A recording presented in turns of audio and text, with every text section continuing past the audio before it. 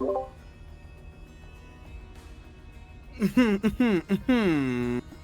What's up? What's up? everybody. What's up, everybody? Welcome to the 1000 Rand Limbo Showdown hosted by Marvel Rivals ZA. I'm your cast. Well, we are your casters. I'm Phoenix Tears. I'm joined by Truffle Butter ZA, aka Maverick. How you doing today on this Sunday? Happy Women's Day to everyone also. Happy Women's Day, everybody. We're gonna have a good time, man. We have a good time. Read. Before we start, as we said, it is Women's Day, so I want to thank all the amazing women in the scene that have been working behind the scenes, playing, whatever contributions you've been making to Marvel Rivals today. The parents of the people that are contributing and playing. Happy Women's Day to everybody. We hope you're spending the day with the woman in your life, but we're also very happy that you guys are here. But happy Women's Day, everybody.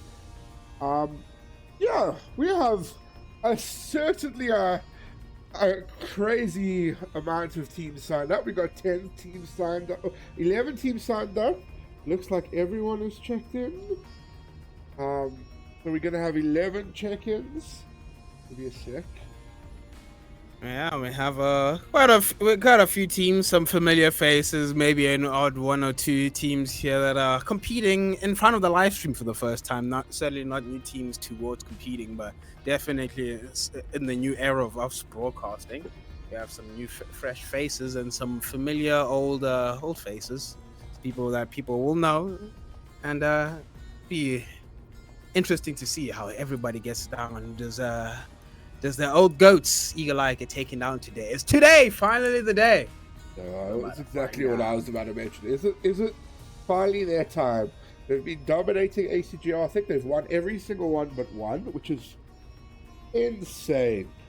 Yep. So let's see how it goes. I'm hoping, obviously, as the CEO / owner of Eagle Eye, I obviously want my team to always do the best, but as a caster and someone who loves the underdog, I'm hoping for some really really close games. And if Eagle Eye get failed, they'll be back. Yeah. As you just said, their blood has been drawn. We've seen them getting taken to a map 3 so far in a few of these series, and now we'll see if now we can go over the line.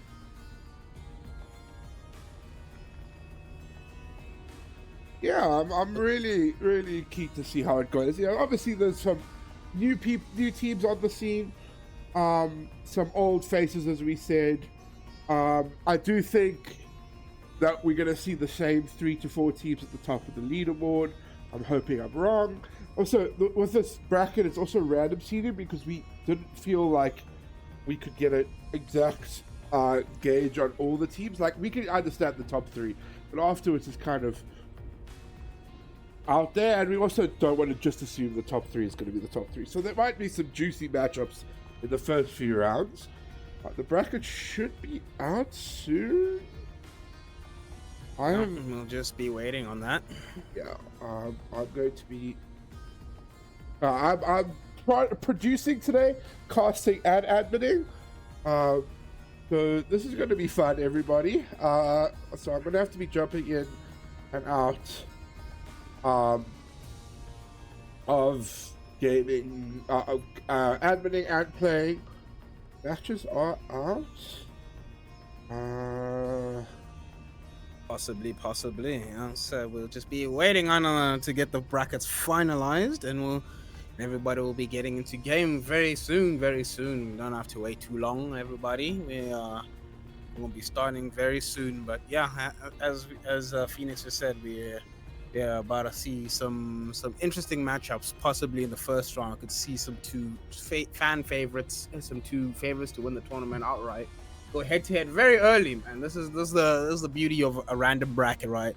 You could have how your tournament could turn out. It could just turn out by how your luck is that day, right? You woke up wrong side of the bed, and suddenly you're on the side of the bracket with three of the favorites, and you just have to deal with it and just win, man. Just win. Not that hard. Just click some heads. Just win the games. Yeah, I'm really excited. the bracket is out. It looks weird, but as with 11 teams, it is a little like there's going to be some games in the first round and some in the next round. There is all the big teams seem to have avoided each other, which is crazy to think. But we're going to be jumping into Imperial Onyx versus Lapis. I think that's a really solid game. Maybe I should make Lapis. Well, it'll be a very interesting first game to get away. I don't not I don't want to also do 4 things, you know? Yeah, I'm sure they can get each other's gamer tags. I say captains of Imperial Onyx and Lapis, just get each other's usernames, make a lobby, and invite Mr. Phoenix Tears into so we can spectate that lobby and we can cast it, see that beautiful game go on. On the other side of the bracket in round 1, just to give everybody a little bit of context, we do have a Nexus versus Nanarchy, and every other team has a bye round right now. I think that's because there's 2 Nexus, which is really confusing. I think Nexus is the team that usually finishes in the top 3, and Nexus RSA is the other team. Okay. I don't know much about them. Yeah, don't really know much of the players on Nexus RSA. There are some players that I have never seen yet, but maybe we'll see how they do, man. Maybe they're today's dark horse. You never know. These tournaments, that's what's also so exciting. Right? You get to see dark horses, narratives being spun. Maybe someone dethrones. Maybe someone makes a crazy run playing a really crazy strat. Squirrel Girl, Moon Knight comp, anybody? Could see it today. Could be what wins the tournament. Like I said, we are still a developing scene. These kind of wacky comps can catch teams off guard. You know, you never know what every other team runs, right? Yeah, exactly. Yeah, we're obviously we will see like somewhat meta, but as you say, teams are going to play to their comfort picks. We could see Squirrel Girl, Moon Knight, or we could see the old faithful that we saw in Ignite. So a little bit of dive/poke slop. I know obviously there's some balance changes that are going to change things. The Hood is also enabled in this tournament. I think he's going to be banned a lot because teams won't want to. I don't want to cast. I want to cast Hero Onyx. Give me a sec. Reply to this. Yeah, but we could see a little bit of Hood. Maybe Hood sneaks up through the bracket, especially with those new team ups now. And seeing a little bit of scrim footage from teams in South Africa, seeing the Hood and that Magic team up really powerful right now. It just gives 3 demons, 4 demons, just almost 450 HP gives it to that Magic, turns Magic into a pseudo off tank. And other team ups kind of slept on, right? Have that Jubilee team up just turns Jubilee into a Warthog, just all over main, just doing an unreasonable amount of damage. It's going to be nerfed next patch, guarantee it. You guys heard it here first. I am Guang. I will be nerfing Jubilee next patch, and we could also see some the Cloaked Dagger. I still don't fully understand how that team up works, but I believe it gives you a damage amp when you walk through it when it's enhanced with the Hood. When you use your healing wall, it does extra healing, I believe, and then when it stops, you shoot through it, it gives damage up. It's the same with the Terror Cape. So she just has 2 abilities to amp damage. That's totally what Cloak and Dagger needed. If you needed more damage. But we could see a little bit of the Hood. I from personal experience, I do think he's quite the powerful character. Could be worth a ban. He seems quite as strong as maybe a little bit less than Release Tank Pool. So it might be about a high priority pick. But I still do think he's just a little bit less than Release Tank Pool. Release Tank Pool was disgusting. Do it all. Dive, poke, brawl. He could do everything. Well, the Hood leans a bit more into brawling. Kind of old, like Maga from Overwatch. Kind of just wants to get that machine gun up rolling and just do a lot of damage into the front line. Yeah, exactly. But I was watching a few streams the day of release, and people didn't really think he was that good. But the last, like when I was watching last night, people were raving about him. They really do rate it. Yeah. It makes sense. I agree. Like, those team ups are also, as you say, really good. Yeah, makes very much sense. As I say, he's an anchor for very powerful team ups. Probably, maybe besides Gambit, is the strongest team up anchor in the game currently. Because Gambit, I think, is still first. That rogue team up is kind of disgusting. Wolf is pretty powerful team up, and can't remember who else Gambit gives the team up. Sorry, Cyclops. Cyclops' team up is pretty decent as well. Maybe a little bit more inferior to the Phoenix team up, but still powerful. We might as well take the enhanced team up. So it'll be interesting to see if we get to see Gambit today. In the pro tournaments, Gambit has just been giga-banned every time. We never get to see Gambit at all. Yeah, and we do need to also remember it is Ignite bans. So, yeah, so there's going to be a lot of strategy of protecting and banning. Remember, guys, you protect for your team and ban for the other team. If you ban Gambit and protect Gambit, you can't play Gambit. That's what's they cannot play Gambit. That's the best part of what this is. Yeah, and you can ban what they want, something that you're going to play, and make it very one-sided. Play Gambit, make sure Bandits ban on that other side. Enable a rush style comp. Even could be even playing Mantis, right? Mantis is giga strong, probably the highest priority support in the game right now. Yeah, I think that Star-Lord team up. So you could be seeing teams save their own Mantis and banning Mantis for the enemy team, right? Yeah, could be enabling a sort of Gambit Mantis rush comp, just having two ultimates that just increase movement speed, and giving immobile tanks movement speed, kind of scary, right? Yeah. Movement speed is one of them slept on stats in this game, where giving people movement speed just allows them to take less damage. Moving faster makes people hit you less, right? It just makes sense, right? It's harder to hit somebody moving at Mach 2 speeds, scurrying right across your screen as a Magneto just slam dunks you at 0.42 kilometers an hour. But it'll be interesting to see, and I don't know if any of the DPSs are kind of high priority right now. I don't know what the broken DPSs are besides like the meta staples of like Black Cat and Elsa Bloodstone. I can't remember. I think Black Cat just escaped the nerf hammer. I don't know how. Yeah. We have a character in this game that has invulnerability frames that on a 2-second cooldown, basically. Yeah, it is crazy. I think I understand where they were coming from, because they nerfed her so hard last time that she was just not playable. But there shouldn't be a character, especially a dive character, that has that many iframes, in my opinion. I do think we'll see a few Storm bans, actually. I think Storm is in a really good place, especially on convoy maps. And I think teams are not going to ban Storm, and then they're just going to get overrun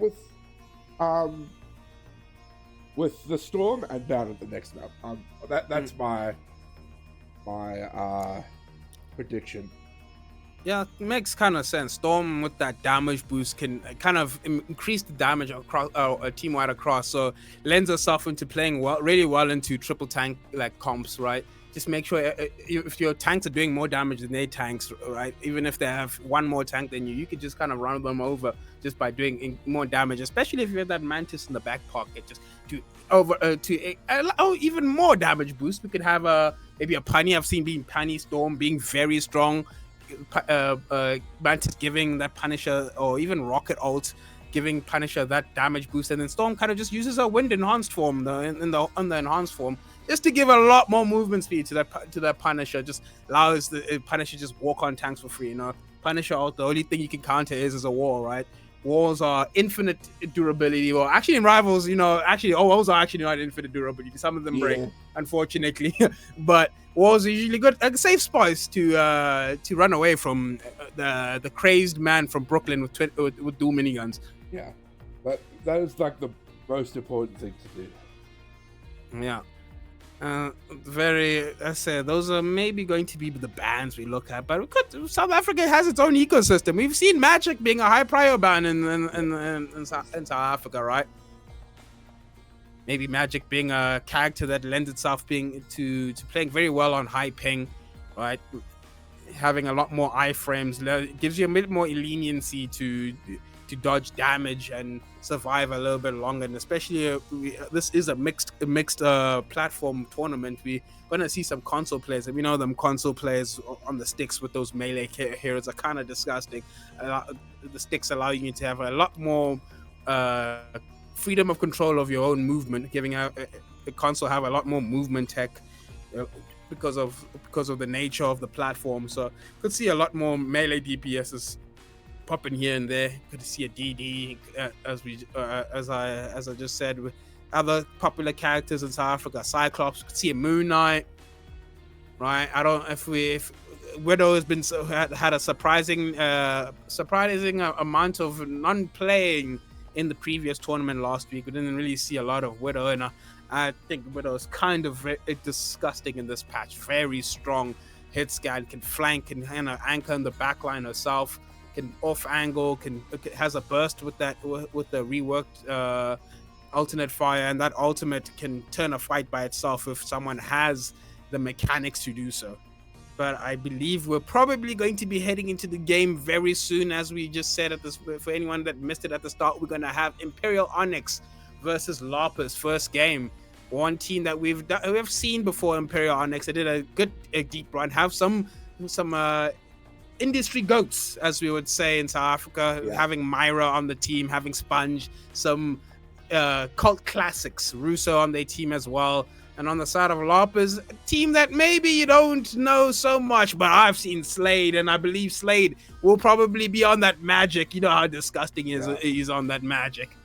And I think Toxic Kitty was the one that played Wonder that we were very excited about. I could be wrong, but I do think it was. It possibly is. I have the memory of a 4-year-old child, short-term memory of a 4-year-old child. So I cannot remember, but we'll see. Maybe we'll see if when we go in the Scarlet first match. You never know. The Scarlet that was played in that previous tournament was kind of disgusting. Those ultimates, though, gave Eagle Eye a lot of problems. Exactly. And we are going in, guys, to our first game. We're going to see a random domination map, and then it's losers pick afterwards, just keeping it simple. Going to be Celestial House. Not one of my favorite maps, but I'm so excited to see how Ignite bans go. Yeah, this is the first time we've done Ignite bans, I believe, for a tournament here in South Africa, right? So it's going to be interesting how they take place, right? They're going to breathe a bit new life into how the bans work. Maybe people have been too useful. It's like too used to the bans, you know, having the same bans every week. Gambit, then we ban Elsa, then we ban those kind of picks. But see what the first ban is going to be. Very exciting, and seems like it's going to be we haven't seen it yet, but there was a Mantis hover right there. That was thinking about it. First ban, Mantis, and then Aura ban. I think they were undecided on the side of Lapis. I didn't really know what to ban yet. They got a little bit of stage fright. Oh, sorry, it's not the Lapis. It was Imperial Onyx that missed a ban. And then an Imperial Onyx save. That's Elsa Bloodstone. I think it works at. Okay, so it is Lapis that saved that Elsa.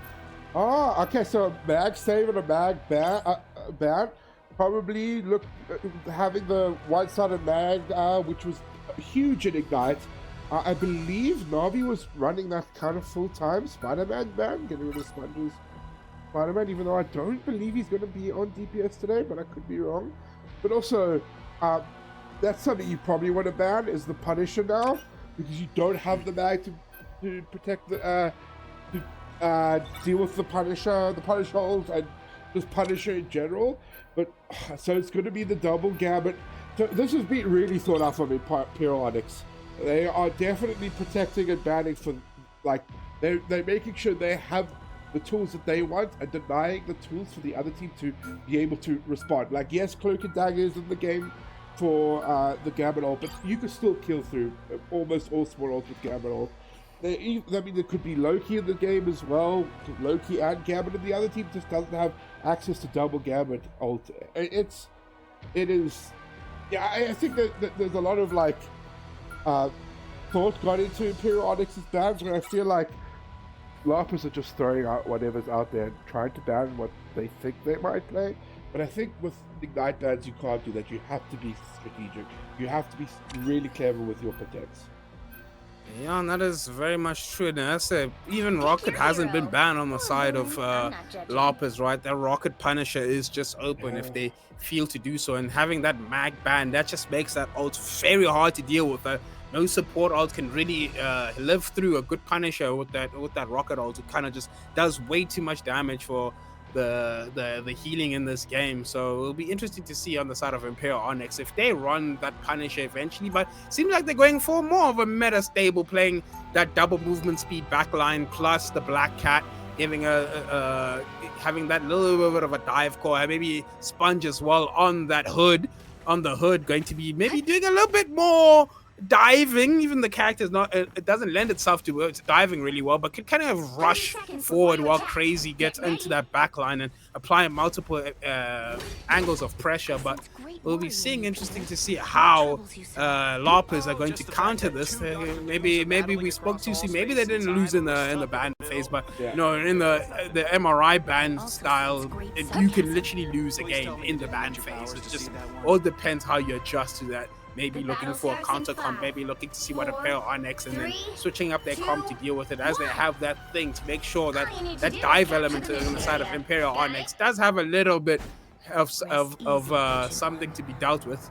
So right now we're just walking up to point, right? We're going to be taking a neutral fight. I think Imperial Onyx's comp has a bit more neutral pressure with that with the tanks having a lot more range damage, and on the side of Lapis, they did have a little bit more brawly on their team, having that Groot, having that thing, a lot of tanky, no shield, so, but they're not on the side of Imperial Onyx. They don't really have that much damage, but right now we have Crazy on this off angle, eyeing the backline, licking his lips, and now they're going in, early thing slam, gets trapped, and by that else, it has to get up and run the ones. It gets taken down, and Lapis lose 2, and as that happens, the hood now, we're just rolling in with the miniguns, the terrible, the fun. Slade has to back up, and Lapis lose this early fight. Imperial Onyx get the point. First round to them right now. They have first blood. And right now, they're just going to probably look to take a little bit more space on the side of Imperial Onyx. The Demon Divinity eats a lot of damage from that Bucky in the backline, but gets healed up. Doesn't get taken down super early. This thing and making sure that they're trying to be a distraction, has to run back to his backline. But now the hood with the minigun now just pouring damage into the front line of Lapis. Can they keep that thing up? That Black Hat, very weak, but gets out. Oh, a triple kill just happens in 1 second. A good collapse on the side of Imperial Onyx, and now they have to walk forward. Emma going to be sent to the spawn door now. Imperial Onyx holding really close to the spawn door, making sure they can get close enough to make sure that there are no strange TP shenanigans that happen. I don't think they have a stun on the side of Imperial Onyx to start that strange TP. Maybe a alley-oop from that Mantis could stop it, but right now they have to walk forward. Lapis, they are bleeding percentage, 60%. They have to make something happen. Thing walking forward, Sponge has that. Now we know you're so iffy now. As the Luna gets taken down, they kite around the corner. Emma, did you peek too early? You gotta get chunked down super early. And patience from the side of Lapis as they peek while that ultimate was still active, and now they are running back once again. Also Bloodstone very low, but manages to kite back. Crazy takes down the tank. Not an interaction you see very often of Black Cat taking down an Emma, but on the side, it happens on the side of Imperial Onyx as they're feeling themselves right now. Yeah, this is rough for Lapis because they don't actually have access to that strength, because that was the last spam that Imperial Onyx put through on their side, so they kind of just have to walk, and the problem is they can't. They really can't. They played the counter dive Lapis, but the dive still got so much value with the Star-Lord and the Cat. Yes, they sometimes would get a trade pick, but by that time Sponge and Rooster are already walking them down, and there was absolutely no ultimate to use on the side of Imperial Onyx, but for the Hood ult, which he's already 50% too, and Vipers are changing their whole comp. 30 seconds before It's you just attack. Get another ready. fight that they're really going to struggle in. Yeah, so right now they are just kind of getting overwhelmed from multiple angles. That Hood putting a lot of pressure onto that front line of Lopez, and as the front line are trying to survive those miniguns, the Gun Devil himself, the dive just kind of picks them apart, just nipping at their heels a little bit. And I could see a little bit of impatience on the Lopez, especially on that Hood ult right now. They walked up too early, and the two of them to get chunked down very early. They're a little bit of a misplay there, and that costed them dearly. They bled another 30% from just looking at the Hood ult just too early. But on the side of Lopez, what can they do to try and improve this right now? They've switched to that Devil Dino, and I don't know. We're having a Gambit ult hovering right now. We're waiting, setting up for this Gambit ult, looking like they want to engage. And there we go. Raging Royal Flush comes out, and the Starlord combo. This is just not going to be a good time for the side of Lopez, and they get wiped super early. Oh my god, it's just a thing. A super fast fight, very eco-friendly for the side of Imperial Onyx. Two ults that pulled recently fast back up, and they're kind of crumbling, right? They need to do something to counter this Black Cannon, this Starlord. They're looking like they're walking up with no plan. Yeah, I think it's not the end of the world for Lopez because they couldn't really put with anything, but they really lost the program, and now they're just going to spawn off so far away from the point, but it's ultimate gets on the I don't think hit onto the tank and Myra though. Yeah, that's Devil Dino gets a little bit of a pick there, but right now it's still losable on the side of Lopez. They need to clean up this fight before that Hood can stall out long enough. But yeah, there we go. They topped up their point, right?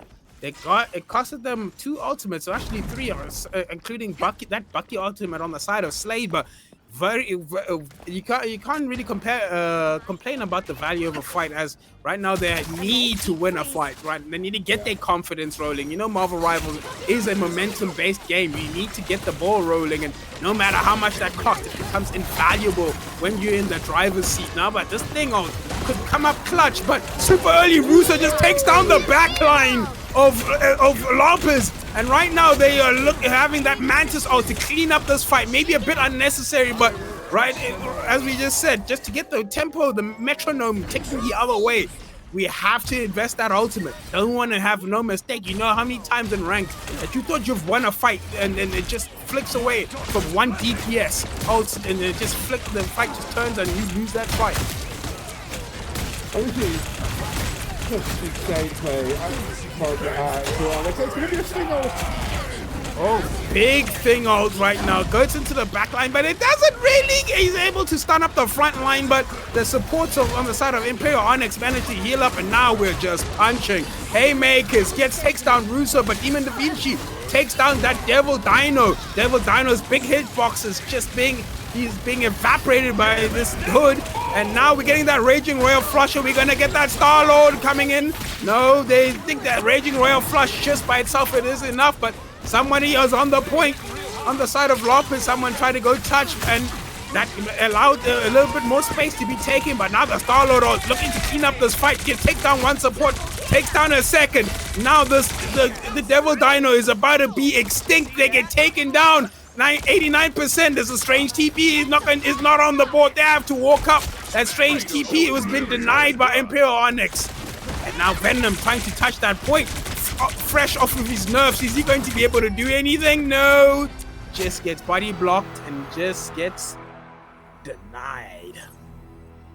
Oh, wow. We did expect Imperial Onyx to hit the ground running, but that was a very, very convincing first map. I think Ignite Mads really came in and showed why, in my opinion, they were the superior ban system, because there was just so much strategy. They banned the Mag Imperial Onyx, they banned the Gambit, they protected both, and Mag and Gambit are 2 of the strongest heroes in the game right now. And then also the Strange ban, so there was no TP, there was just no escaping what Imperial Onyx were doing. And I think Lopez definitely have to take a breath and just try and be better in the ban phase. I think obviously Imperial Onyx is a very good team, and they're always going to struggle. but I really do feel like they lost in the ban phase. Yeah, that ban phase was a lot of that was really rough from Lopez. As I said, that mag ban is probably the linchpin of what destroyed them right there. Because now they just removed the one counterplay to that Star-Lord and that Gambito, and they had absolutely no answers to it at every stage of this game. And that Black Cat, without that mag, your backline is very susceptible to getting one shot. That Black Cat can insta delete a backline if they're not paying attention. No peel from that mag. They just have that thing, but the thing can only really counter the Black Cat. The Star-Lord, not so much. Star-Lord playing very disciplined on high ground, away from the fight. Doesn't want to dive in. Just wants to poke from off angles. And yeah, it's just really rough. They need to pick up their head, just get their chin up and think about how they're going to structure their next ban phase, right? They just have to think about this next ban phase and make sure that they do it properly this time. But next map, they on the side of Lopez, they do have that advantage of losing. They can pick that map and that game mode, and we'll see what they pick right now. Some obviously maps of finally starting to like diversify, and the comps that are viable on some maps, right? You can play triple tank hold on Museum of Contemplation if that is something you want to do. You can kind of play that penny double tank comps on convergence maps. You can play a little bit of a dive on more convoy maps, right? There's the type of map, and the map itself opens up what you can play, and it will be interesting to see what Lopez pick. Maybe I hope they pick into their strong suit, they can pick a map that benefits their comp they wanna try to run. Maybe having a map that can maybe minimize the angles that Star-Lord can take. Maybe having a map that can minimize the amounts of the angles the Black Cat can come in from. But it is all to win still, right? And they had a still early game. We can turn it around. They can pick up their heads and do something about it. Exactly, it's never over. Obviously, Imperial Onyx is a very, very strong team, but you just need to win the first fight, and you never know where it goes from there. You really don't. Yeah, that's it. But they need to figure out what to do into this next map as we're heading in, and we'll be having bated breaths to see what Lopez pick. Please, a little bit of a Museum of Contemplation. I know that's a very strong map, a map that is feast or famine. It's either you get first hold or you basically finish the whole map. The map doesn't have any other variances, right? You just either get first hold and first corner, but they're going for Yggdrasil Path, going for a more convergence map. It's a lot more open, maybe having a little bit more poke comps. I think Phoenix is probably a strong pick here, having a lot of high ground that you can fly up to and poke off for, or maybe even playing that Hala or those more mobile hit scan characters. Yeah, I agree. Another thing that's really good on Yggdrasil Path of defense is the triple tank hold. Maybe we'll see a little bit of it. With Ignite Mads, Imperial Onyx could be banning the Strange again, then that kind of nerfs that for Lopez and buffs it for them. But let's see. Gambit banned first for Imperial Onyx. For Lopez. Mantis from Imperial Onyx. A little bit more thought going into the bans, I think, now from Lopez. Yeah, but now each team can kind of, having that Gambit ban, you can save the Mantis. Having the Mantis ban, you can save that Gambit first. But now they decide to save that Ulcer Bloodstone on the side of Lopez, making sure they didn't really play it in the previous comp. I don't even think they had an opportunity to play it in the previous time. And now it will be interesting to see what they ban now. And they ban out that Magneto, making sure that it is not a problem. Maybe it's going to be a same situation coming out on the side of Imperial Onyx. Banning out that Magneto for Lopez and now saving it for themselves. And probably going to be a Black Cat ban on the side of Lopez. Lopez banning out Imperial Onyx's Black Cat, making sure that Diver is no more of a nuisance. But that Mantis is still open on the side of Imperial Onyx. They still have ways to rush, still have ways to get to tempo switch, and it'll be interesting what they ban next.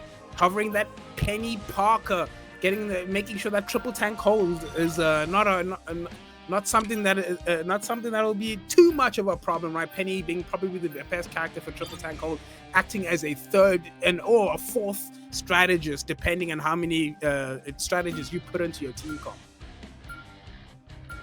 I think Lapis are, no offense again, losing in the ban phase. They're target banning hard now.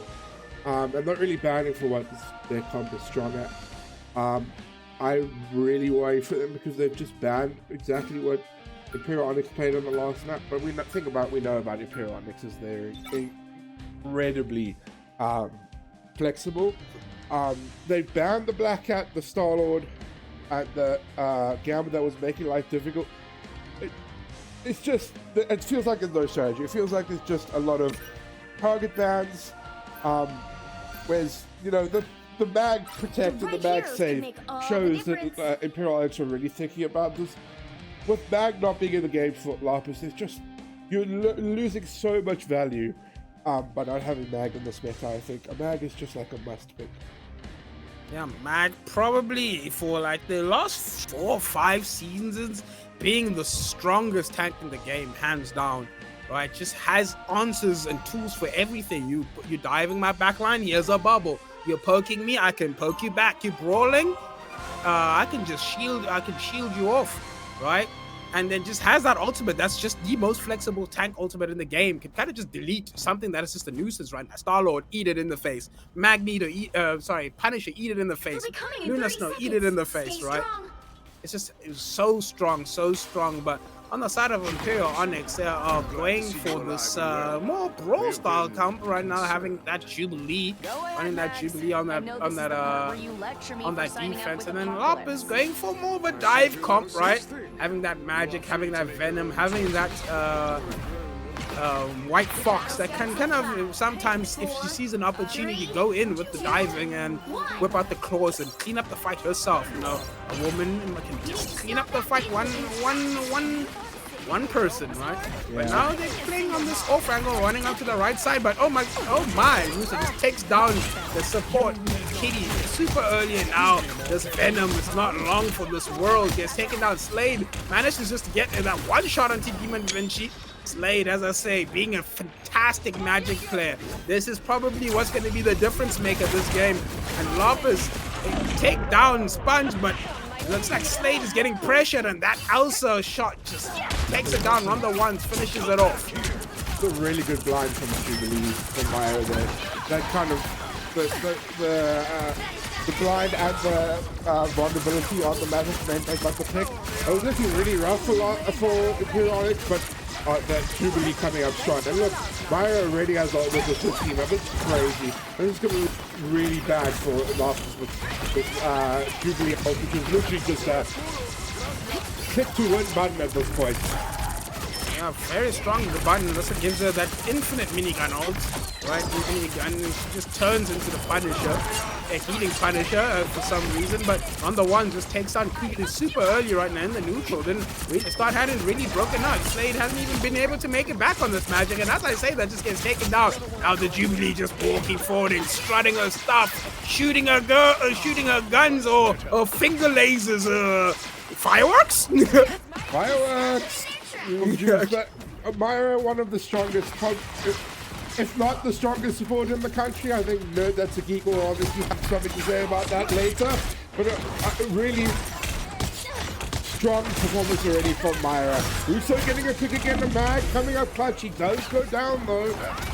Yeah, focusing too much on that damage was a little bit careless in terms of his positioning and how much damage he's taking, but he's already gotten his own. He just deleted the backline of Lapis. 2 supports down from that Mag team up. Hasn't been nerfed. I think that team up, that Scarlet Witch team up, has to, they have to look at that. It's a bit too strong, but yeah, yeah, but Slade now coming up on that magic ultimate. You know how much Slade is disgusting with that magic ultimate. It probably delete a support, but it'll be interesting how Imperial Onyx are able to deal with that magic ultimate. If they deal with it, I think it's just doom and gloom from the side of Lapis, and Russo just takes down, but ooh, and Elsa Bloodstone out, but Elsa just gets taken out. Couldn't even recall that Glartrox in time.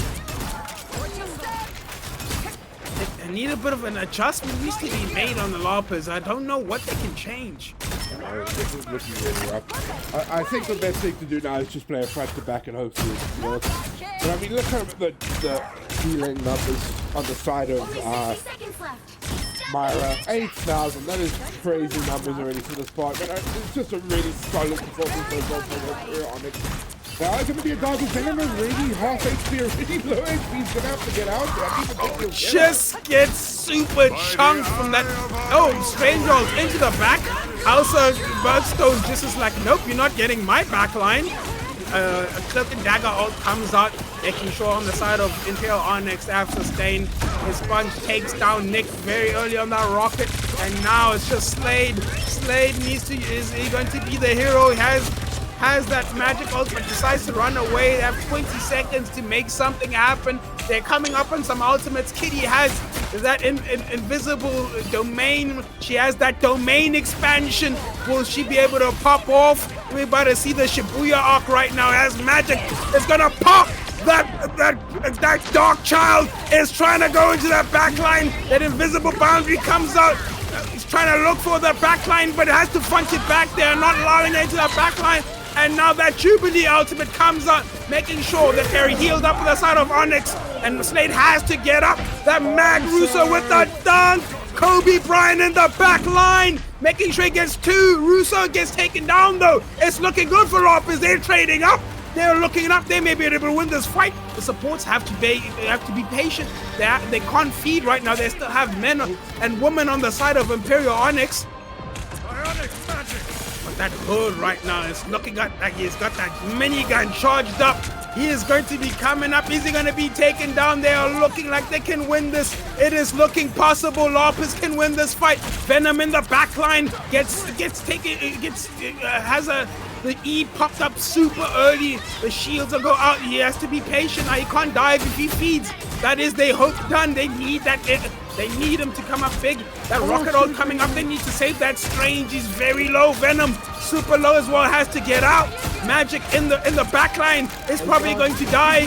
Myra takes down Slade. The guard gets 4 people. Oh, but they're caught.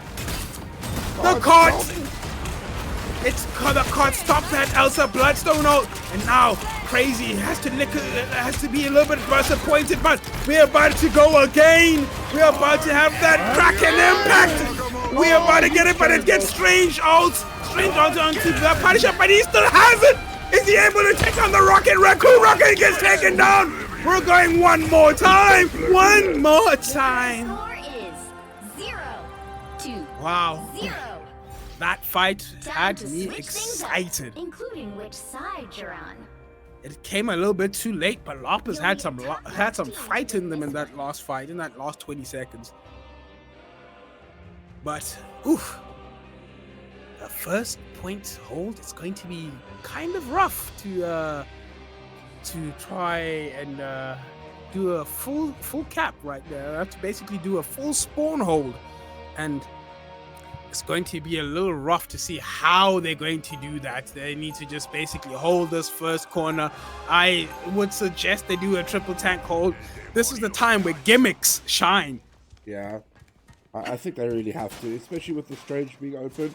I think that's probably their best chance of actually being able to win this map.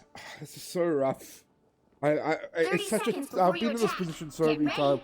You just have to focus on winning. I know I said it earlier. You just have to focus on winning the first fight. That's all that matters. Win the first fight, see how it goes from there.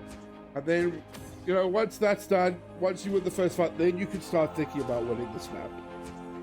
Yeah, they just kind of have to play a little bit more disciplined, I think the word would be here right now. I can see they're getting kind of a little bit in their own heads right now. They are just trying to make stuff happen when things just need to be cooled down. They're speeding up when they need to slow down, but as I was speaking about speeding up, Crazy comes out there, super early damage, and Sponge right now probably be looking to get the fastest ult right here. That Hood team pops get that out super fast, and it'll be up to Lopez to see, but they're conceding a ton of space right now, and right now they are unable to hold. They are just getting pressed full back if they need to get that Strange TP ASAP.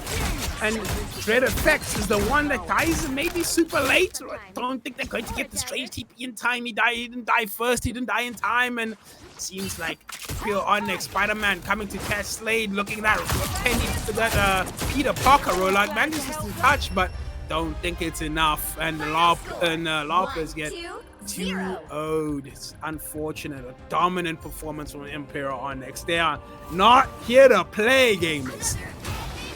They are definitely one of the tournament favorites. So please, we got to pass them early. They're showing their tournament pedigree. It deserved MVP. Some of the craziest Jubilee plays I've seen. 7k healing after 2 minutes was nuts. So a really good performance from Imperial Onyx. We'll definitely be seeing them later, I'm sure. We're going to find another game to cast, but really, really strong performance from Imperial Onyx. And Lapis had some good fights. They have some of the tools that they need to start really competing at the top level. I think I just definitely need to start thinking through their bad phase a bit more. Yeah, they just have to lick their wounds, go back to the drawing board. But, you know, improvement comes from defeat, right? Losing isn't the be-all, end-all, right? You kind of just go back, think about what happened, why did you lose? You fix those issues, you come back stronger. And you know, these tournaments are not one and done, right? We host them every 2 weeks right now. This is a special case tournament, right? This is in between the ACGL, but I believe ACGL is next week, so they can come back stronger than ever next week. Just focus up on a little bit of a VOD review, a little bit of a team meeting, just figure out what happened, and right now just fix those problems and come back stronger as the mountain. Sorry guys for a bit of the skipped frames. I saw that I got a notification for that. I'm gonna stop recording because I was also recording the VOD, and hopefully that'll make things better. But yeah, really, really fun first map. We're gonna try and find another game. I think there is another game going on right now between Kazi Avengers and Blink Bolt, so I'm going to try and get us into that. Let's see, can I spectate? Looks like I can, chat. We're ready. And now we are just waiting for the round ones to be finalized. So we're just gonna get into the tail end of Blink Bolts versus Gussie Avengers, but they have hit us immediately with a pause. If that isn't South Africa, I don't know what is. That is South Africa at its finest right now. And land cable disconnected, a little bit of a Wi-Fi issue. Maybe hadn't really finished downloading that RAM just yet. Just finishing up that download, right? You know what? You know how it is. If you're not downloading RAM, then what are you really doing these days, you know? Especially in this economy right now. We are living in an age where AI is stealing all of our RAM. The gamers get the scraps. I looked at buying a RAM stick when I got my new computer, and my head spun at how a stick of RAM is almost as expensive as a CPU. I don't understand, man. Someone needs to fix that. Yeah, agreed. It's nuts. I'm so lucky. I built this PC before the boom really hit. It's like, if I did, I worked it out.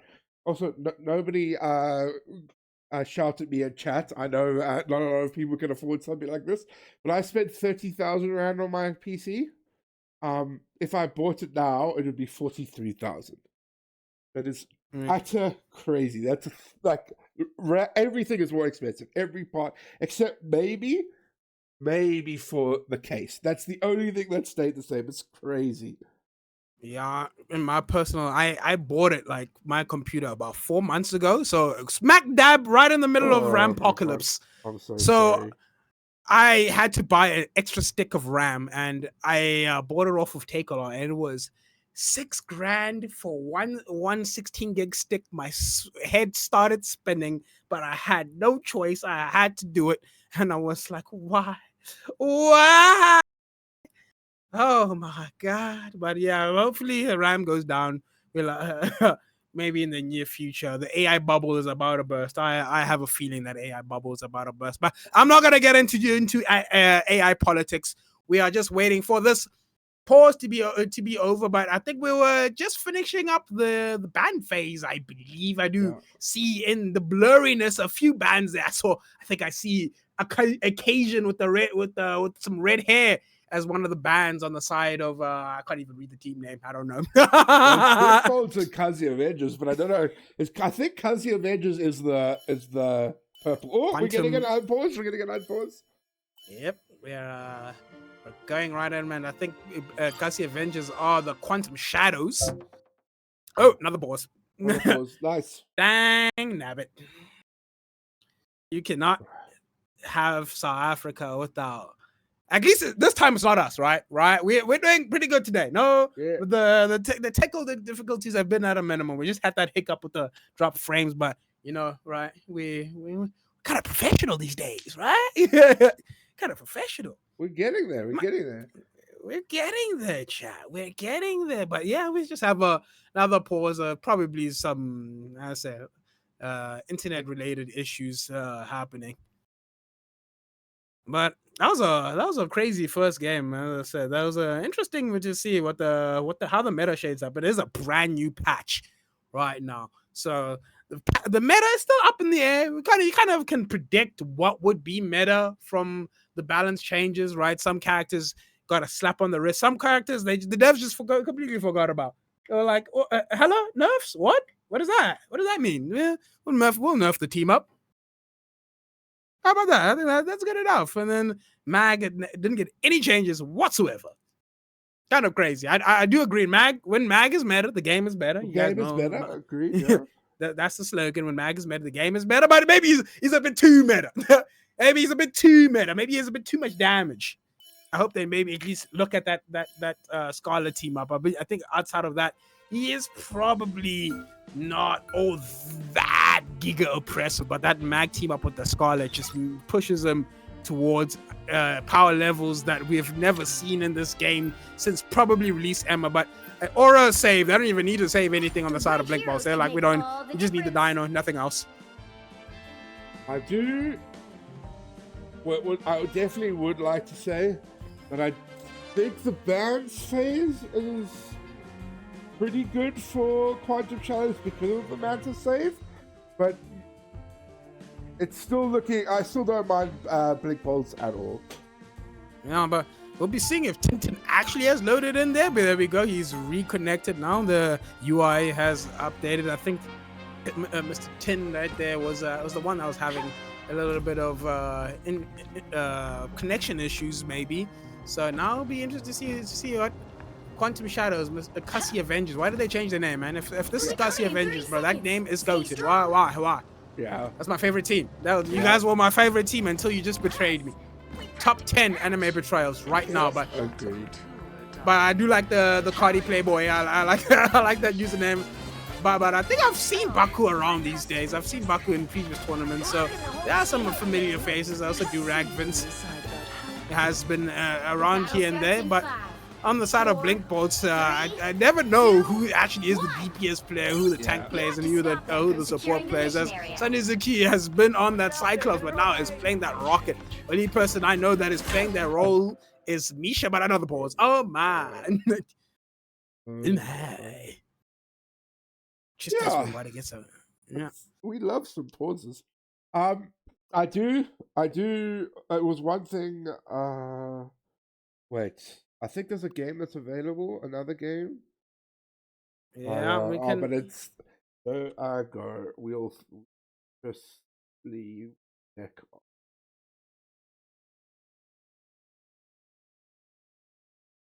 Yeah. So it'll just be probably when another game starts, we'll probably head into this one. This game's having some technical difficulties, and then we want to give the people who are in this game a little bit more patience. So right now, we'll probably look to spectate a different game as they're having a lot of issues right now on the side of Cassie Avengers, aka Quantum Shadows right now. But Spider-Man ban is outrageous in big 26 Spider-Man ban.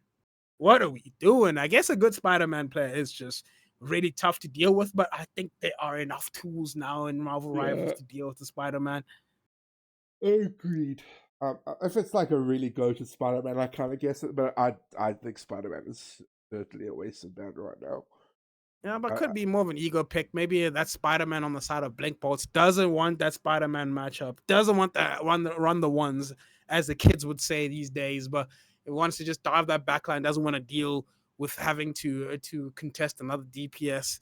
Ain't like Overwatch where we see Tracer 1v1s. I want to see a Spider-Man 1v1. Why are you shying away from the ones for Ryan. Why? I need it in chat. Give me a reason. Tell me why. I don't know the lyrics of that song. I know how to hum it, but Tell me why I ain't nothing but a heartache. But we're getting an unpause right now. We are going to be getting right back into the action. Mag taking up a lot of lag as Ryan just takes out Vince, Durag Vince. Durag Vince just exploded while they are trying to walk up, and now they are just having to retreat. Rogue grabs that mag bubble and has a little bit of safety to dive this backline, use that Magneto bubble on themselves. Uses it very early as that grab does have I don't think the duration of that grab is 10 seconds to use that ability. So just use it as they have already won that fight, and now Quantum Shadows have to walk up. They have that double speed backline with that Black Cat, a very strong comp, playing that triple support. But they have And their now damage, though. Like, they're just never gonna chunk through their tanks. Like, there's just so little damage on the side of Quantum Shadows. They're playing the triple support, but not like it's something that we talked about this week in our helping coach. They're just not making their comp through. They're just thinking, oh, triple support is good, but there's no like real damage at this comp at all. Like, yes, you have the magic, but you definitely need something a bit more stable on the DPS side, and I think they are going to struggle to ever really get the position where they can push it. That's why most comps always play some sort of anchor DPS, right? Something that just does consistent damage to the front line, makes it so that those tanks don't just walk into your backline, right? Tanks are only intimidating if they're backed with a very strong DPS behind them. Tanks by themselves don't really do that much damage in on themselves, not threatening to, at least not threatening to another tank. But as I said, inevitable, this is inevitable as his name implies. He takes down that Ultron, and now they're right into the backline. They can't even walk forward as a team right now. Paper Party 4 forward, but the backline Ultra split, and they're just getting pieced up. Ryan gets taken down, but he's done his job right now, distracting the front line. Distracting the backline and letting the Blink Ball to get a kill, and now that Cyanic Seduction just going in, picking up a few more kills. Sanazuki raises up Blitzwing, making sure that Rogue is still on their team, and now they're trying to walk forward, but the numbers have evened up. But Ultimate's coming up on the side of Quantum Shadows. They can kind of make something happen, but that Mag needs to survive. He is very low. He has no damage to stop this Bucky from just walking right all over him. But there we go. He does the Mag combo, but Ryan just picks up an Ultron. Baku takes out Blitzwing. Blitzwing gets a little bit too aggressive, a little bit too ahead of themselves. But now the Gambit of Raging Royal Flux. And now the Kitty goes into the back line, pouncing onto that Rocket Raccoon. Ryan trying to make something happen, but the Black Cat is all over Spider-Man. This is a lover's quarrel. Has to run all the way back to spawn. A strange TP coming out. Yep, and right out of the strange TP we get that Cloak and Dagger ult. Looking for that dunk, but ooh, it's a bit rough. But they want to maybe use that rocket ult as more of a damage ult. They just want to use that damage to re-engage right now, as they don't really have any DPS ults besides that Bucky. But now Bucky going again. Sanazuki gets punished. Inevitable takes down Durag, but Bucky gets a second kill. That Venom has picked up the kill onto the front line, and now Blink Bolts are scurrying, trying to stay alive. As this Emma, very questionable ult. Very questionable ult. Maybe going to be switching, but Spider-Man still on the point. Picks up a kill. They're still, but the point has flipped over. Blink Bolts have to lick their lips, and it's a very expensive loss from the side of Blink Bolts. They very questionably used that Emma ult, and not sure why. As they go to the other game that we are casting. But yeah, sorry guys, we definitely want to jump into that game. I do think it comes down to Blink Bolts. They had all their time to talk about what they're going to do in their fight, and they still double support. It is crazy. It is genuinely crazy. And it happens. It does indeed happen. It do be like that sometimes, but as I say, it's just when you make those this is teams that are cool under pressure, the ones that usually win, right? you have to always remain cool, always have a plan, always stick to that plan. You know, when you walk through, you always have to. This is why shot callers is probably the most slept upon and the most important position of rivals. It's not as glamorous as your hit scan or your diver or your secondary DPS or your support player, right? But it's something that every team needs. You need to have a plan. Someone always needs to be responsible for that plan, and you can kind of see when teams don't have a plan, fights go wrong. But I believe now we're going to be watching Nanarchy versus Love Bites. I believe, hopefully they're in the... That way Mr. Phoenix TS types to them so they change their name there instead of being Team 2, please. So I don't forget what team is which team. Please. But yeah, I believe that will be our second game. As I say, we have some people that have been around in the scene for quite a bit. As I say, Sainana, also known as Sci-Fairy, has been someone that has been in the scene for quite a minute, right? On several teams, and they have a plethora of maybe unfamiliar faces, but having some good players nonetheless. As Andorian, also a very good player in their own right, and I believe Script as well. It will be their DPS player, if I remember correctly, being more of a hit scan if my memory serves right, but I am Unk status, so don't judge my memory. My guy could come out of the spawn door on Lunar Snow. It is what it is. I don't know everybody, but on the side of Love Bites, I've seen some of these players. Rat Dagger being a former teammate of mine, along with Rexu being a person that has been playing on several different teams. Latina Mami was someone I casted in the previous ACGL, and Fran being the support player, I believe. Any other comments, Mr. Phoenix Tears? Do you anything you want to comment from this matchup? Don't know who the favorites are. I think both of these teams are kind of evenly matched. Give me a sec. I just did make sure all the lobby settings are correct. Alright, and then I will give some thoughts. Yeah, but interesting enough, Nanarchy have a console player. I think this is the first time I've seen a majority team having one console player.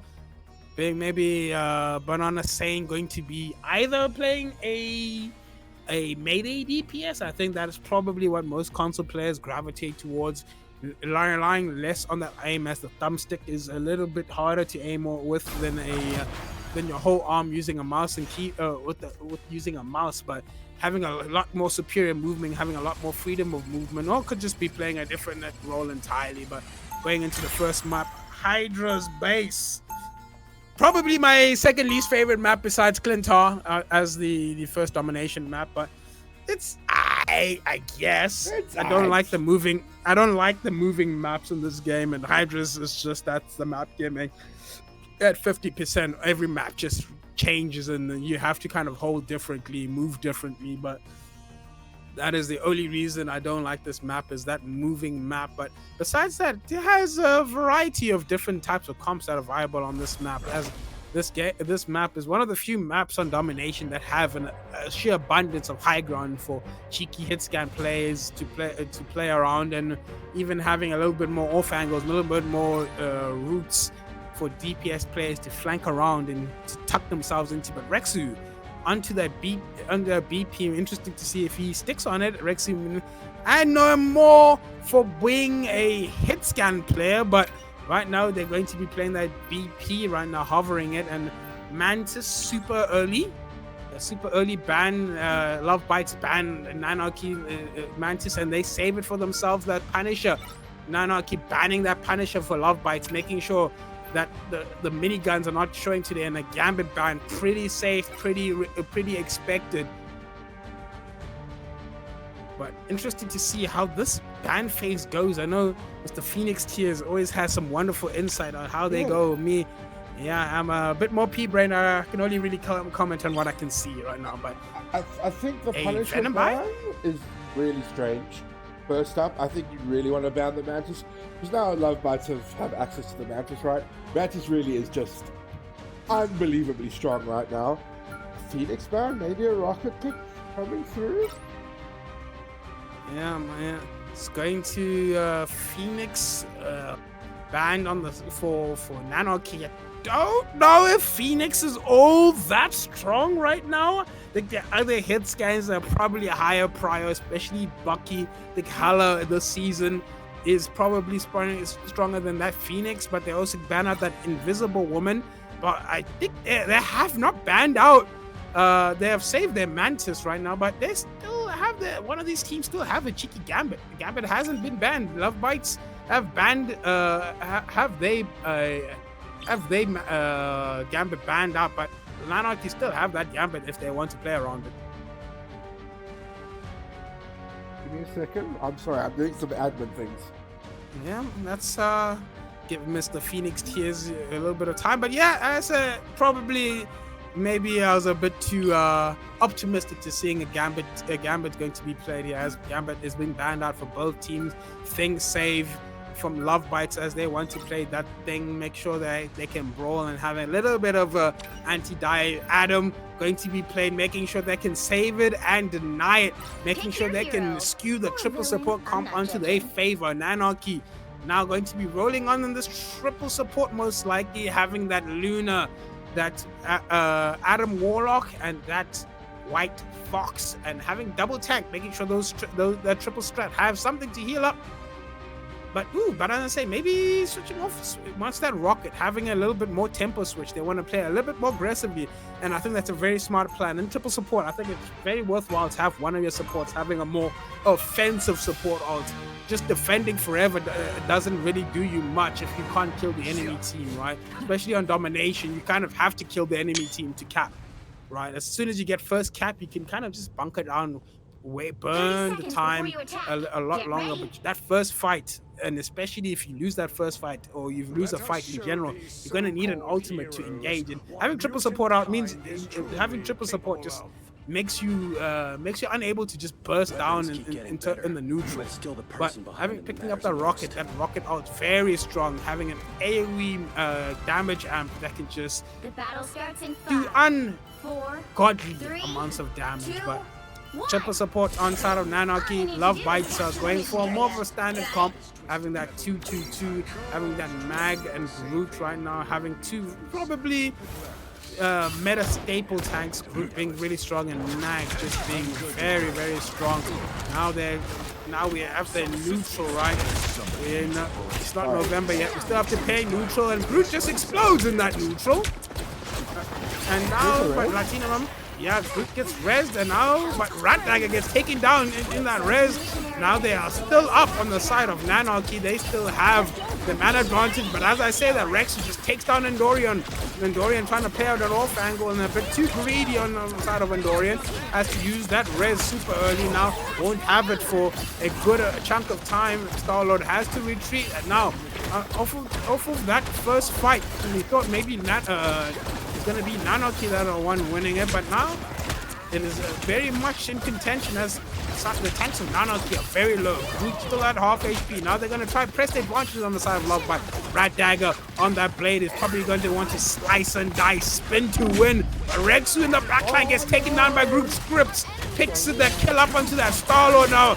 Now we're brawling, now we're slicing and dicing, trying to get that Groot wall down so he can go onto this tank unfeathered, unfiltered, but undead right now. And now he's been sent to the spawn door. Fran with that Mantis ult, Groot ult to counter, and it kills straight through the Mantis ult. Ooh, a lot of damage. And now they're walking in. Scripts wants to pick up these staggers, wants to kick up more ult charge, recharge that ultimate on that Groot. And he's gone a long way after just using that Groot up. He's already at about 25%. A really good fight.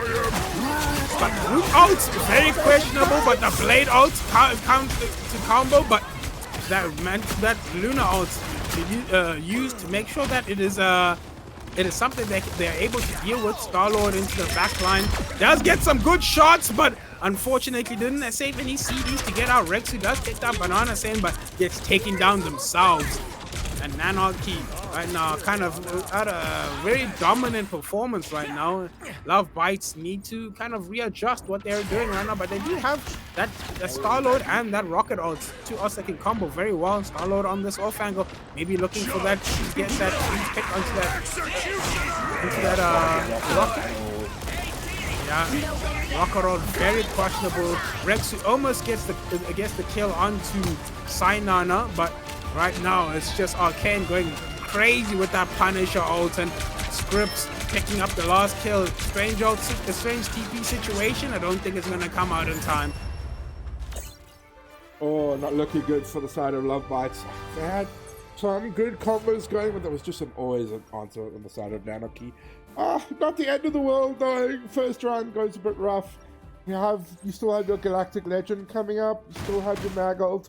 You still have Invisible Boundary. There's still options here. Nanarchy do have the Adam Warlock ult. But looking a little rough here. 30 Yeah, seconds before you they attack. kind of really Get need ready. to adjust and find a plan to deal with that triple support. Right now, triple support kind of is not that oppressive, but if you don't go into it without with a plan, you're just trying to play a regular Marvel rival to shoot at tanks. So you're going to find that it's not going to be something that you can just win by just doing that. They need to adjust. They need to look to be able to split their love Nanarchy a little bit and get some picks onto the supports, especially Sainano and Dorian right now. They're playing quite split from their team.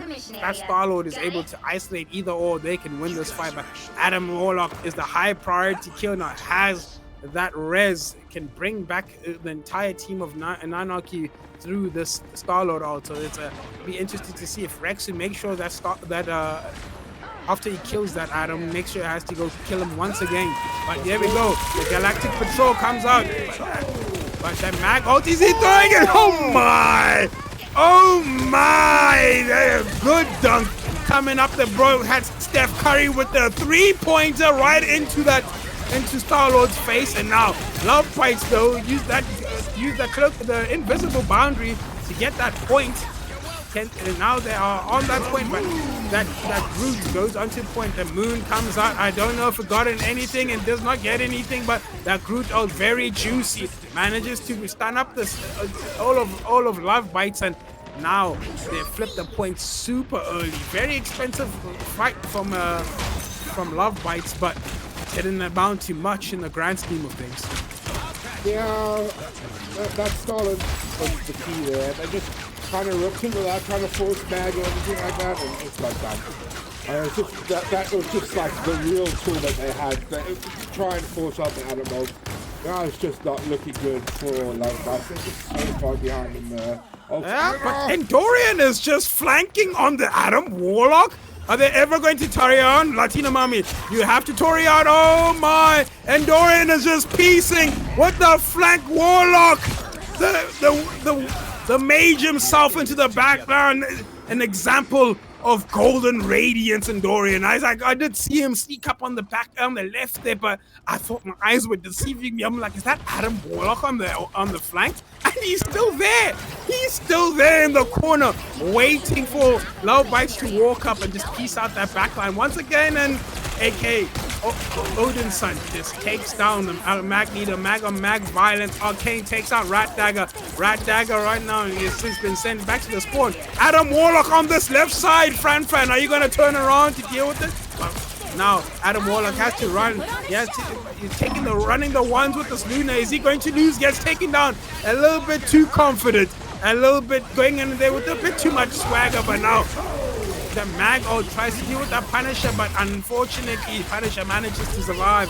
And Dorian is up now. He's probably going to look like a little bit of a flank situation. He's back on that one, but now both supports are wise to the situation. Dunk onto the Raccoon. The Rodents has been taken down. Groot in the backline. Groot, ooh, Ajax is the Groot ult, but it might be enough. Love Bites are getting the res on the side of Endorian. Yeah, no one can touch, and a very chaotic fight there. I think you could see that maybe the communication there on the side of Love Bites was a bit shot. Adam is not really the most stealthy character, but somehow he was in that backline and literally no one turned around. Very MVP as well. We love a good MVP. Yes.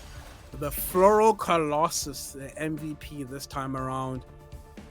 No, we did catch the Ajax, which was funny. Yeah, it was. We don't talk about that, chat. It was just didn't happen. But Didn't that Adam happen. Warlock flank was crazy. It's like, how does a Adam Warlock flank kill someone and then no one still reacts to him? You guys are in the right same Discord, right? You guys are communicating to each other when there's someone on the flank, right? It's actually crazy. I've never seen that in 6v6. We just let Luna 1v1 and Adam in our own backline, right? That kind of worries me in terms of the communication. That is definitely a communication issue. Somebody has to call that out, and one of the DPSs have to go chase an Adam Warlock. But you cannot let an Adam Warlock just wander into your backline, kill your Luna, kill your Rocket, and then get out to safety. That is not something we want to see. But yeah, now they kind of have to adopt. Maybe they're getting a little bit in their own heads, a little bit of mental boomage. They just need to take that a little bit of a second in between the maps. Breathe in, breathe out, and compose themselves into this next map, as this is still winnable, right? It's one map down. It wasn't a full dominance on the side of Nanarchy, right? They still had some questionable ults, Groot Jax, a little bit of a solo ult, a res that only resed one person, and that one person was the Star-Lord on the side of Nanarchy. They are playing with a bit more swagger now, but that swagger player could bite them in the behind if they are a little bit too careless in the future. Yes, sir. Yeah, but now we're probably just waiting for this for Love Bites as they just take a little bit of time, right? I think this is something I highly recommend teams to do a lot more often. Is just take a second in between the maps, just recompose yourselves, right? You don't have to start the map immediately. You're the one picking the map when you lose. You can take it. You can take a little bit of time. Obviously, you can't time waste. There is an amount of time that you guys have to do to get in the next game. You guys can't take a 30-minute break in between map. But 2-3 minutes just to readjust. Yeah. Get everybody on the same page and make sure people are still locked in for the next map. Agreed. I think Love Bites, as you said, just needs to mentally. So that's exactly what we spoke about in the last episode. Just take the first map, the first fight, see if you can win the first fight and take it from there. Yeah, just play for every next fight, right? You don't have to don't think about too much what happened. Obviously, use what happened in the previous map and try to fix those issues, but don't think about everything that was going wrong. Otherwise, that just gets a damper on the mood of the team, right? So just focus on every fight as you take the fight as they come. But right now, they're going to be hovering in Empire of Eternal Night, going to Midtown. Gonna get Buddy in the Midtown map that maybe 5 is a little bit of you can have a little bit more cheese on the Midtown. Can play a little bit more spam comps, not even poke, just throw everything at them as they walk up through these quite straight lines of sight. Yeah, this is definitely like one of those maps where you could get away with ball or just playing some poke slot. Obviously, there's a lot of also avenues to dive as well. Point B, maybe not so much, but point A and C, there's a lot of high grounds where you can stage your dives from. So, a lot of people don't like it. One of my favorite maps. I think it's also good. It's a good ammo map, right? So maybe that's possibly why I like it so much. Yeah, we're gonna be seeing how now that Love Bites have readjusted. Maybe looking at to buying out that triple support, as Nanarchy have shown their hand early, but maybe that was just a one-time comp just to try upset Love Bites a little bit. But Love Bites ban out that Groot, don't want to deal with the Floral Colossus punching and well, actually, is Groot's primary fire considered a punch? Is it? No, it's a punch. I think it's a vine. A vine toss thing, Mubjoggy. But Adam save. They kind of want to do that same thing. But no, actually, sorry. Love Bites are the one that are saving Adam this time around. They're going to do the triple support, I think. Looking like they want to do a triple support Mantis ban, making sure that Adam Mantis comp is not available. But they also save out their own Adam Warlock. So we might see Trips Up versus Trips Up. We're getting some peak slop. Gonna get a lot of reses on the side of each team now, and Mantis banned on the side of Love Bites. They don't want Nanarchy to have that Mantis and that Adam Warlock, as those two are quite the powerful backline, able to be very sustaining and also have a lot of damage. Having a triple support with a lot of damage is very alarming, as damage can come out of positions that you don't expect. But Gambit being banned out, Love Bites making sure, Nanarchy making sure that Love Bites do not have that Rage and Rail flush. And also maybe trying to get rid of that Rogue team up. Very powerful this season. And Venom being saved. Odin's son maybe wanting to do a little bit of a dive situation, as we do see Endorian having that animated Lord Spider-Man, champion Spider-Man. Going to see some sick pulls today. But what do you think that Love Bite should be looking to ban out with their final picks here, and what should be their last save? Gambit. Maybe a cheeky. I think Gambit. Gambit could be possible. But it's their protect last, so they're saying that it's okay that you have Gambit. They've decided they're not going to ban the Gambit. Let's see what they protect last, though. The Thing. Okay, they're going to keep the Thing open. Yeah, but now Mag could be banned right now. The protecting that Thing is just allowed you not to play Mag. And Mag, I think every team should just have Mag. Mag is just too strong to not be played, but it seems like that C and D will be banned out as their last ban. Love Bites having a lot of strats banned out from them now. They're gonna have a limited strat pool right now, trying to limit what kind of triple support comp. Very smart from Nanarchy, is limiting what they can play in that triple support. Yeah, they say we're gonna protect triple support for us, but we don't want to deal with it from you. Well, let's see. We obviously know a lot about Ratdagger. He's very flexible, and he might be on this Angela, and his Angela is so annoying. I cannot explain to you how annoying this Angela is. Giga powerful right now, has that I believe he'll probably be using that the Thor team up. I think what pros have been saying is the stronger team up, just giving you so much bonus health that you can kind of just go down and axe form a little bit, build up a lot more ult charge, get that ult a lot faster with that Thor team up. But Angela, the Loki team up is not bad at all. Can give Angela a lot more safety to pin, and even allowing her to go for double pins, just bullying a tank and taking them so far out of position that they just explode. 2, 1. But triple support on both sides. Different variation. Yeah, a little bit of Emma representation by Odin's son. And now we're going to be seeing how they are. But Love Bites are playing an interesting triple sub. They have a lot less healing.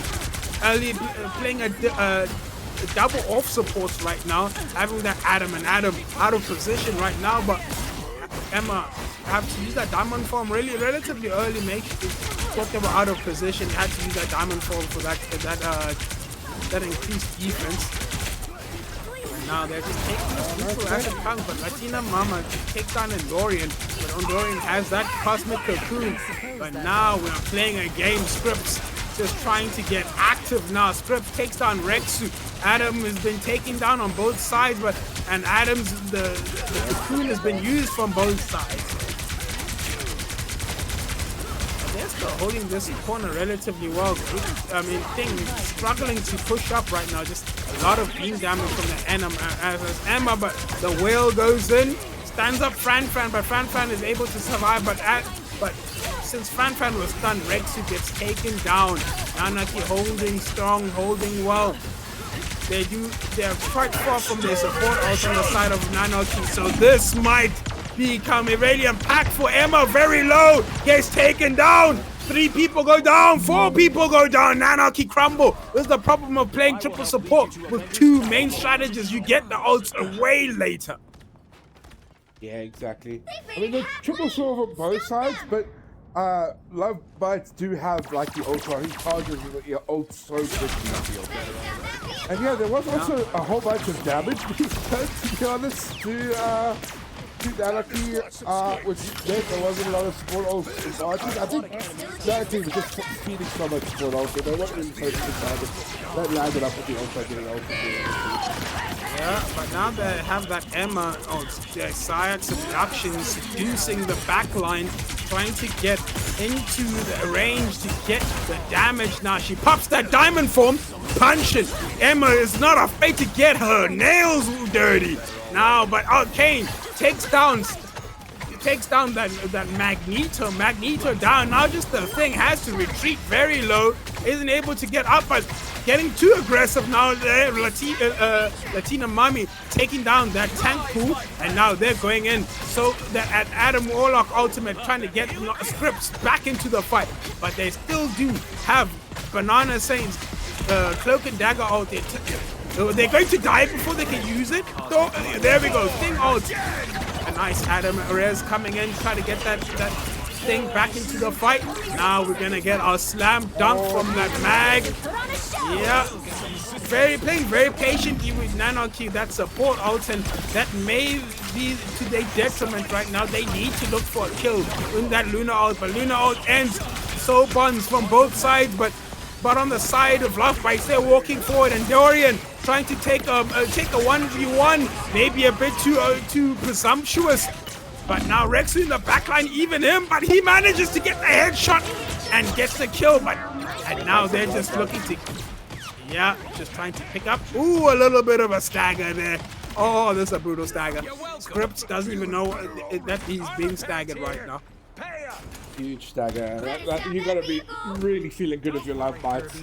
I also have a few ultimates here, but they really needed that. They really need to just get out of that spawn hole. They didn't really win a fight in the first map, and now they're definitely rolling. This is looking really good for them now.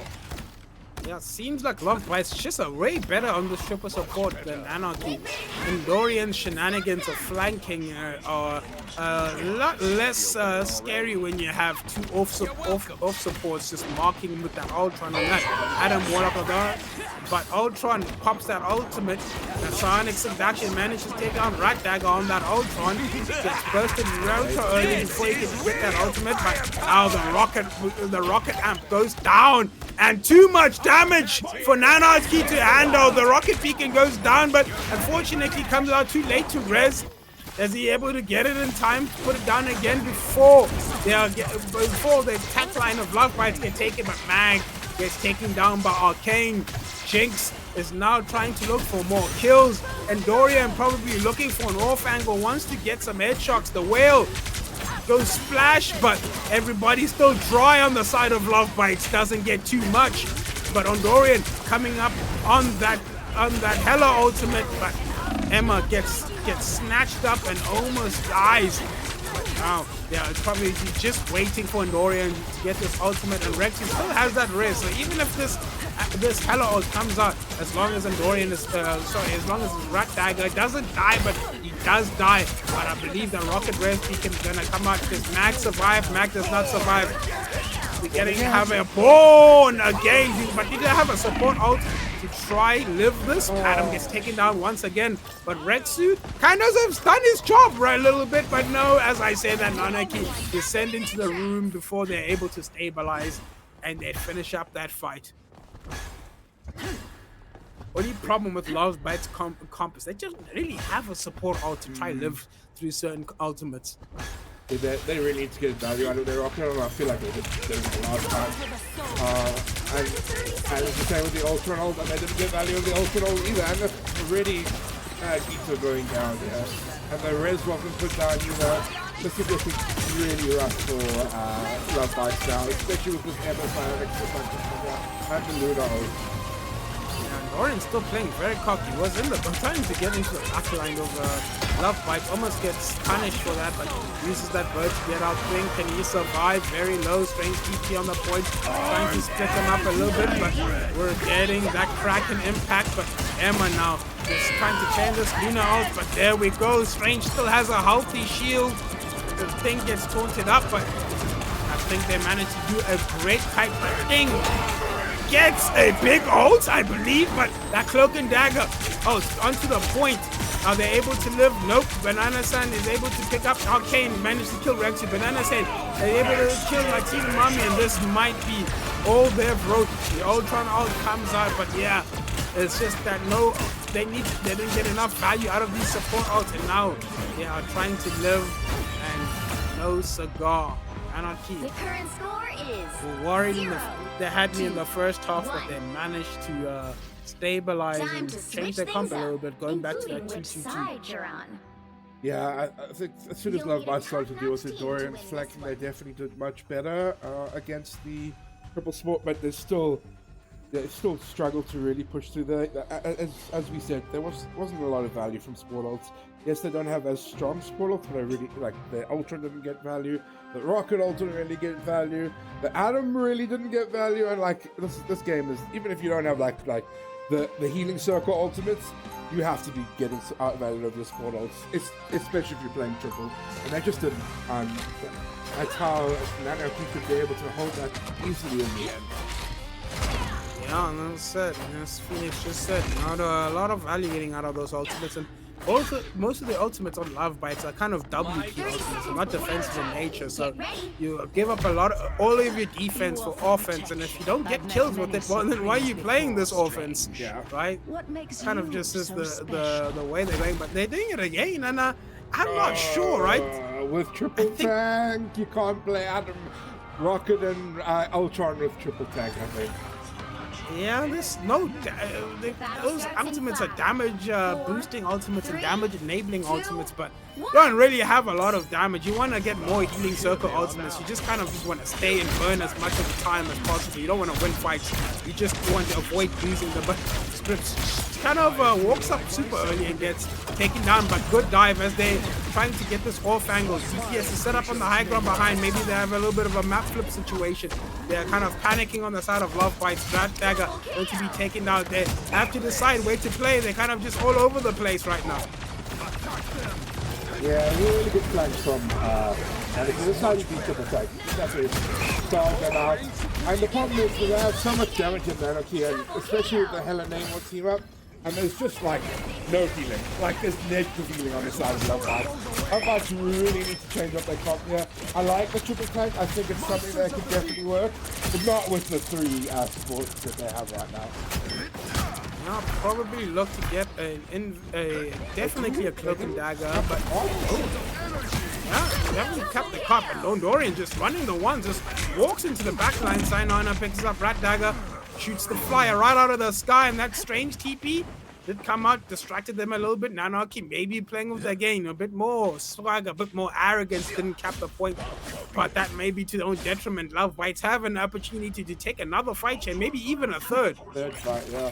Not the end of the world for Love Bites. They can't actually be too upset. I think they will be a little upset that they've fed a lot of support off, but like they definitely get a third fight here, which is exactly what the company needs to do. Yeah, but one of these tanks just needs to be marking the DPSs on the side of Nano to just limit the amount of flank angles and Dorian can take. But there we go. As Arcane Rat Dagger takes up the duty onto himself on that support, making sure that more Scripps gets snatched up, strange up with those fresh new dino buffs, getting a lot more percentile damage. And being able to chunk tanks a lot more now, just trying to use this Punisher team up to finish up. Sainana with the Luna ult. Now they have to repeat.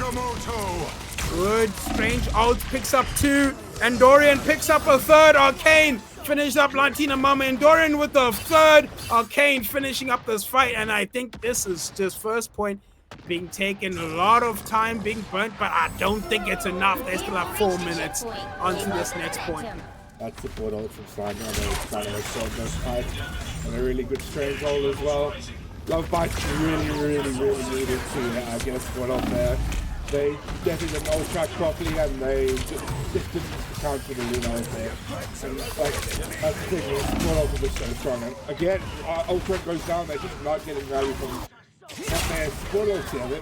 Rexy really needs to find a place to rest on. They just don't even touch the card full. Yeah, they need to get this rest pronto. They have no strange TP as that was used earlier, so they're going to have to take the fight from main and do something about it right now, as they are just collapsing. They don't really have a plan of to do with what Sainana are doing to them right now. They are getting away with murder, and Dorian is kind of just walking. Look how split Nanaki are playing right now. They have no fear on the side of Love Bites, and they're just not going to touch. And I believe that's going to be 2-0 to Nanaki. Love Bites just didn't have any response to what Dorian was doing on that DPS. Just was wandering around the map. They didn't have anybody dedicated to marking Dorian to try limit the amount of angles he took, and they just got surrounded and collapsed. And as Phoenix said, that is how you beat triple tank. You just surround them. Triple tanks are not known for their range, so you just kind of play split and out of their range, and there's really nothing they can do. Yeah, just a real clinic of how to play against the triple tank. I again, I don't want to hop on it too much, but that support line wasn't it. Definitely wasn't it for Love Bites, but still really well played by Nanaki. Cool. Let's go see the brackets. Nexus Nanaki. Okay, we're gonna stay here then. Yeah, I believe now the quarterfinal matches are all but wrapped up. Nanaki take it 2 over Love Bites. Nexus take it 2-0 over Octagon Thunder Gaming. The Nova Queens get 2-0'd by Imperial Onyx. Imperial Onyx still on that meteoric rise on Eagle Eye. Had a bye round, but now they'll be meeting Imperial Onyx in the semifinals, and in the other semifinal will be Nanaki versus Nexus. That'll be a very interesting matchup. Yeah, I'm really excited for this one. I think this is Eagle Eye is probably going to qualify at the bottom side of the bracket. We're going to have a top 4, a really strong top 4. I'm super excited to see how this goes. I do feel like Nexus are definitely the favorites here, but let's see how it goes. Let's switch the screens to the console screen. We'll probably take a break before the next semi-final, and Maverick and I will start to get our wits about us and get some water, get some tea. But right now we're just gonna see if we can get Nexus in here as soon as possible so we can get this game done. Because if we time this right, because the bottom side of the bracket is taking forever to get done. If we time this right, we should be ready to go with the bottom semi-final as it's ready. So hopefully we can. There's not that many delays for the teams. Yeah, so I think the Avengers were still having tech problems, so their game has been super delayed, and then the winner of that game still has to verse Eagle Eye, so that game will probably take a while. So we might be able to cast both semi-final games, and then we'll be getting into that final, and it'll be interesting who makes it. Right, we still know there's no two ways about it. Eagle Eye are still probably the favorite, but as I said, Olympus can fall, Zeus can be dethroned, right? Humans can beat gods, and we'll be seeing who can dethrone Eagle Eye in this tournament, especially with that prize pool, maybe a little bit more motivation. Have 1,000 rand, I think it's 500 rand for the winners, up for grabs. Yes. 500 rand for the winners, 300 for second, and there's still something to play with. We won't cast the third place playoff, but there is still money to play for in the third place playoff for 200 rand. So know if you win this game, if you're one of these teams, you are going to receive some part of the prize pool.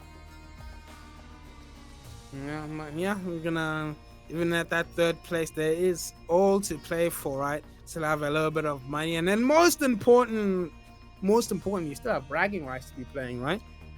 Exactly. Maybe the third place is nothing to sniff at, right? Still podium, still stand with your head held high. So that third place playoff is still going to be an important game. Unfortunately, we won't be able to cast it, as probably everybody wants to see the finals and whoever makes it to that. But our next game is going to be Nanaki versus Nexus again. As we said, I believe their Nexus are probably the most favorited to win if Eagle Eye to take down Eagle Eye, as Nexus have been consistently getting those second places, consistently taking Eagle Eye to the full 9 yards. Also, don't sleep on Imperial Onyx. They have been taking Eagle Eye to the full 9 yards, but they have to beat Eagle Eye, probably have to beat Eagle Eye in that semi-final. And if that happens, we're going to be getting a fresh final of two teams that have never taken a matchup in the finals. Yeah, and honestly, I think all 4 teams left. Well, obviously, Kazi Veg and Blink Bolts are still in. There would be a huge upset if they manage to take out Eagle Eye. It's not impossible, but if they do, then any of the top, if Eagle Eye win, which we expect, any of the top 4 can win. There's still a lot still to play for, which is so exciting. Like before, like a couple months ago, we would be like, okay, Eagle Eye gonna win, but all 4 of these teams could definitely win on their day for sure. Yep. You know, in competition, right? Form plays a really, as both me and Phoenix are avid watchers of soccer, right? And you know, any team can take any team. It just depends on the form of that team, on the upwards trajectory or on the downwards trajectory. And we've seen both Imperial Onyx and Nexus on that upwards trajectory. This may be that peak. That might be where they finally ascend over. And Nanarchy are no slouches themselves. They've showed us a very dominant performance over Love Bites, and Love Bites are no slouches themselves. We've seen them playing a very strong, but that was kind of got shut out by Nanarchy in that last game. So we could see even Nexus get taken down by Nanarchy head to the finals. It's all but possible. Anything is possible. But we're probably going to be getting in here soon, just waiting for the players to finish whatever they need to do. Maybe a little bit of team talks right now. Maybe someone is taking a Duke. You never know, man. Trying to get that pre-match dump, get that extra few pounds out of you. I'm doing a little bit of TMI actually. I'm gonna stop that tangent right now, but probably just waiting for a player to get back to the PC or console and get this match started out. And as we've seen, teams have been losing games right at the ban phase. These bans are a lot more impactful than the standard 3-3 bans right now. These MRI bans can decide a game before a game even the lobby even basically starts, right? Yeah, we've seen an example of that. And from what I've seen, there are a few characters that are basically, if you don't ban and you don't save them for yourself, you kind of lose. That mag save and ban has been very strong, and that also that Mantis save and ban has been that double select has been very powerful in these last couple of games. Yeah, and I don't know. I think we're gonna see Mantis a lot in the ban phase, either protect or bans. I think we're gonna see a lot of Mantis. Yeah, and we have seen the hand of Nanarchy do like that triple sup with Andorian on that Adam Warlock, but they are flexible. They can get Andorian onto that Hela and use that Namor and Hela, very poke heavy dual DPS.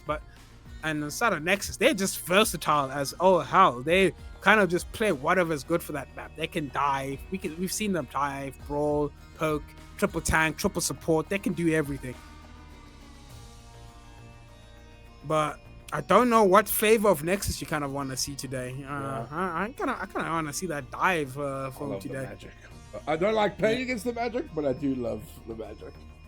Yeah, Rambo being a very, very prolific Magic player.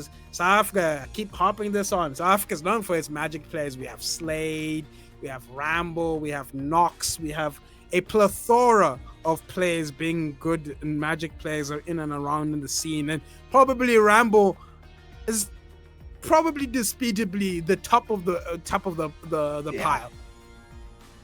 Yeah, I would definitely say he's probably the best man in the country right now.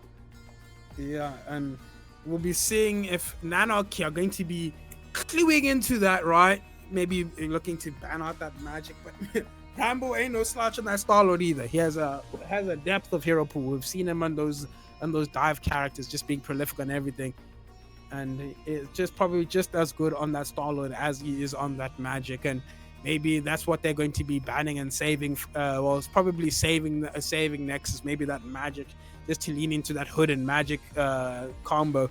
1-2 punch, as Magic can just go into the backline where the Hood just make sure the front line of Nanaki are unable to turn around to help the supports. Yeah, they have to peel.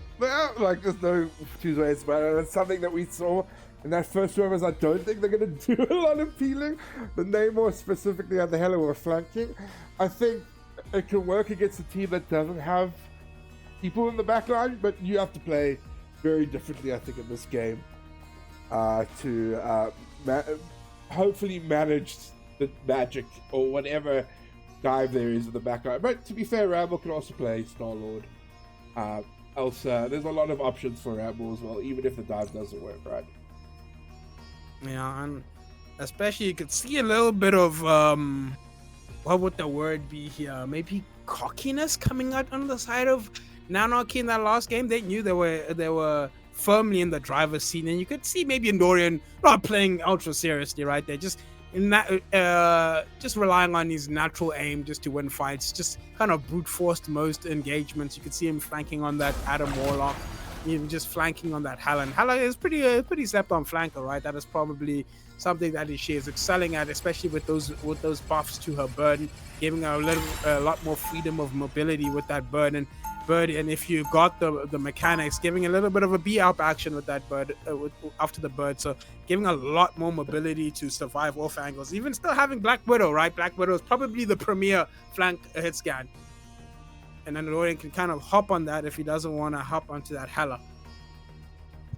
But now we're going on into Burning T'Challa. This is our first map. I think, again, one of those neutral domination maps can lend itself a lot to different types of comp that I think maybe dive doesn't work on Burning T'Challa. Probably the comp that suffers the most from this map. But I think there are certain there's one certain point that you can kind of brute force dive into, and it'll be interesting to see what Nexus do coming straight out of the gate, as Rambo is hovering that champion Magic, and Dorian hovering that champion Spider-Man. Seems like both Gambit as well. I love the champion Gambit. Who doesn't? Yeah. Gambit first ban, making sure that Nanaki aren't able to play that Gambit. It's probably going to be a Gambit save here, making sure this is lopsided, as being the quote unquote home team. This is the advantage. You get to save first, and this is what makes it very, very powerful in this format. Getting that first save makes it that you can ban and save your own a certain character.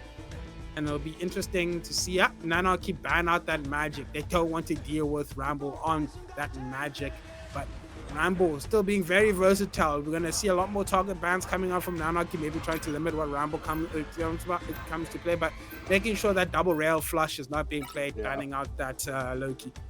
I think that's definitely the way to go here. I think there is definitely going to be a lot of Gambit ults being thrown out here from the side of Nexus if you're not banning the Gambit. Yeah. I mean the Spider-Man Spider-Man save? Okay, interesting. Yeah, I don't think that is worth the save, right?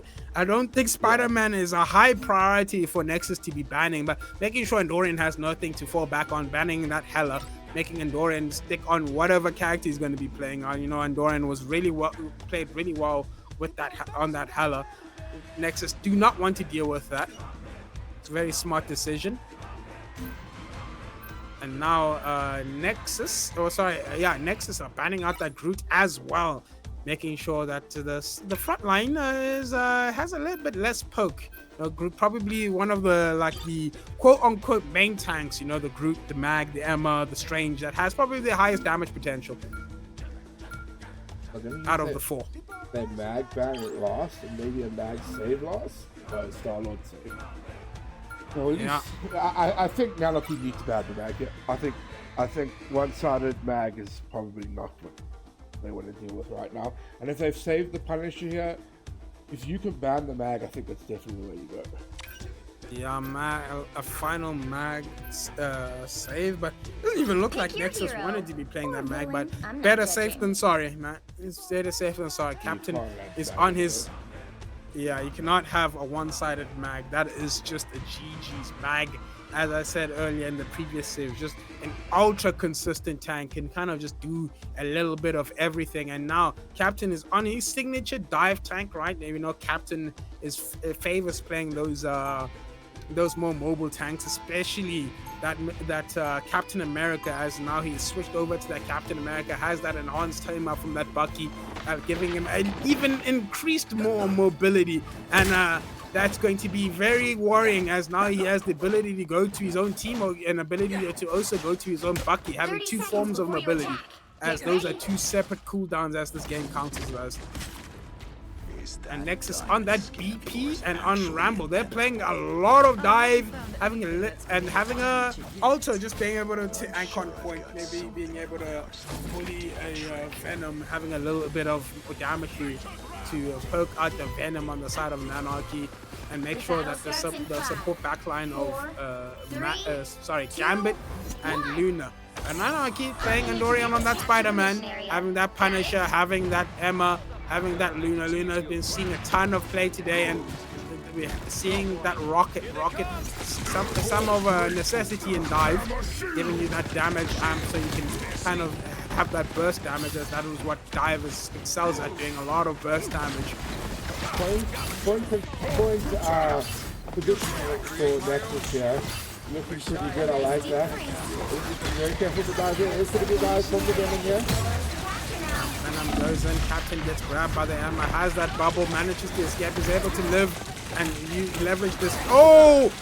And looks like Andorian takes down the Luna, but yeah, it's a 4v4. Both one support, but it seems like on the side of Nanaki they do have both supports, so they're probably not going to win this fight. They're trying to hunt down the Spider-Man. Spider-Man very low. Kane takes down Rambo. Script takes down DF Loki. And Rambo does have that res with that Adam team up. But very convincing first fight from Nanarchy. Allowed Nexus to take that first point so that they can set up that dive. Yeah, really good start from Nanarchy. It was looking rough. They did lose the first two. But there was the Rocky Res and they managed to trade for the Luna. Nexus definitely need to make sure that we're carrying their support here. Yeah, that Spider-Man going to be a very... Oh, that's not a matchup that you should be losing, Rambo. Spider-Man takes down the Star-Lord, and Spider-Man still looking for more on this backline, doing a little bit of sneaky-like.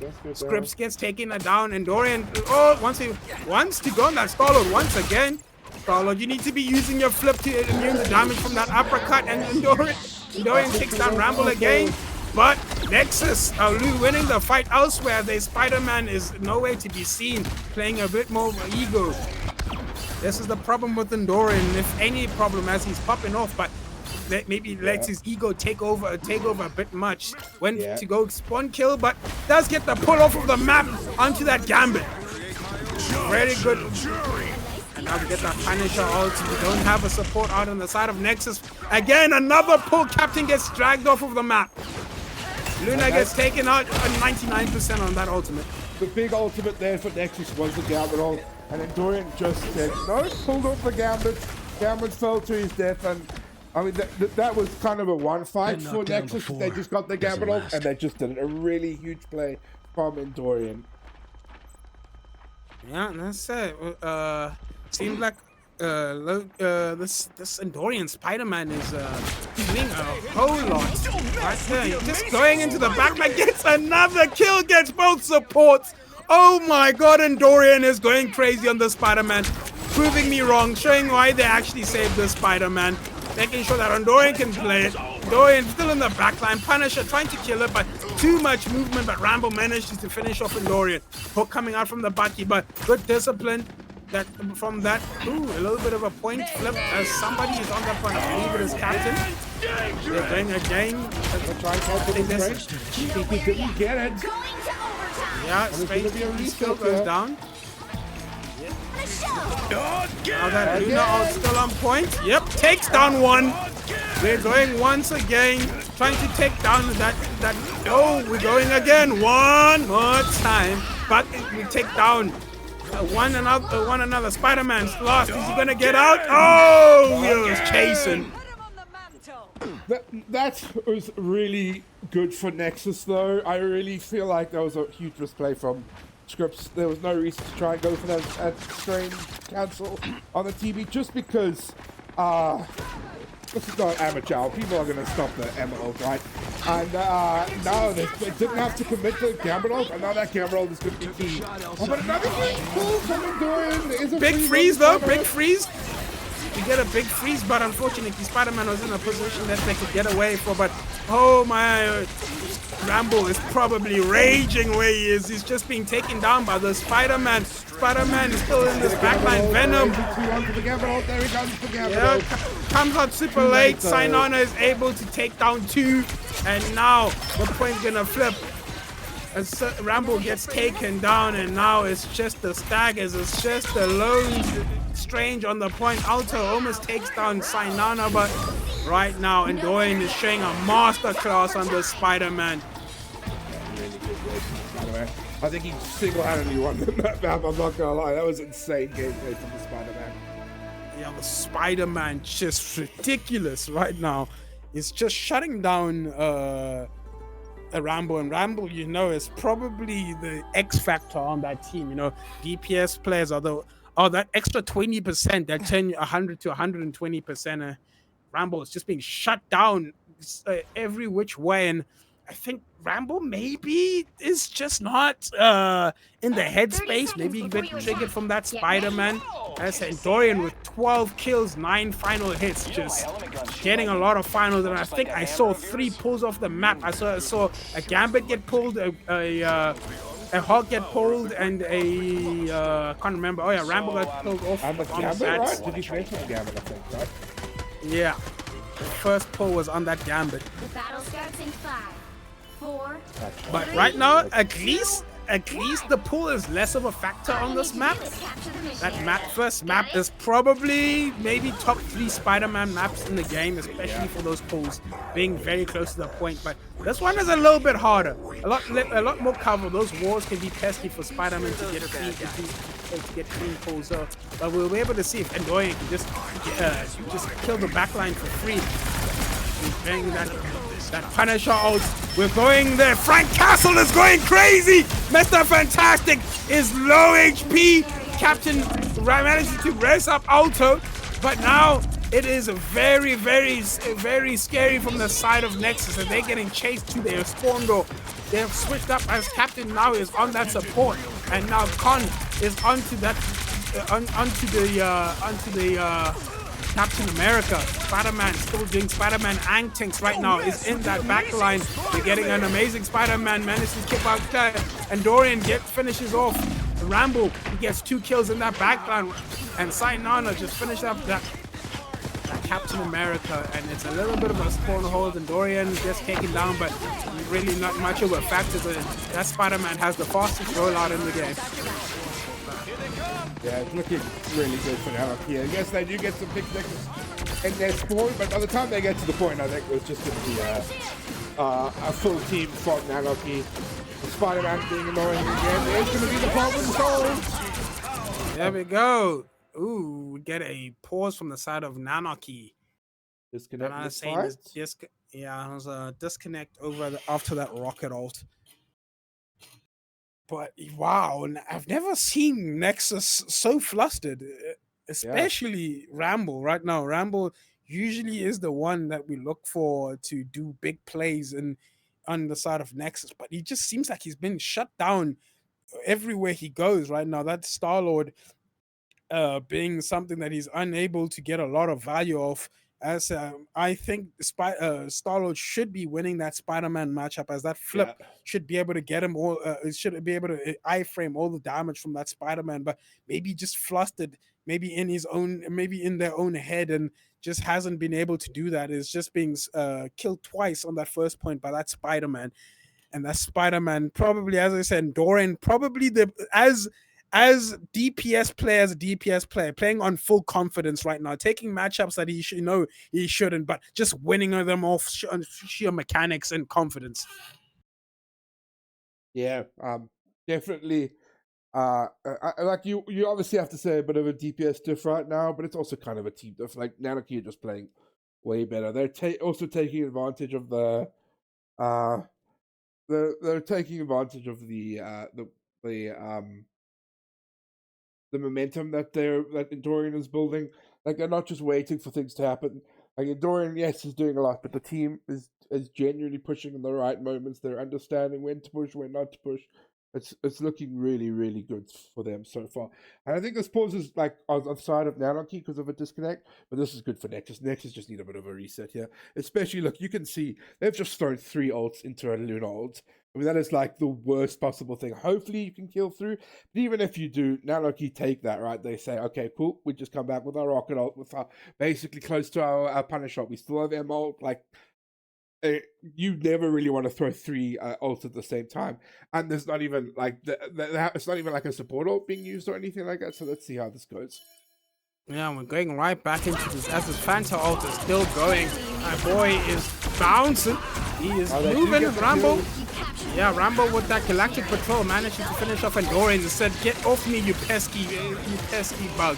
And it's just Venom on this point, trying to score our point for as long as possible. He might even maybe able to get a kill, but no, they managed to heal up. And right now, very questionable ults from Otis. I know you got an extra about like 4 or 5%, but oh my, Endorian gets another pull off of the map. Endorian just going crazy on the Spider-Man, and Scripps just going pops the diamond form and tries to get Rambo. Gets almost another pull, but Loki has to survive. No, he gets killed by that Venom team up. He has that advanced Venom team up, adding an extra 10 damage, and that damage was enough. And now Nexus are bleeding. They need to do something. The cap ult comes out. Yep, takes down Arcane Rambo. Rambo now getting angry. Endorian gets another kill onto that Captain America. Endorian wanting to run the ones on the Mr. Fantastic. Now Rambo just running away, has to lick his wounds, but that Spider-Man giving chase. Peter Parker says, "You don't get up, Venom dive." Is he going to get staggered? He has to live.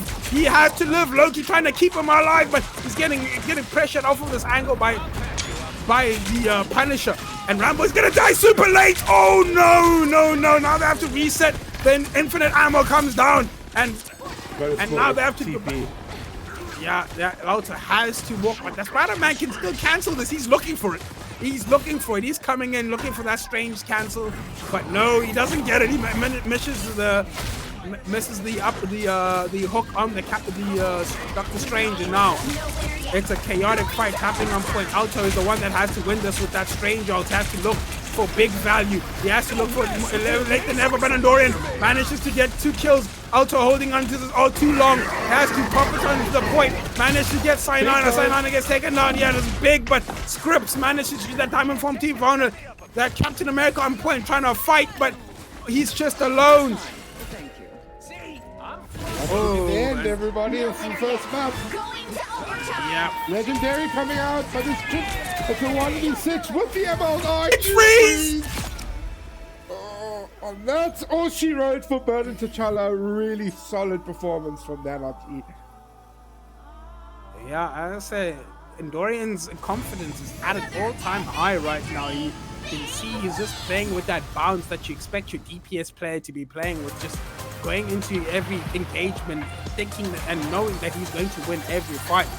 And they need, on the side of Nexus, they need to break Nanarchy's, especially Endorian's streak. They need to temper that confidence a little bit and get Rambo back into his high spirits. Right now, he looks very a shadow of himself right now, just getting shut down by this Spider-Man, and this Spider-Man with these hooks off of the map. I believe we saw an extra 2 hooks off of the map, 5 kills from the death pit. And yeah, it was a bit rough. They maybe got a little bit unlucky on the RNG of how the map was going to go. Maybe on the different Burning T'Challa map, they would have been able to contain that Spider-Man, especially those pulls off the map, but got a little bit unlucky on the gamble of that.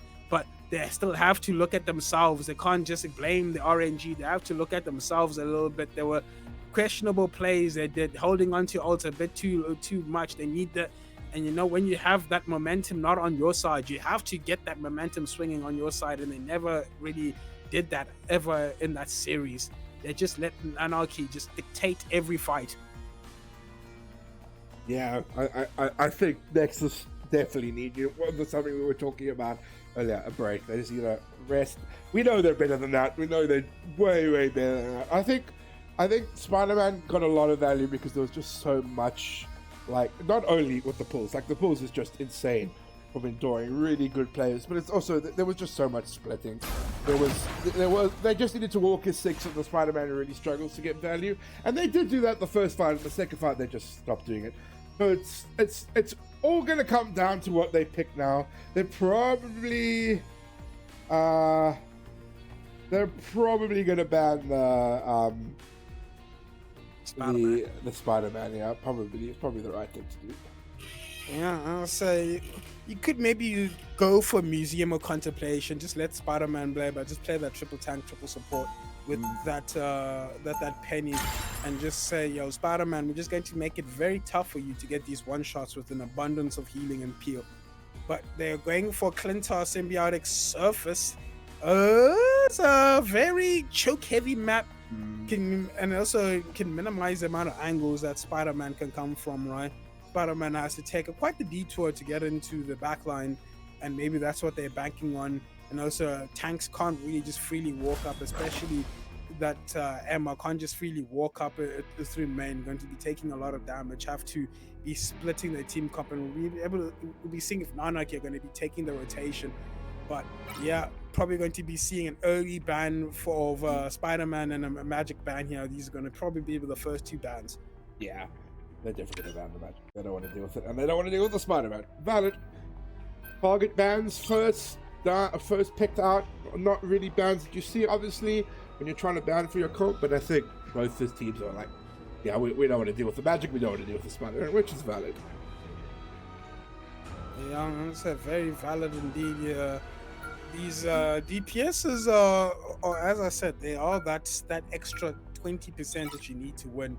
They DPS probably the role that impacts your win the least, but when the game is tied, DPS is the most important role when the game is very close, and trying to minimize the amount of value those DPSs can get is probably the smart play, as they're minimizing what Rambo can play, as they're getting rid of that Star-Lord and Magic, both double bans onto Rambo, limiting what he can play. Probably we're gonna have to look at to be picking up that Elsa first. On the side of Nexus, they're saving that Gambino. Yeah, I think there's going to probably be a Gambino ban here. Yeah.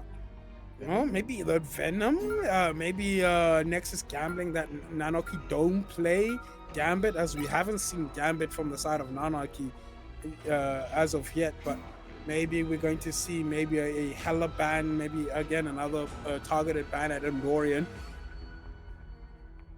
I think it'd be a solid ban, but you also have to start thinking about that Mantis ban.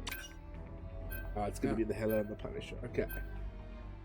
Yeah, 2 problem characters on both sides, as Endorian being a really good Hella, and maybe making sure that QG VFX cannot play the Punisher. Yeah, I'm going to ban and protect Punisher. I like that. I think Arcane Jinx got a lot of value from the Punisher, and I think throughout the 3 games that we've casted for Nanaki, they're gonna ban you, maybe the Mantis. Yeah, and it'd be interesting, maybe. Yeah, but they have left that rocket open for Nanaki, so that is quite alarming, as that Rocket Punisher team up is on the tables, but they still do have on the side of Nexus that Magneto, probably being what they're going to be saving here last. It'll be the smart decision to deal with that Punisher ult. As I say, maybe Custom Maverick has a little bit of a thing or two. I know the insider trading, and the Mantis last ban. So we won't be seeing Mantis right this heroes game, could which make is all the kind difference. of not surprising at all.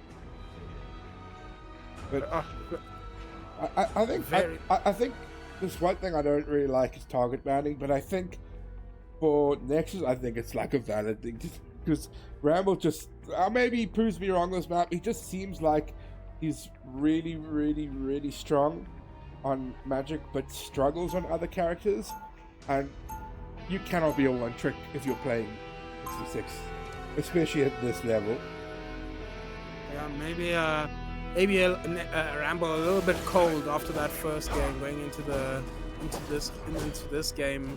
But maybe we'll be going to seeing him a little bit more improvement as he's gone onto that Alsa Bloodstone. We've known his Alsa Bloodstone to be pretty solid. Every DPS player does have a comfort pick, but I know Rambo needs to show that magic isn't just his only pick, right? It's just a comfort pick, not the only pick. And next is rolling out a more like a brawl, standard kind of brawl comp, having that Emma, having that Magneto, having a good solid backline of Gambit and Invis Woman, and having that Bucky, probably the most durable of durable DPS currently in the moment. And Naniki, as I said, leveraging that Rocket and that Punisher comp. Much better.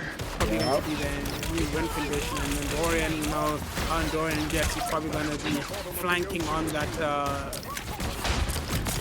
Namor, but big pull, gets booped in and Scripps gets taken down. He does get really, yeah, gets res, but now Dorian very low. They're re-engaging on this but pull coming out. Does he get anybody? Gets the Groot! That's gonna be hit. Groot gets taken down, and this time, yeah, he's dead for good this time. Has to take the long way back to the point. And now also has to live. They are looking to this to get a sign down, a very low. Can they finish the kill? Oh, but just another good pull. We're seeing VFX just popping off here. He wants to finish off that Namor, but really good kill. This Mag is just getting abused every time he walks up. They need to finish off these kills. They have that invisible boundary onto the point. And Dorian getting walked on, gets taken down by this Bucky. Judge Jury on the off angle, but that's very questionable. It has no support now. Groot getting this Punisher, all the lead, Winter Soldier, Bucky going buck wild, getting good kills onto the front line of Nanarchy. And Dorian tries to get that strange TP. Yeah, Dorian you can see now when he's off of that unfamiliar character, maybe that's Spider-Man. Now he's a bit colder, but Andorian now leveraging still wants to be diving again. Maybe they're going to be switching, but Andorian's only going to be solo diving, and I don't really like Psylocke as a solo diver. Rather maybe see him on that Black Cat. Black Cat is a little more mobile, but probably just going to be off-angling a little bit. But will not probably. Scripps gets pulled. Gets that Kraken impact trying to get onto Andorian. Andorian decides to run away. But that Kraken impact afforded them a lot of space. Gave them this corner off of that ult. Magneto also goes down. Psylocke is running into the backline. Odin's Son.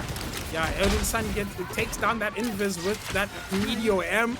But they're still healthy right now. They're just going to decide to probably walk back, as they do need to walk back. They need to not get staggered, but VFX gets taken down. Also, you need to run. But as I say that, Scripps gets taken down. They have a window to re-engage. And Dorian tries to make a play, but he's not allowed to. Lartrox gets deleted, but that Meteor M. Cyanana. Are we going to get taken down? Punisher in this turret. Oh, what are we doing, Punisher? What are we doing? Also with that Meteor M. And now we are just picking up Rambo. We're back in it. Rambo is woken up. Rambo. Good place. But Andorian is coming up on that Dance of the Butterfly. Yeah. Going to be the difference maker. We know how good Andorian has been these days. He just needs to get that ball rolling. That Dance of the Butterfly may be what is needed to just get him. Get them set up, and very aggressive for Rambo. Dance of the Butterfly. Yes, are they able to look disciplined? C9, and they still win the fight. Rambo has to get this kill onto Cyanana, and now we're just getting staggers. We're just staggering. Mag is getting staggered so hard. Long walk from spawn. Without this Mag, Scripps is going, and Dorian gets staggered as well. Cheers, mate. Yeah, now they're the ones that I need to regroup very fast. They need to make sure that they are getting a good fight in here, because they struggled the last 2 fights. Let's see how it goes though. Yeah, it's going to be a very contentious fight because there's a lot of ultimates on the side of both teams as Captain does have that invisible boundary. There we go, invisible boundary in that Emma ult.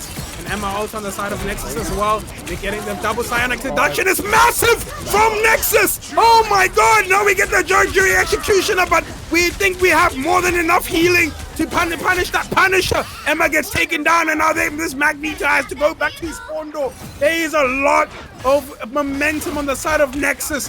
They have said we are here to play, and they see 9 once again. Odinson is unable to touch. Nanarchy are shocked, and Nanarchy are 3-0'd right now. They're gonna have to flip and make sure that they're able to get the ball rolling once again on attack. Nexus definitely woke up.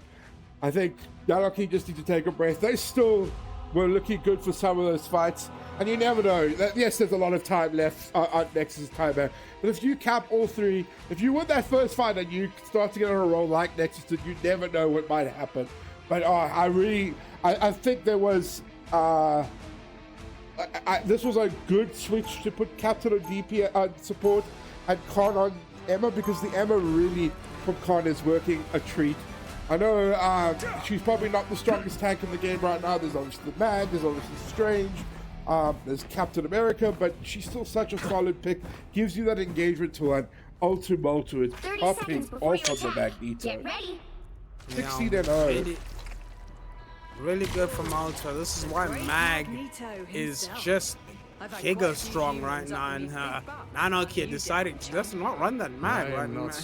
And that might be to their detriment, especially now that that Endorian is unable to kind of dictate how these games go right now. He has to rely on his team a little bit more. They are failing to find a way to effectively set up this Punisher, but they've switched up the comp a large degree as Endorian now is on that Hawkeye looking for that one-to-one bang potential, and also now Arcane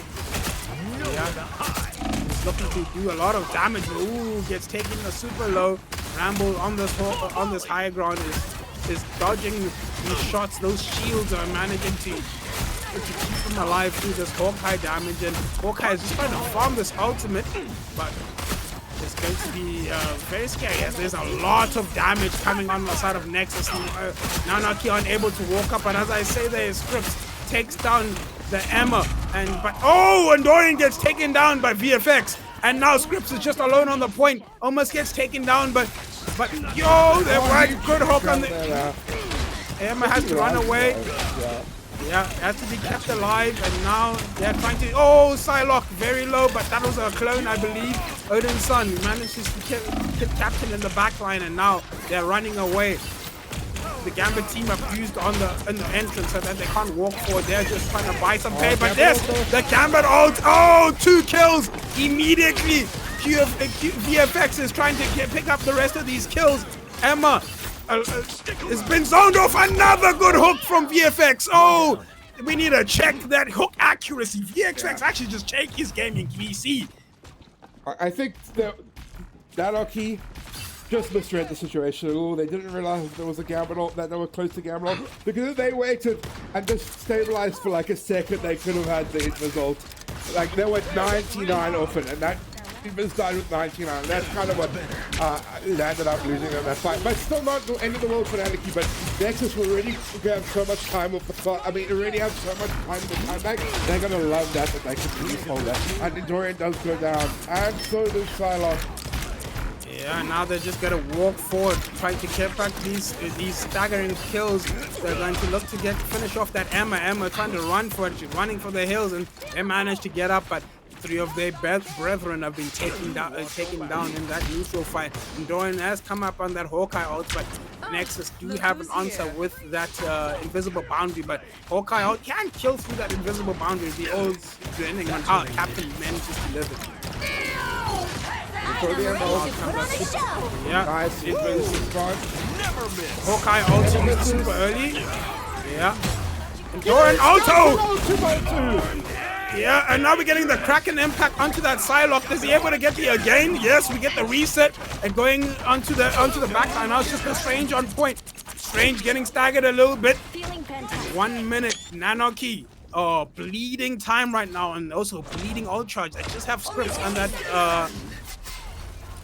Have scripts with that Doctor Strange or that Eye of Agamotto, and also Banana saying has that invisible boundary, but they are very close to building up a lot of ultimates on the side of Nexus, as that Glartrox is a factor. Probably going to be getting a Glartrox very soon. We need to make sure that we're the ones that... Oh, but this might be a name. Arcane takes down Q-Flex, but good live. Now they're probably going to use that gamble on to re-engage. Oh, but Captain gets taken down. We get the Eye of Agamotto onto that Gambit to make sure that ultimate. We get the Glartrox. Very questionable. Maybe could have saved it for that strange TP that's going to come out. There's Arcane die. Oh, Alto! And Rambo managed to get a few kills. If a strange TP can... I don't think the TP's in time. No, we got it in time. Yes, they can... They're going to manage to finish up, as now they have to disengage. They have to disengage, but someone has to touch. Odin's sign gets C9s as he's trying to disengage to get heating, but doesn't see that he didn't get enough time to touch to get that overtime. And unfortunately, Nexus or Nanaki aren't able to touch in time, and they C9. Nexus up on the board 1-1. This is a game, this is a set, and we're going on to the final map. That might possibly be one of the best mag maps I've seen in South African scene. Ultu Multu, 15 final hits, and he got, like, the only 2 times he really felt like he needed to dunk. Nanaki, he got 2 each time. Really insane mag gameplay from Ultu Multu, but just genuinely a solid gameplay from the side of Nexus. They obviously were a bit shaken up by that Spider-Man, weren't expecting it, but they definitely woke up. And now we really have a series on our hand. Like, this could still go either way. Both teams know each other. There was 2 really one-sided maps for each team. This could genuinely go either way. Yeah, I say right in that last fight, Alto and Rambo managed to live on that point, get a few kills before they died, and gave him a little bit of an avenue to get that strange TP. Rambo lived way too long, and Nanaki played with their food a little bit, and that was to their detriment, as that strange TP came out, and they managed to walk through, get that invis woman through that strange TP, and just stabilize on that point and force Nanaki right off of that point. And unfortunately, that is just C9. But also, what a performance! We could see that Nexus was struggling, and this is why tanks, and maybe like I've seen heard a little bit of the comms on the side of Nexus, and I believe Ultra is that main IGL, and this is what you need from your IGL. Good comms, man. They managed to kite ults very well, use ultimates very smartly, and also just when your IGL just pops off like that, you can't complain. Yeah, I mean, wow, what a breathtaking Magneto map. We also have to mention Khan, who was on support last to start the last map. He did switch to the Captain America on Vernon, but he had also a really strong map on Emma. And we have to mention Rambo as well. Rambo had a rough first map, but I mean, if L2 didn't get MVP, Rambo would have, with some insane also gameplay. Yeah, Nexus just needed some time, but I mean, now Nanaki are going to get that time to reset, take a breath, and see how it goes from there.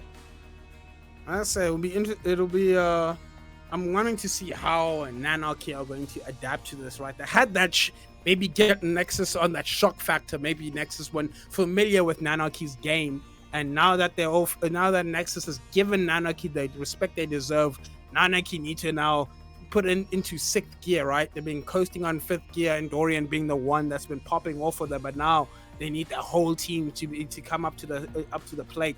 And Dorian Nexus has been doing a wonderful job of shutting out Dorian out of the game. You could see Dorian was just everything he tried to do, every angle he tried to get to, he was just being shut down.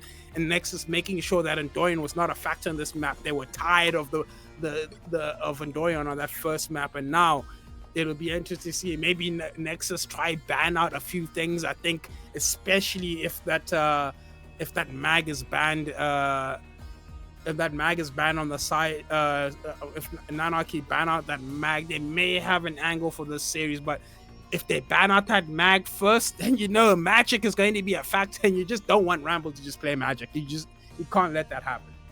Yeah, agreed. And you have to pick now. Do you want to deal with the mag? Do you want to deal with the magic? And that's such a hard decision to make. I think you ban the mag and protect the mag and see if you can win in that way. Yeah. So as I said, now the Nanarchy have a lot more to discuss in this kind of bans. They kind of had their defaults banned, but when Alto is just doing some kind of disgusting plays like this, you kind of have to adjust those bans and make sure now that mag maybe is something you consider banning. But also that Bucky, those hooks on the front line of Nanarchy were diabolical. I swear he had a 75% hook accuracy at some point. He was just crazy. That was kind of crazy. I'm really curious to see how this map goes now. Yeah, it'll be fascinating to see how they what map they pick. As I said, we've seen a very surprising amount, a surprising lack of Museum of Contemplation. No one has really decided to pick up that map. They don't want to really deal with that triple tank shenanigans. And today, Museum of Contemplation, at least in this series, won't shenan again. Right now, we're going to Hall of Dejalia, being a map that it kind of can go two ways, right? Defense, if they're able to get a good hold right on that first point, can kind of dictate that attack, but that street phase from first to second point kind of goes onto the attackers. I believe it's really hard to hold, especially that the attackers get priority of going up those stairs in the main atrium on during the streets phase, just able to set up the DPSs on the high ground. And I think we got a match cancelled. Maybe I don't think that's already. Yeah, I think we're taking a break. Oh, we're going right back in. Not sure what's happening. Not sure going on. Maybe the settings were wrong. I'm not sure. But I think we should be fine now, as we're re-picking the map right now. I think they were on the side of Nanarchy. They weren't ready, so they hadn't picked the map. They kind of got that random map, but now they're going for Spider Islands. Yeah, I think it's because we played Convergence, right? We can't play Convergence again. Oh, yeah, that might be the reason. Yeah, we really used that game mode type, so now we have to go for that different game type, and now we're going to Spider Islands. I think Spider Islands, it's in the name. Spider-Man is a really good character on this map. There's a lot of places to pull off, especially first point and second point. Third point, a little bit harder, but Spider-Man players, you know what it is. If there's a will, there's a way. And then we'll see if Endorian decides to pick up the mask, or is it going to be street level Peter Parker today? I think they'll ban it. I think 100% that's going to ban Spider-Man. I think they found a really good way to shut Endorian down. Endorian, like as you said, a really good Spider-Man. There's no reason to protect it. And a really good I love this from Nexus. Really good protect from them. They definitely need to be protecting and banning the mag. Maybe Nanarchy probably need to be protecting mag as well here. Yeah, most likely probably be in Nexus banning that Hella, or most likely banning that mag if they don't get that mag protect. Yeah, there we go. Nanarchy making sure they have that founder of the X-Men on their team. And having that Gambit banned. Yeah, no Gambit on both sides, making sure the occasion isn't being played today.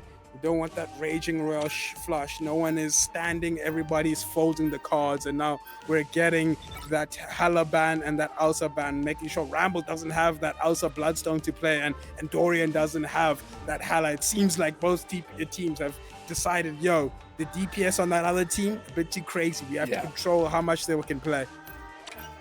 Maybe a Groot pick, but maybe Groot Bag. I really like Groot Bag is just such a solid right line. And I'm really curious what Nexus are going to play, because this is the first map that the Gambit isn't open for them as well.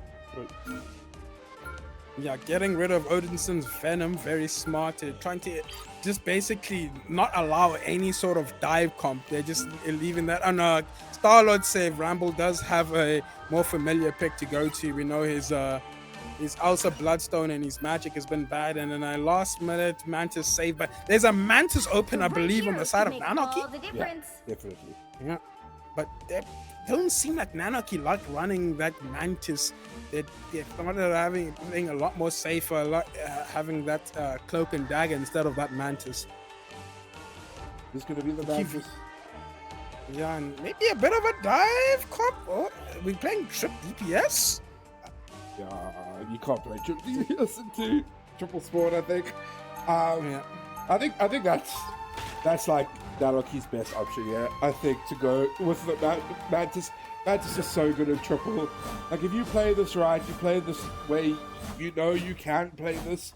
Like, especially with that Adam Res, this could easily turn into a full hold. They'll be coming in 30 seconds. Yeah, but as I said, no Bucky bans. QVFX can just play that Bucky still, and we saw how well he was playing in the previous game. The matchup to watch now, and Dorian is back on that Adam, and we saw in the previous series how confident he was to flank, and it's going to be interesting to see. But yeah, as I said, now we've seen Cyanide actually switch that Mantis. I just have to cut myself off there. But and Dorian versus Rambo is going to be the matchup to watch on these off angles. Will Endorian be able to keep Rambo busy off of the off angles, or will Endorian be able to kill?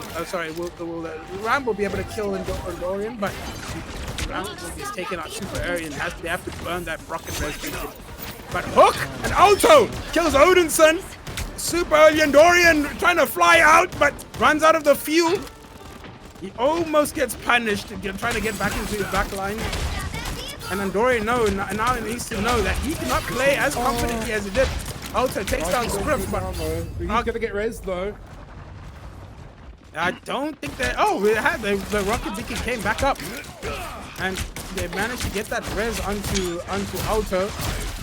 And now Alto is leaving this backline, making full use of that Scarlet team up, getting the blessing from his daughter to do. But oh, what a double hook side! It's been hooked in by Bucky, and also that Punisher is trying to run, but he might get caught out now. Decides to run away to that high ground. Now he's on that high ground, but now they know where he is. He's going to die, and now it's just that cloak and dagger. They have to be walking about Endorian. Endorian on this high ground takes down that Star-Lord. You know how much Endorian is a factor in these fights, even on support when he's feeling himself. QVXX trying to make sure that he is able to do anything. He takes a lot of damage, has to play safe. As soon as that Star-Lord comes back, he may be the factor. It may be able to kill Endorian, but Endorian almost gets the kill onto that Invis woman. Invis gets that bubble, and Endorian caught out that slow, makes it that he can't fly anymore. We get that Kraken impact, but Alto uses that Meteor M, doesn't get anything. But the Psionics addiction, a lot of rivals is marveling right now as more ultimates as that Meteor M comes out. Endorian uses that self-res. But Endorian needs to watch out. He needs to build that ult as fast as he can. He's at 70% because the fight looks like it's going Nexus's way as that ult goes onto the front line. Nanarchy have no more ultimates. Nanarchy are empty, and Rambo now has that Galactic Patrol. Sai is taking the 1v1 against this. Oh, Rambo manages to live and manages to take out the cloak and dagger now. Adam goes down with just that's the problem with Endorian flanking, is he's just not doing enough healing, which means he's not building the animal. That's not how you play Adam in triple res. I mean, in triple support, he really needs to be with the team, getting value out of that soul gun, which he just isn't doing, and back building up that ult. It took him almost 3.5 minutes to build his ult because he's not doing one big part of what Adam does, which is heal and soul bond. So that was a bit of a misplay from the side of Nanarchy. Definitely a holdable point if that Adam is able to get the res. And again, he's flanking. He's just missed understanding how to play this comp properly. Yeah, but now Rambo taking this 1v1 is full confident, and Adam very low. Is he still going to decide to play this high ground? He's out of line of sight of his supports, and this Rambo is making sure that he takes his man. Now Andorian is on his own missions. He's so far away from the team. He's so far away from the fight. It's basically a 5v6, but Arcane manages to take down Rambo, but Rambo has that self-res. Adam was this Warlock still on the low ground. Oh, is Andorian going to be taken down? But Scripps, he's causing so much disturbance on the side of Nano, on the side of Nexus, just him existing on these off angles. But it'll be decided if he reses up his own roots. But now you know how Alto likes to get down with that Meteor M, walking up forward. Andorian still on these off angles, making sure that he is trying to put a little bit of pressure, and it's taking a lot of, is distracting Nexus a lot. Yeah, they get the Kraken impact, and it chunks down that Magneto very low. And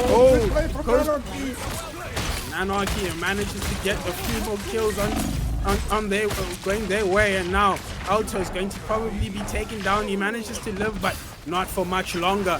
And Dorian is a nuisance on this on these off angles is a bit, and now we've gone to that Iron Fist. Maybe, but no. And Dorian still on that rooftop. Nexus need to send somebody to deal with that Adam. They can't allow him to take these angles for free, as Loki gets taken down once again.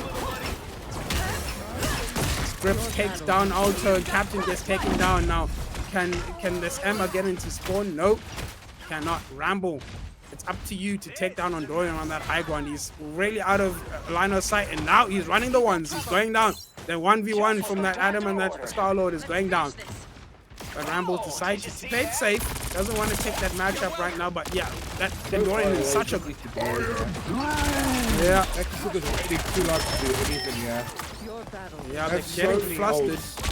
They've got so many ults, just waiting so long to do anything. This is really good play from them.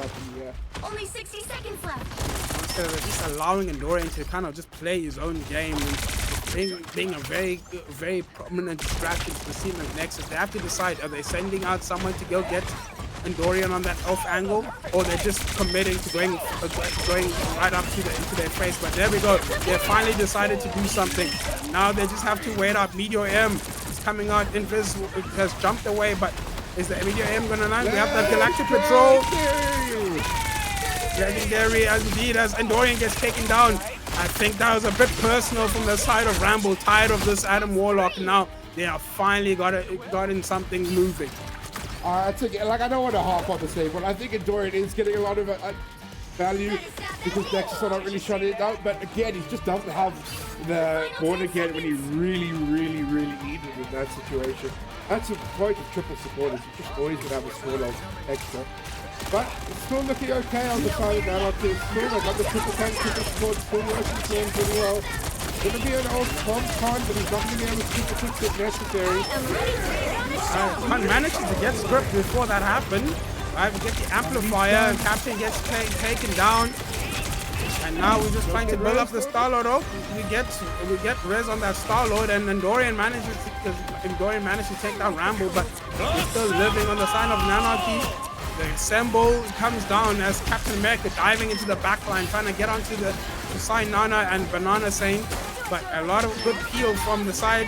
And now we get that Psionic Seduction trying to side of Nana. But Nana very low, but gets taken down. Captain America, but Born Again. We get that Born Again. Alto takes down Odin's son, but they both get res now. They need to stabilize on the side of Nexus. They can't use more people. We need to get that strange TP because Root is now just going into the back line. Gets chunked down, but manages to take out Q. It makes it take out VFX, and now it's just a brawl to get that res. Oh, a double. Scripps manages to get big kills, but this Meteor M just goes into the side of the face that Root. Oh, good healing and good invisible boundary. We get that strange TP, but can Alto live? No, too many group walls. There's a lot of group walls on the side of Nanarchy. None of them have been taken down. And I think this may be it. I don't think the Nexus are going to build up any support out in time. And I think that's all she wrote. Just now it's just that Captain America stalling part, but The current score is 0 Oh, 2 1. really good play from Nanarchy. They got the value Time of to Adam. switch May, things up, may be a hater, including but they which did get the side you're value. on. But still, Nexus can't be. You'll They're not get out of your this, of match course, right? They've pushed this all the one. way, almost all the way through B. This is a very holdable first point, very holdable second point. If they play their cards right, this is still a very winnable game for them. yeah, I think Endorian kind of caught value at what he was trying to do, basically rage baiting the side of Nexus into always being conscious of where he is and making them double think and second guess themselves where they want to go, what do they want to do. But as soon as Nexus decided on a plan and just ignored Endorian, they managed to get past that first choke. But right there, they had already burnt so much time, and Dorian had already burnt so much time just basically being a nuisance. And now it'll be all up 30 to seconds Nexus. before you I think attack. I've seen Get ready. QGVFX switch to that Captain America, maybe just to chase Endorian a little bit more, so to have one of their tanks just being able to distract that Adam Warlock. There's going to be a triple tank hole as well. Like, I agree. I definitely think he's going to do to shut down Endorian, but it's also Battle starts in 5. a comp where that they have a lot of time. They can burn a lot of time if they 1. play this right. Yeah, and now we're gonna see a lot less, at least on the attack.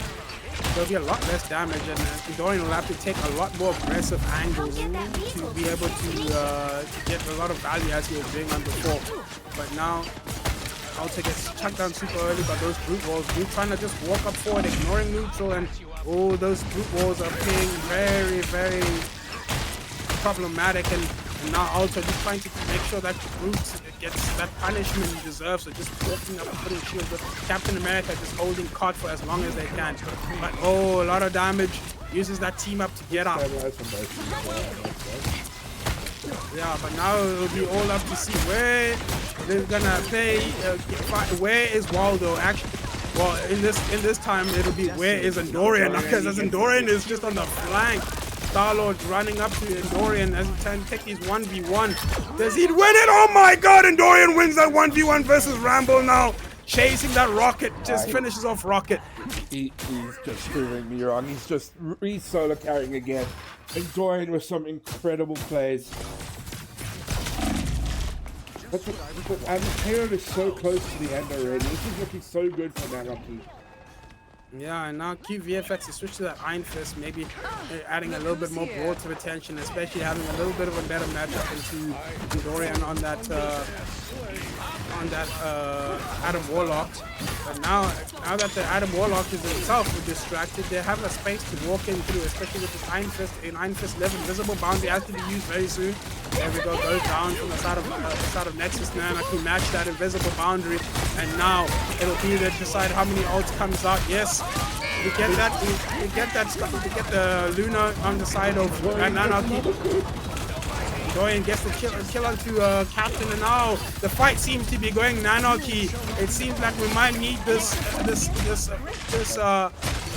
Oh, but we get a kill onto both of the supports. Now it's just Dorian is just finishing up this fight. No, uses this Magneto ult to stall, but I think that the beam doesn't get sucked up. Dorian is hard playing right now. Great plays from him. Like, he's just proving that maybe Adam is a DPS. Maybe I was wrong, because that fight was not winnable for Nanarchy. Like, it just wasn't. And he manages to pull his team through.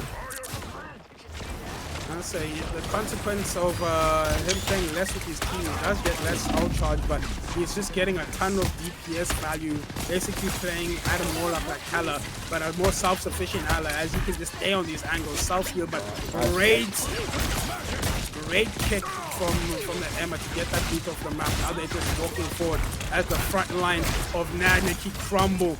Now Endorian trying to run away, but oh, QVX get a bit too full of himself and gets punished as he tries to walk forward, and now it's giving Nanarchy a gap to get in there.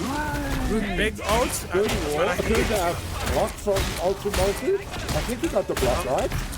I think that was the case, but now Endorian has that res, probably going to be playing safe. Now we get that Punisher ult, good brute walls are stopping the back line, the front line of Nexus from kiting this Punisher ult, and now they're running, then Viz trying to run away, and now they're just taking all of this space. 20 seconds, but having a few ultimates. Rocket manages to just live by the skin of the teeth, but Nexus managed to almost get Arcane on that Bucky. I mean, not that Bucky, that Punisher. Psionic Seduction comboed with that invisible boundary. That was the only way Nexus I thought to win that fight. But a huge rise, my friends, from Endorian. Endorian manages to get, and we get that Luna out just to secure a little bit more healing. Now, a big charge. Does Luna survive this? No! No, Luna plays a bit too cocky, thought that maybe a bubble or a shield was gonna come, but yeah. Star-Lord out comes out, but yeah, she dies, and this we're trying to use this Emma ult to counter that Star-Lord ult, but it does not work. And now it looks like Nexus are able to finish up. Maybe they kill that Emma. The Punisher, not long. Luna just came back, but she's probably gonna be sent right back to the spawn door. Huge mistakes from Nanoki. They had 3 support ults. Nexus had 1, but they died. The Emma ult, they didn't expect it. They got the Luna pick. Which forced the Adam res, and then the dunk from Ultra Volta on the Luna. But this is still a winnable fight for Nanoki. They still do have some really big ultimates coming out. Yeah, but watch the space, and Dorian is on the left side trying to get a cheeky with it. He's fighting, but he's getting chased. He's going to die. Has that soft res. There's Rocket able to survive, and Dorian thinks about it, but decides to go back to his team. And now the Emma is just beaming full charge, just walking down the front line of Nanarchy, and now Endorian has to res. This is the problem. If Endorian doesn't get those value on those off angles, he kind of just leaves his team with a lot less heals. And especially now, both of those Nanarchy have built up that invisible boundary, but Endorian is very far away from that res. He has to probably maybe play a little bit more with his team out super early. Yeah, super early, invisible boundary goes onto the point. And now we also get that the Punisher ult is going to be basically finish up the attack. We get that mag ult, but he isn't able to cast it in time. Oh, that might be game. I don't know if you're gonna get a straight TP. Iron Fist trying to stall on port. He's stalling a lot. Star-Lord making sure that he's able to also get the touch last minute. Long enough. Now we get a straight TP. Get that Psionic Seduction, trying to get to the backline. Oh, but both supports are being taunted. Do we manage to keep them up? No, we're unable to kill them, but good low-key runes on the point. Captain just trying to walk into the backline. If this mag dunk is what's going to decide this game, and doesn't get, but QVFX managed to get Arcane. Q gets Endorian. Do we get it? Nexus are looking at it as Luna is 1 HP. Oh my God! Nexus might be able to beat me. There's a Born Again. The Born Again comes out, but Nexus do have Iron Fist ult comes out. Do we get it? Oh, we are just punching cheaper Town Hall. We're going crazy. Groot ults, but oh, Nexus manages to win it last minute. Final score: 1-2. You just have to feel so awful if you're Nanarchy. I feel like, especially that fight where they had 3 minutes, that was a one fight, and they don't get real value from those ults in that fight. They did manage to win the next fight, which was really the fight after that, which is exactly what they needed. And then Iron Fist comes up so clutch with the stall, and then double picks in the next fight. Nexus just clutching up in the end. GG's to both teams. What an incredible game. Had me at the edge of my seats the whole way. Nexus manages to get that last minute strange TP on the back of that Iron Fist stall, and just that psionic seduction almost ended the game right out the strange TP, but Anarchy managed to deliver. But that Iron Fist during that destruction just manages to get a few picks into the backline, just manages to get Andorian super early, make sure that healing has been nerfed, and make sure that Andorian had to force these golden cocoon. But then after that res, Iron Fist just had that ultimate, and Anarchy had no answer to it. It just good play, good discipline from Anarchy. From Nexus, as they didn't panic coming out of that strange TP, and they managed to just clutch up the game. And on to the final, and Anarchy are going to be bitterly angry right now. Almost had the game, felt like they had won, but that strange TP last minute had other questions and had other answers to them. And now they'll be knocked out into the third place finals, and I don't know as of yet who they'll be versing in their third place finals. But yeah, we're gonna jump straight into the Eagle Eye and Imperial Onyx game. They've been waiting for us, but yes, then as you say in chat, cheaper Town Hall came out big in the end. You don't really see a lot of Iron Fists. I was definitely questioning the Iron Fist choice, but it actually makes sense. It's a really good way to just shut down you don't have to win like an aim duel with Intermarine. You just need to get your cooldowns at the right time. Obviously Enduring got so much value on the Adam, but I still think the fact that Rez just wasn't getting as much value because he took so long to build it, because he's not getting so much heals, because he wasn't really also soul bonding his team when they need it. Like, it does make a big difference. Like, as soon as they started to react to the flag, I think he needed to be a lot closer to his team. But still, insane gameplay from the Anarchy. But they'll be having to play for third place now. I said probably kicking themselves just a little bit. Maybe if Endorian had played with the team just a little bit more, had maybe one or two more reses during that game, but Endorian decided, I want to be the X factor for the game, and sometimes it works. Yeah. And sometimes it works, but unfortunately it just didn't work just that enough. That extra 1% just wasn't there, and especially with that Iron Fist swap, it allowed VFX to just chase after that Adam Warlock, and him and Ramble were able to double team that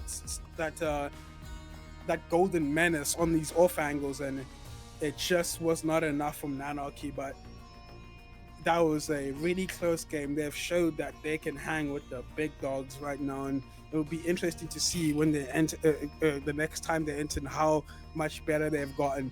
If maybe because right now I could see it was a bit of an Endorian show on the side of Nanarchy, but maybe they go to the drawing board and figure out a way to extract more value from the rest of their team. I do have to give credit to Odinson. I think he was an incredibly strong camp. An incredibly strong Emma as well. I think Khan also had a really good game on Nexus side when he was switched to Emma. There was some huge psionic seductions as well.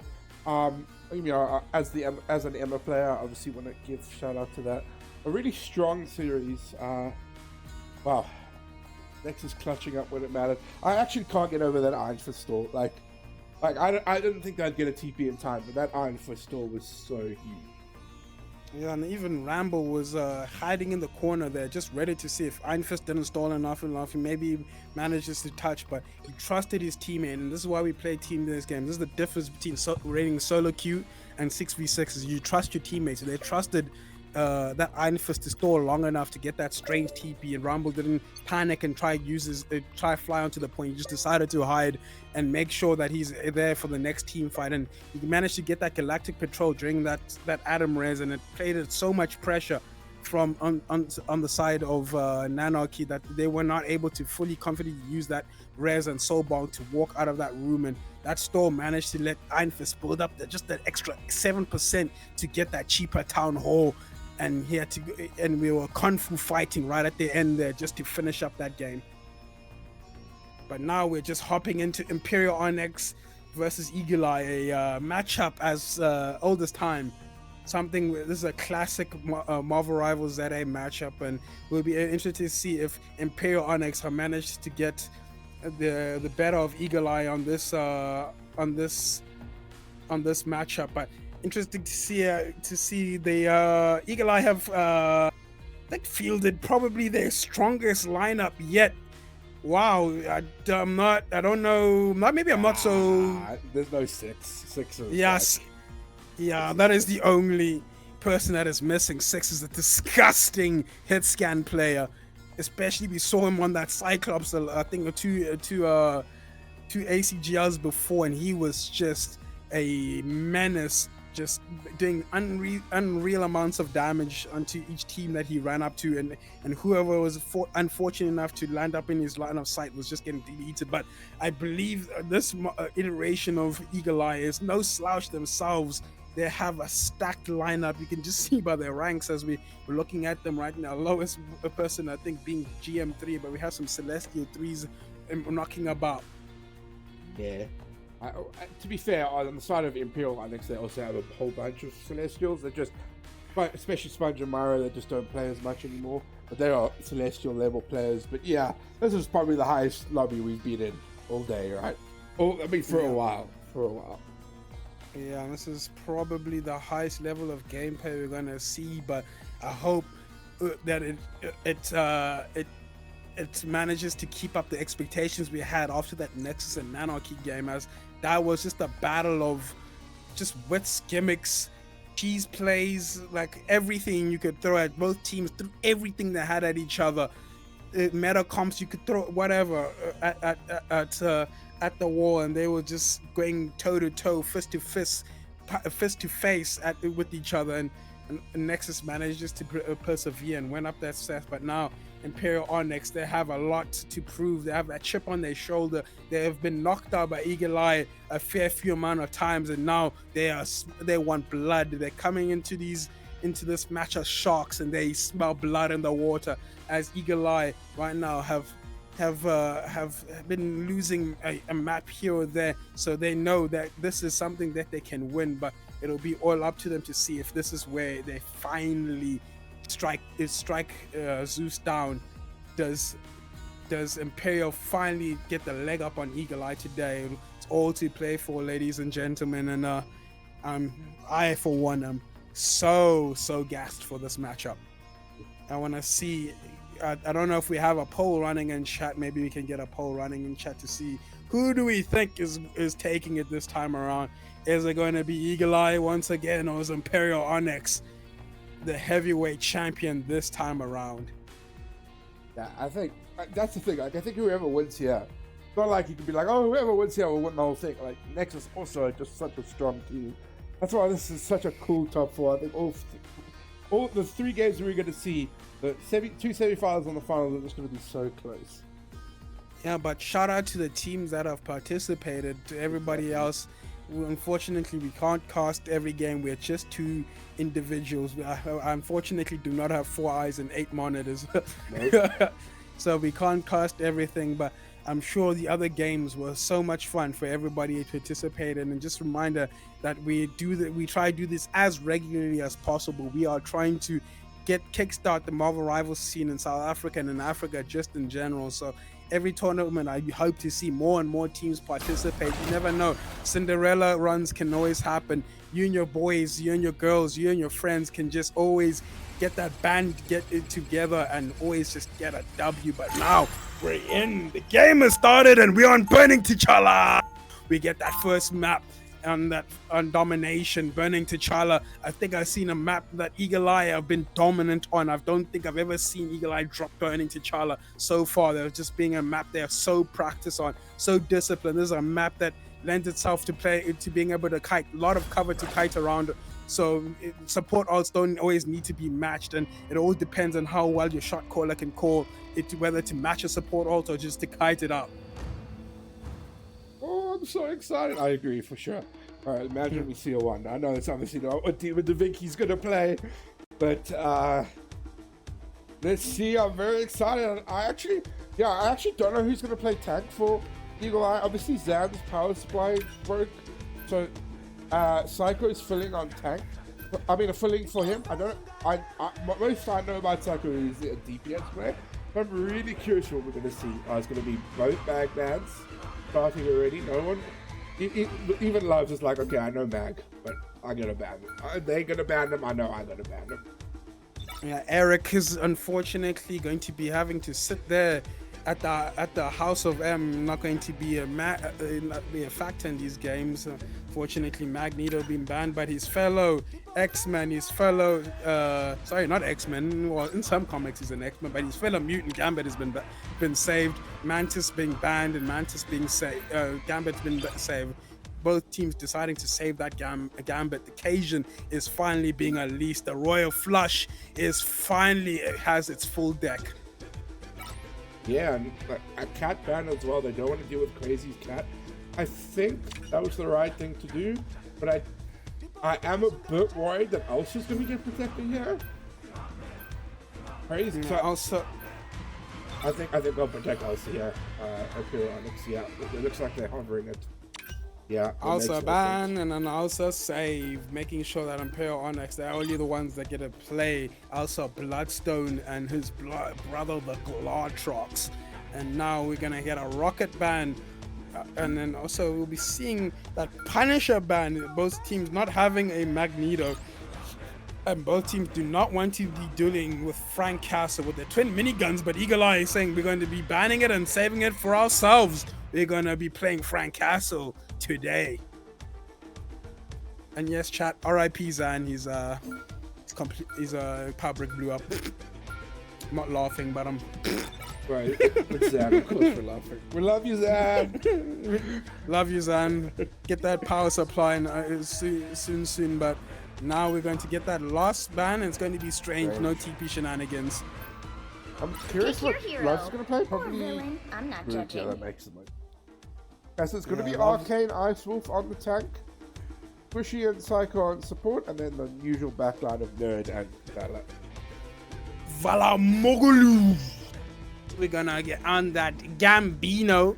Gonna have a fair duo of X-Men on the side of Eagle Eye as they're running that Gambit. Oh, maybe a rocket change, but I believe it's probably going to be Gambit. It'll be suicide not to run that Gambit. I think so, especially after you protect it. Yeah, I think Gambit is probably very high prior, but it's probably just they were debating who was going to be playing that Gambit, and now on the side of Imperial Onyx, they're playing that Mantis and that Gambit, playing that double speed comp, having a lot more mobility, a lot more engage potential. And they're playing that Glortrox and Bucky Barnes with that Winter Soldier creepy tentacle arm, and Sponge and Russo playing that Hood and that Emma. But Eagle Eye having a little bit of a soft dive coming on from Arcane. They just want to have a little bit of a backline distraction. They don't want to take this fronty back purely just on fronty back. They want to have a little bit of a distraction. Maybe Arcane does a soft dive and then Eagle Eye walking on the tank on the side of Imperial Onyx.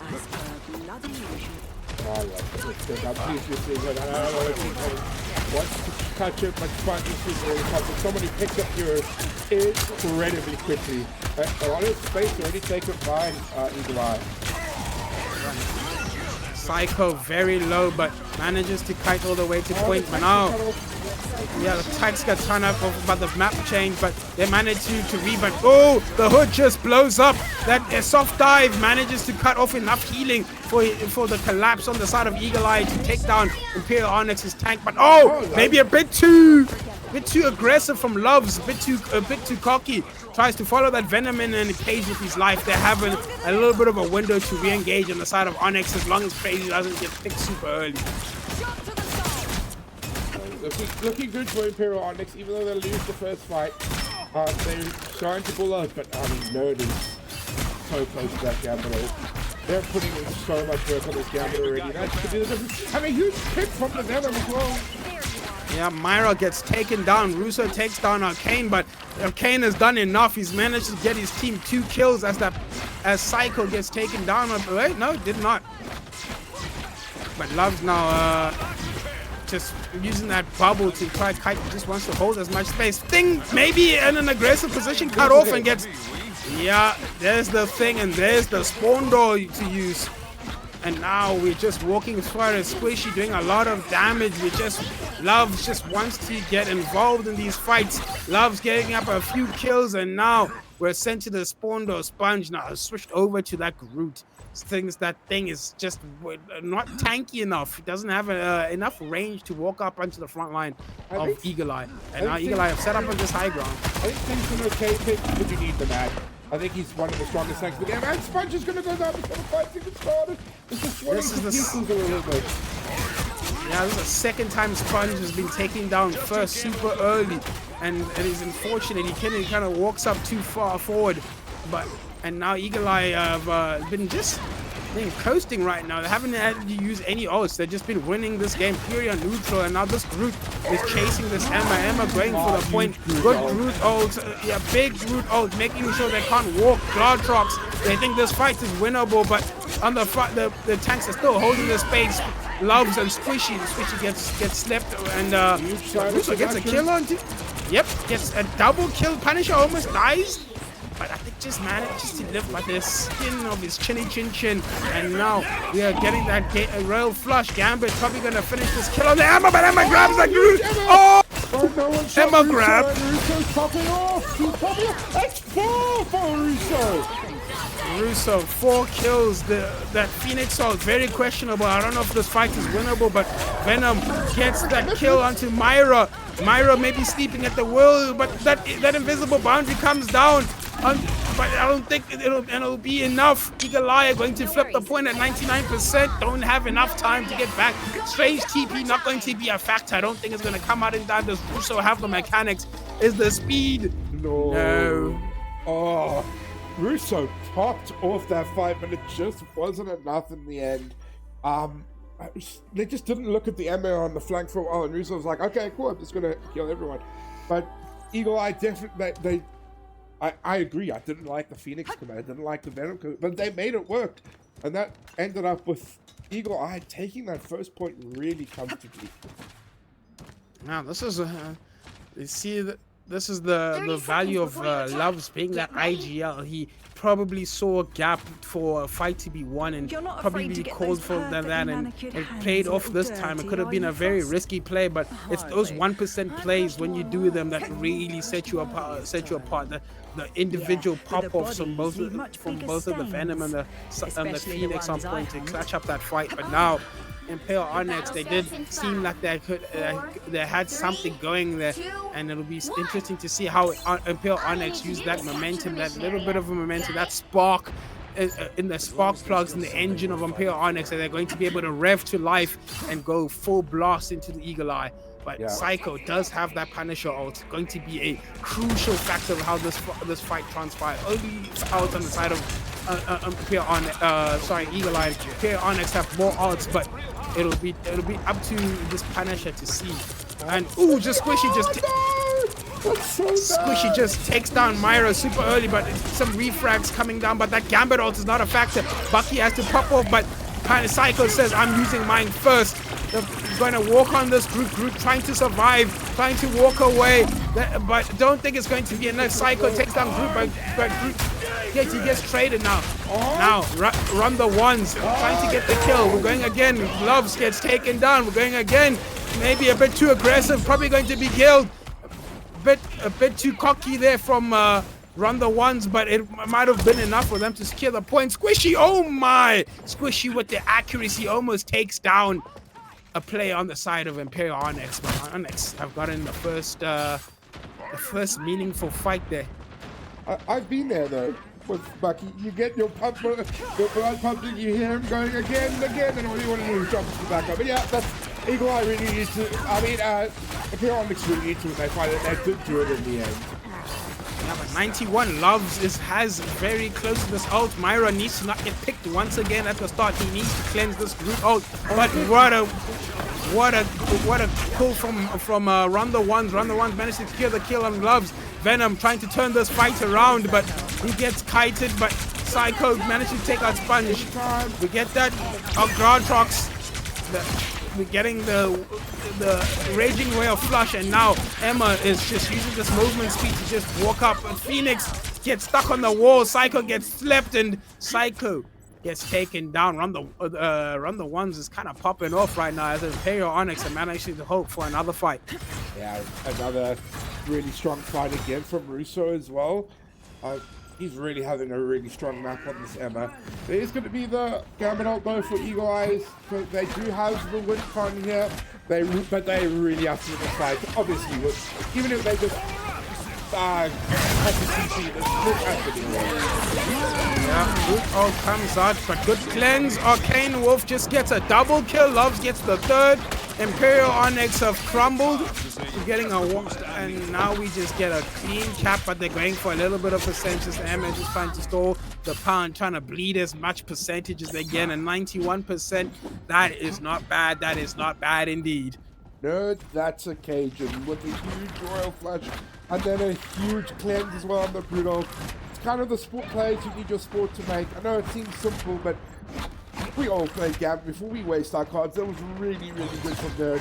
A really good cleanse and a really good ult, and that fuels the fight for them. For Eagle Eye. I want that to make that efficient. Nerd, that's occasion, bro. I like that. But Psycho takes down Russo super early. They haven't even been able to engage, but this Venom with this Phoenix team is going crazy. Manages to get a lot of damage. That was disgusting. Arcane, so much damage into Imperial Onyx, and they take that fight very, very cheaply. They barely didn't have to waste any ultimates. They didn't have to invest anything. It's free. Your backline is free. Imperial Onyx in that last fight, and now Arcane has that Feast of the Abyss and is going for a dive. Looking to when to go. He goes, gets another, gets 2 kills, and now this Cloak and Dagger is fearing for their lives. Gets taken down. Elsa Bloodstone trying to run for the hills, trying to follow up with some damage. But this Venom saying, I'm getting all his tendrils all over Elsa Bloodstone. Disgusting. It is important to note that Imperial Onyx just need to win this fight. Eagle Eye do not have a TP, but they don't touch. Oh, doesn't get the strange TP in time. Eagle Eye take map 1 in very good fashion. They're able to stabilize and just off of that Venom. The Venom just feasting onto the backline, going crazy, making a lot of carnage. You guys like what I did there, carnage, Venom. But causing a lot of carnage in the backline of Imperial Onyx. And Squishy coming up really big in that map. I think Russo had a very strong map for Imperial Onyx. I think Round the One certainly had a stronger second map, but Squishy was just Imperial. Like, he would get picks on fight on a flank before the fight even, like, it wasn't even, the fight didn't even start. Like, they were just like kind of staging. Really great play from both teams. Eagle Eye obviously feeling very strong, but we saw what happened in the last couple games. It still can go either way. Yeah, it's we've been seeing 2-1s, and that might be on the cards if Imperial Onyx manages to shift up one more gear. They are playing really well. They just don't have that extra 1%. They're just losing on the last vestiges of the battle, and they just need to clutch up at those last minutes. They need to play a lot more discipline, a lot more together, as they're just letting this Venom run wild, letting Arcane just get onto their backline, and not enough damage on the side of Imperial Onyx. They're just getting collapsed upon, and well done from Eagle Eye on that first map. But now it's all up to Onyx to decide a map, take a breather, and rethink their strategy. How are we gonna deal with this Venom? Are we just gonna ban it out, or we're just going to find a new way to deal with it? Maybe a Bucky do a lot more damage. I think Wolverine is slept upon this season. I think Wolf could be an angle that they could take. Just make sure you can kidnap that Wolverine out of your backline, and then just walk onto that Groot right after. Yeah, really. Oh, well, I'm out of breath. Like, these games have been crazy. I do think Imperial Onyx are going to come back really strong on this map. I really think that they could stand up to this Eagle Eye team. I mean, this was that's one of the, like, Squishy always performs, but that was genuinely one of the biggest carry performances from him. If they can shut down Squishy, maybe it starts to get a bit difficult. And like, if you're banning the mag, Groot is probably going to be in the game, right? You don't want to ban 2 people. I'm really curious to see how this goes. Yeah, it's all up to Imperial Onyx. They saw what they can do to win this game, and it's just all up to them how they can implement what they have learned in this previous series to in that previous map to finish off what they have started against Eagle Eye. And now we're going into this next map where it'll be up to Imperial Onyx to pick which map, and maybe a Museum of Contemplation, and we're finally going to see it. This map being I don't think Imperial Onyx want to give Eagle Eye a chance to play Museum of Contemplation.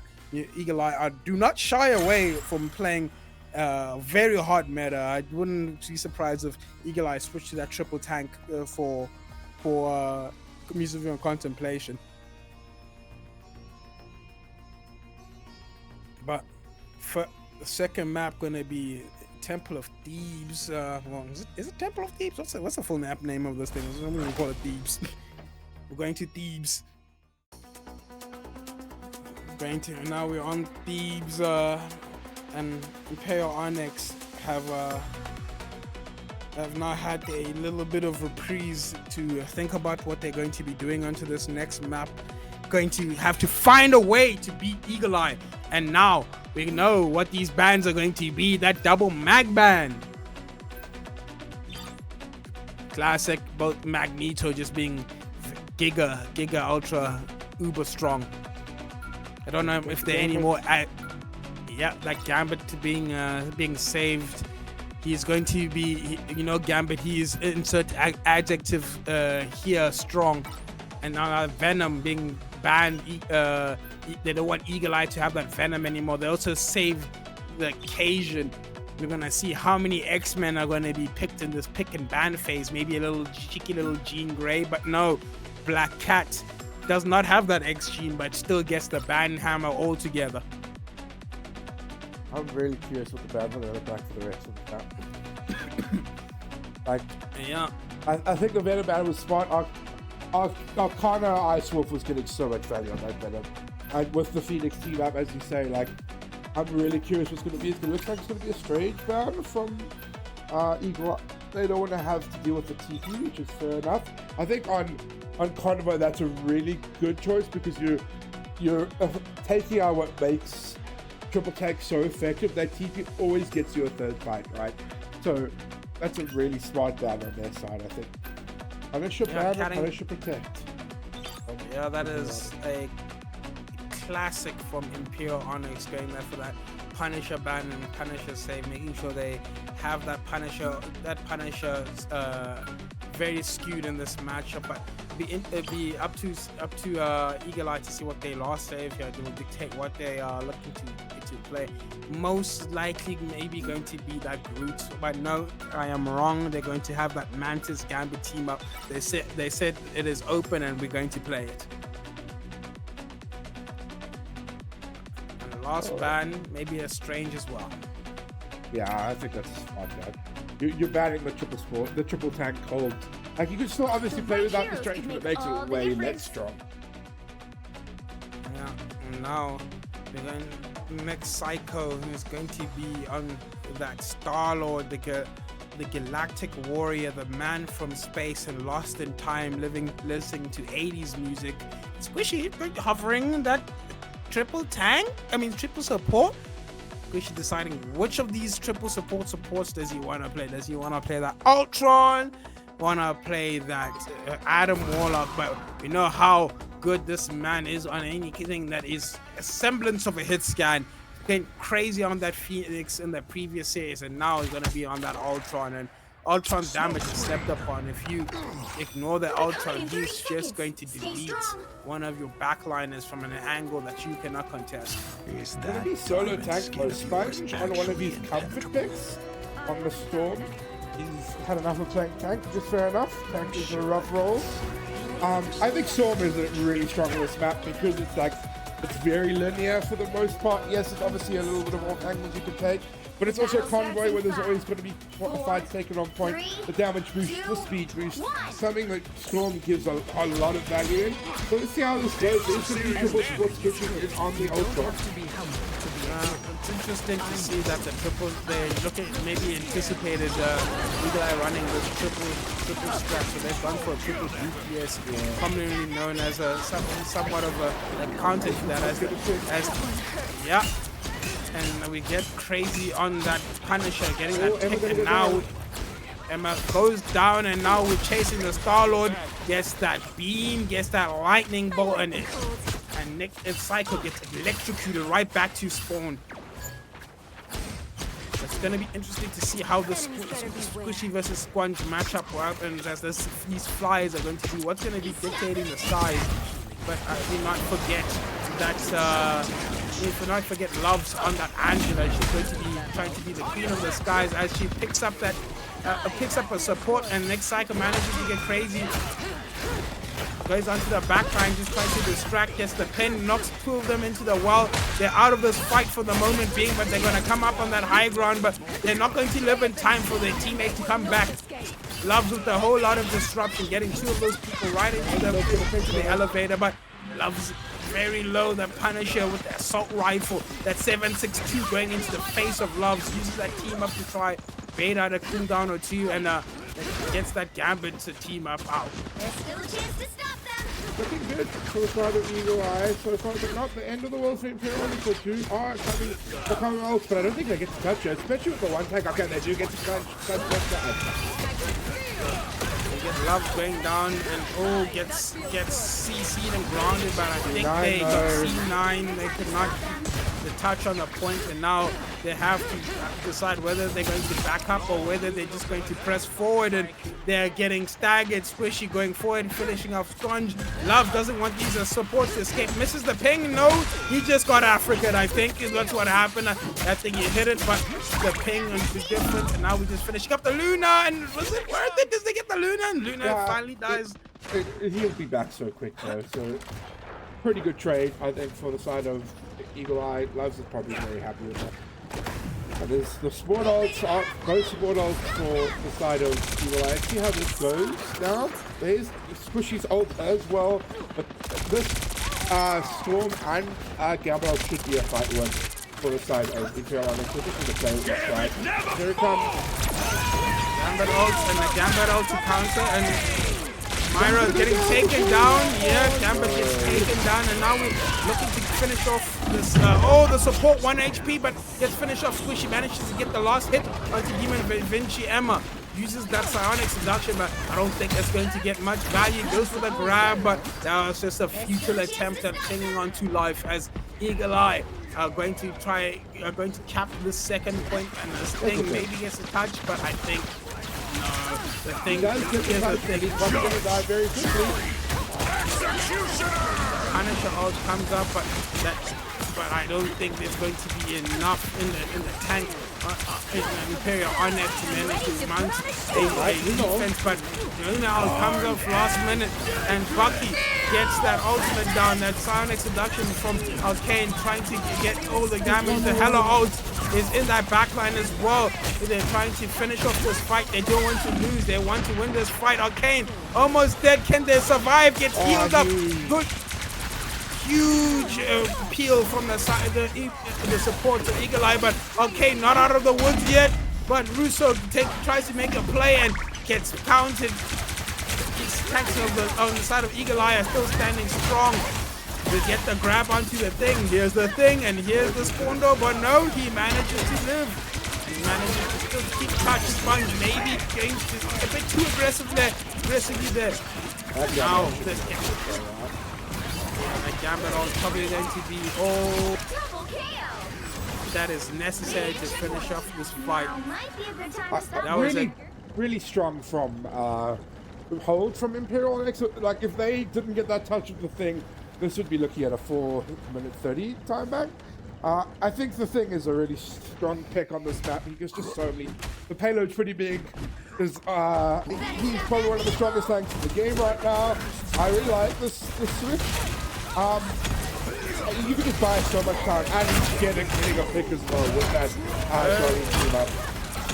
Early pick, but some trade kills happen on the side of Eagle Eye as Ronda Ones manages to kill Squishy, make sure that the advantage is still on the side of Imperial Onyx. Now, this Sponge is trying to walk forward, trying to brawl on this Groot. Groot was very low, but I think Sponge didn't want to go too aggressively. Sponge, you need to be careful that Emma does have that diamond form, can just grab you by the scruff of the neck and kill you, but Johnny team up pop.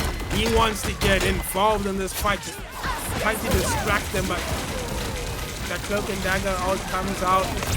Might be enough. Good clobbering time, but they are inside that cloak and dagger all. They turn a bond, eternally making the back line of Eagle Eye live, but not for much longer. Eternity has a time limit. Eternity is not forever, it seems. And now Imperial Onyx manages to stabilize, but I'm interested to I'll get you next time. interested to see what Eagle Eye using to this next fight. As they do have 100% on that Gambit out. The Raging Royal flushes. Gambit never folds, he only raises, and we'll see if he's going to be raising into the back lines. Emma ults come and Emma ulti match, but I think Russo has been playing a bit too aggressively on this Emma. Can Gambit be taken down? No, good peel, good patty caking for the support. They get a Bucky ult onto the side of Imperial Onyx. They get any final hits. Sponge manages to take an Arcane Wolf. There's that Raging Royal Flush comboed with that Hala ult and that Galactic Patrol. 3 ultimates invested from Eagle Eye. They want to win this, and they want to win this now, and I think it's a bit too much for Imperial Onyx to deal with. Yeah, that Gambit got an ult is just fight winner, but it's also not the end of the world. Maybe it is. I don't know. They are coming up on that Gambit ult. Both DPS ults are kind of thrown at the same time.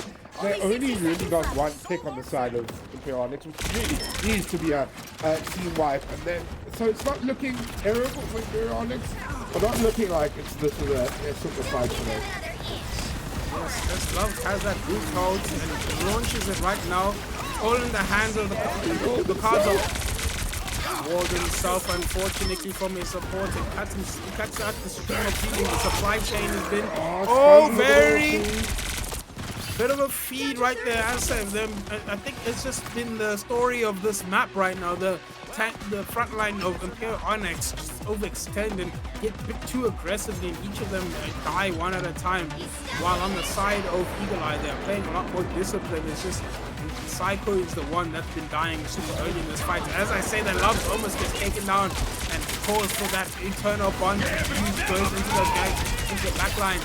Gambit never falls as we go with that Gambit or trying to get some trade up kills. He takes down Sponge. Russo gets taken down by Love. And now we're taking that Bucky ult. We're trying to swing this fight in but it may be futile. Yeah, a futile lost stand as he gets the kill, but not enough. And now the Psycho on the Star-Lord is trying to get into their backline, looking at the fight. They're just stalling on cut, cooldowns are popping off, no ultimates on the side of the team. But as I said, that Punisher pops the twin guns. Oh, manages to live, but that Hala caught out. Now the DPS gets taken down by Frank Cancel. Because Love manages to live. Love flying, zipping, serpentining in the sky, just trying to stall out the cart for as long as they can. But both support ults come out on the side of both teams. But now it's going to be Psycho that has the ultimate. Can he win this? Can he get a few kills? But good disengage from the side of Imperial Onyx, and as that Raging Royal Flush is unable to get the final kills, and now there's a lot going on. They're getting into the backline. Arcane gets a huge pull, gets that Punisher, and now we are trying to use that Emma out to swing the fight, but I don't think there's enough people on the side of Imperial Onyx to score. Sponge still on that Angela. He can score the point. Maybe that Raging Royal Flush, maybe to come out in time. Somebody needs to. They have enough time, but someone needs to touch. They need to get someone on that point, but they get forced back. Error. The current score is 0-2. 3. Oh Time no, to switch that things was up, so winnable including for which Imperial. side It's you're literally, it's not the worst. They do only cap You'll need a top-notch with no team to time. win They this did one. cap in overtime, but that Galactic Legend, like it got 0 picks, but it forced the Imperial Onyx. They had to obviously disengage. They have to respect it, but it managed to get the team back to the point as 6, and then they kind of touched with the Emma with Arcana Ice Wolf. I do also want to give credit to Nerd that Gambit altered 3v6. A lot of Gambits probably wouldn't do that, but it allowed the team to not only stabilize, but also for Psycho to get that Star-Lord ult. That was clutch from Eagle Eye. That's a split decisions coming out from the side of Eagle Eye. What is setting them apart from every other team in South Africa? They're able to almost always could do the right plays at the right times. And right now, Imperial Onyx, they need to keep those tanks alive. I think those tanks have been dying super early, way too often. But maybe Imperial Onyx have an easier time on attack to keep the tanks in the line of sight as they'll be able to push as a team. But Loves is on that. Angela has other thoughts, wants to disrupt as much as they can, and now we're able to see if Eagle Eye are able to do a full hold situation here, or it's going to be maybe a full map situation as they do a last minute hold. Arcana Ice Wolf gets poked down super early. Loves trying to get, but a hook from Bucky sends him into the spawn line. But Eagle Eye always get a refrag onto somebody, trying to keep the fight even. And the thing tries is in the backline to try to take as much space, maybe separate Eagle Eye a little bit more. But Eagle Eye as composed as ever, keep together. But now. That hook from Bucky gets cancelled by the Phoenix, and now he's just looking to unload and damage. Angela comes in, and is he able to get anything on that Angela? That Star-Lord on the high ground almost gets taken down. Oh! The iframes manages to save them, but Arcana Ice Wolf manages to get the grab, and also live with his life.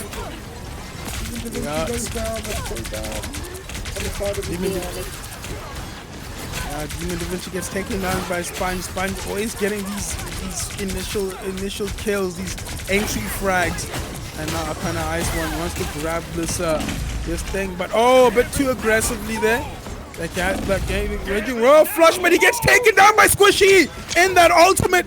It gets cancelled, and now that Raging Royal flush on the side of Eagle Eye is the only one. There can only be one Gambit. Gambit never folds. I think that the trades are going either way. Squishy is going to be forced to ult here. Is he going to survive the comeback? He's going to go through the balcony, obviously the TP. Yeah, Squishy just temporarily went to Goldreef City, taking the wild ride in the ice corridor. In the sand corridor. But now we'll see how Emma play from Arcana Ice Wolf, and now it's just this thing, and he's been separated from the support. Support try to walk forward, but they run into it at the sweet embrace of the Queen of the Skies, Angela. Glad to help. Emma supremacy. I love an Emma matchup. One of obviously my favorite. I'm very biased. This is a winnable fight though for Imperial Onyx. They have their support ult.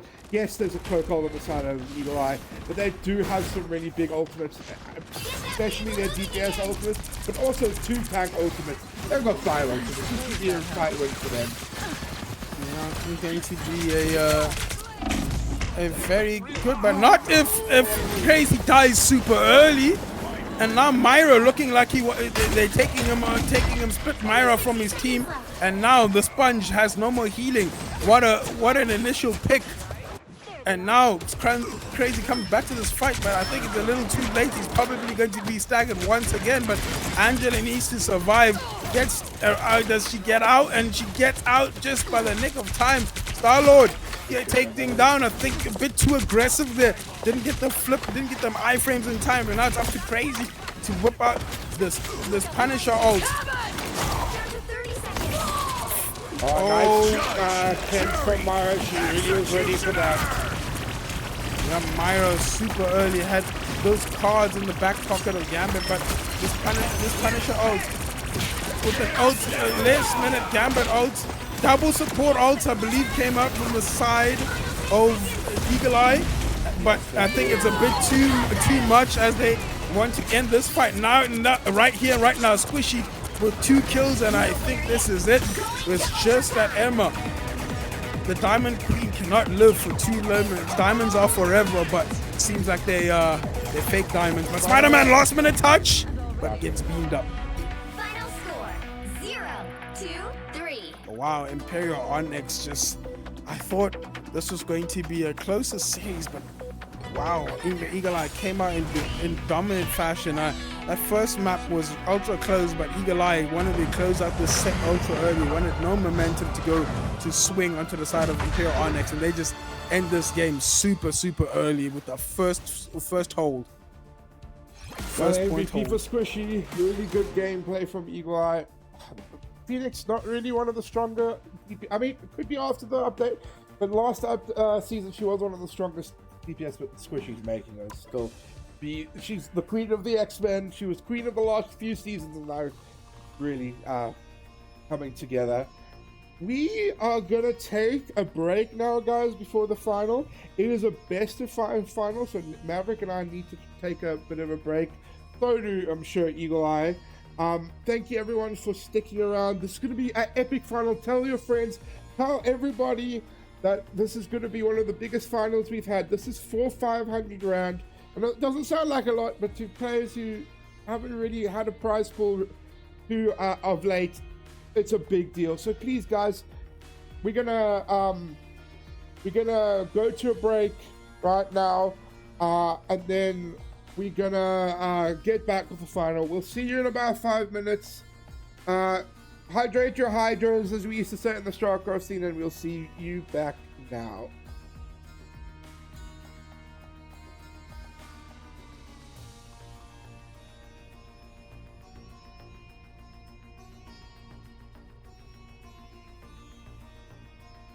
Did you mute the stream, right?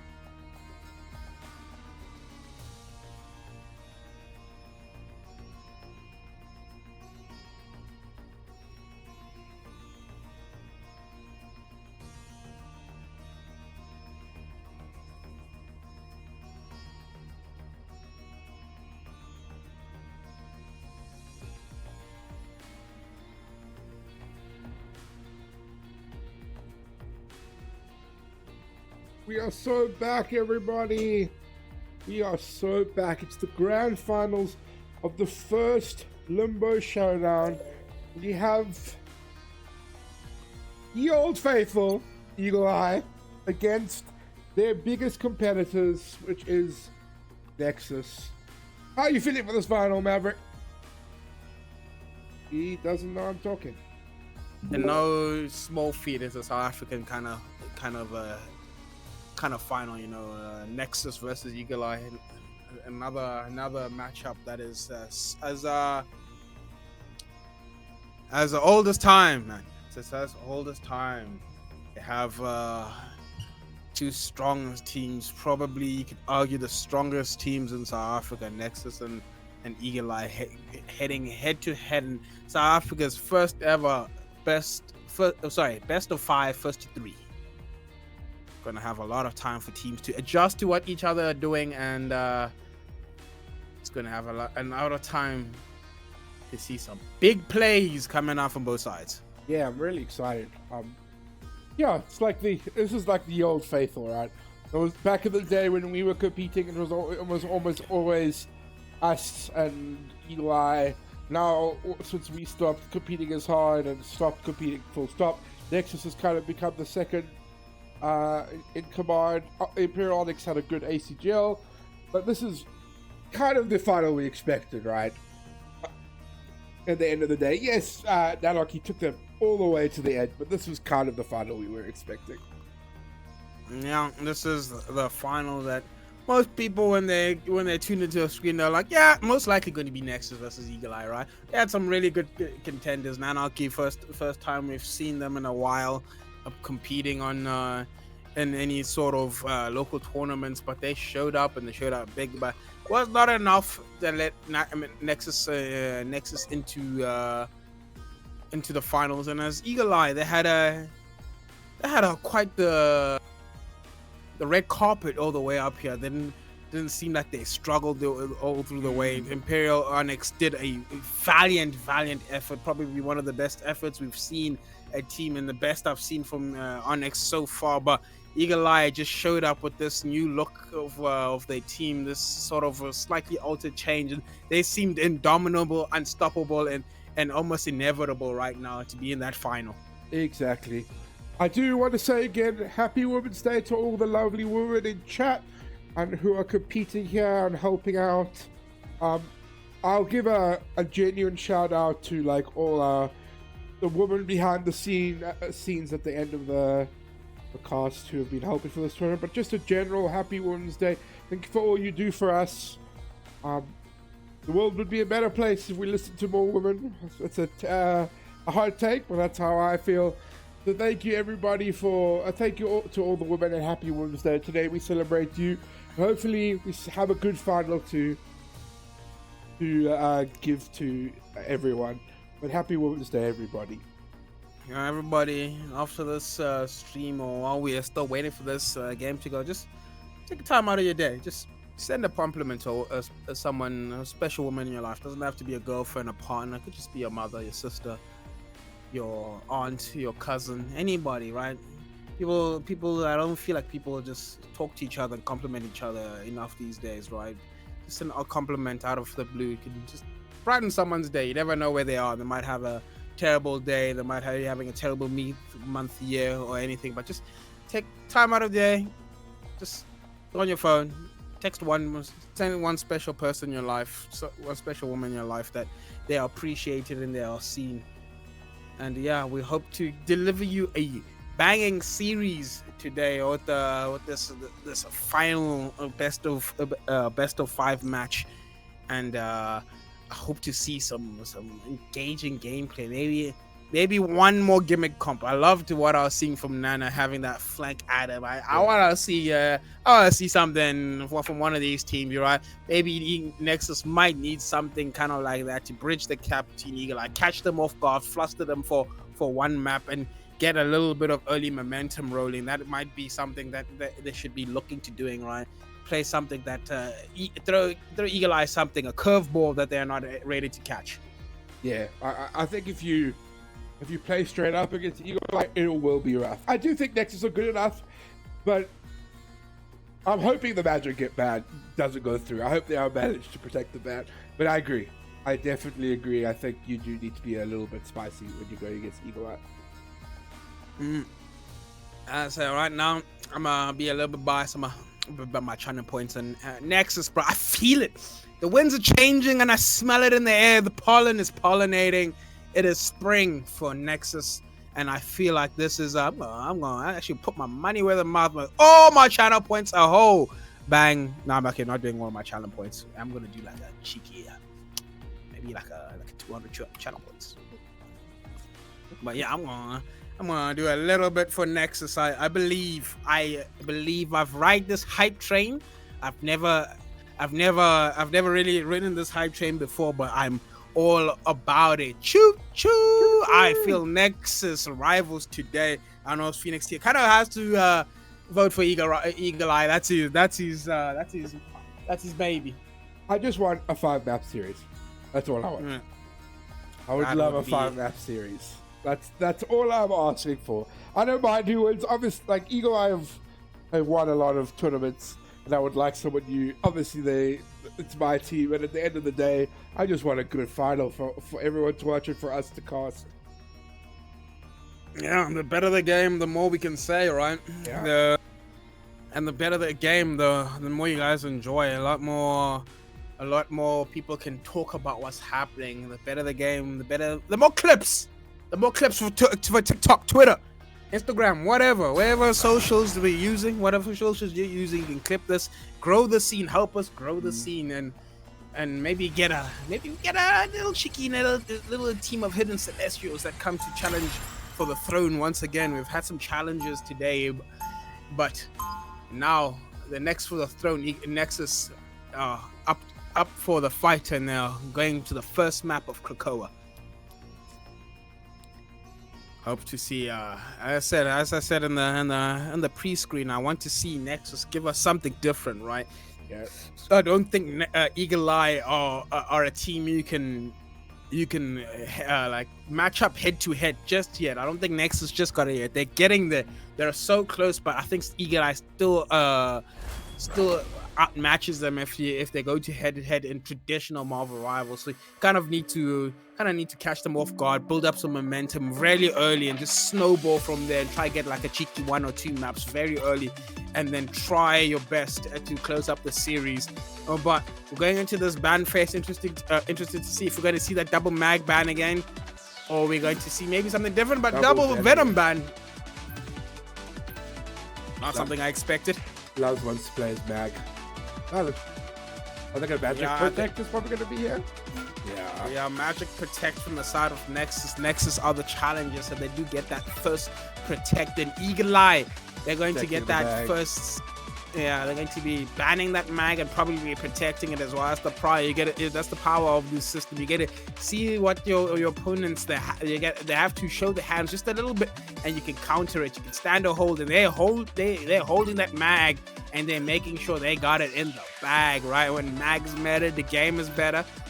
And now we're going to see more mag this time, and no mag from the side of Nexus. And Nexus have a chance to take something out from the side of to the side of Eagle Eye. They get a snatch they chain, as the kids say these days.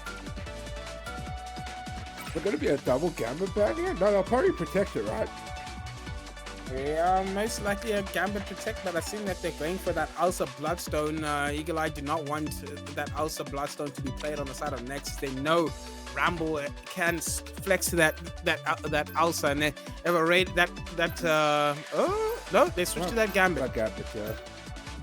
It's the pivot to that Gambit, and that Namor as well been taken. Eagle Eye has no way to deal with Ram. They're trying to maybe give Ramble a bit easier matchup into the backline by getting rid of that Namor. But I think the DPSs on Eagle Eye are proficient enough that they don't need Namor. I think Namor is a bit more of a kind of like a sham of an anti-dive character. I think they're more, especially when Bucky exists. I think Bucky's a way better anti-dive character. They're able to just turn any dive into a brawl and basically can't lose to any dive DPSs in the 1v1. But Emma being taken out from the side of Eagle Eye, Eagle Eye are unable to play that Emma, and they save that Strange, wanting to allow themselves to have that Strange TP later, and having that Pick your Emma hero. Bloodstone Villain, I'm not judging. just for Psycho to be playing.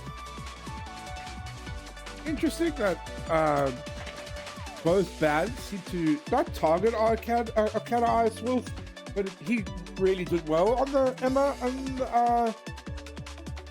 and Venom, and he's not going to be able to obviously play those heroes, so it's going to look different. Also, there's some Mag Lords being shown on the screen. When, as you say, when Mag is meta, game is better. That game better, and we're going to get some better games today as we are on the cusp of this final kicking off. We're just waiting for those spawn doors, those 33 seconds we're eagerly awaiting, clutching. Everybody's got the popcorn, got the Mountain Dew. I know we gamers, maybe you got the gamer subs code. I'm gonna make up my own code Maverick at checkout. That didn't work.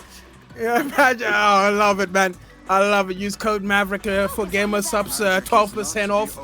But we're just on the cusp of this first fight breaking out, and Squishy is on that Human Torch. We haven't seen a Torch get out today, but I think Torch is a low-key sleeper, and Gororo is on that Deadpool. And we're gonna have more of a traditional backline from Nexus, favoring that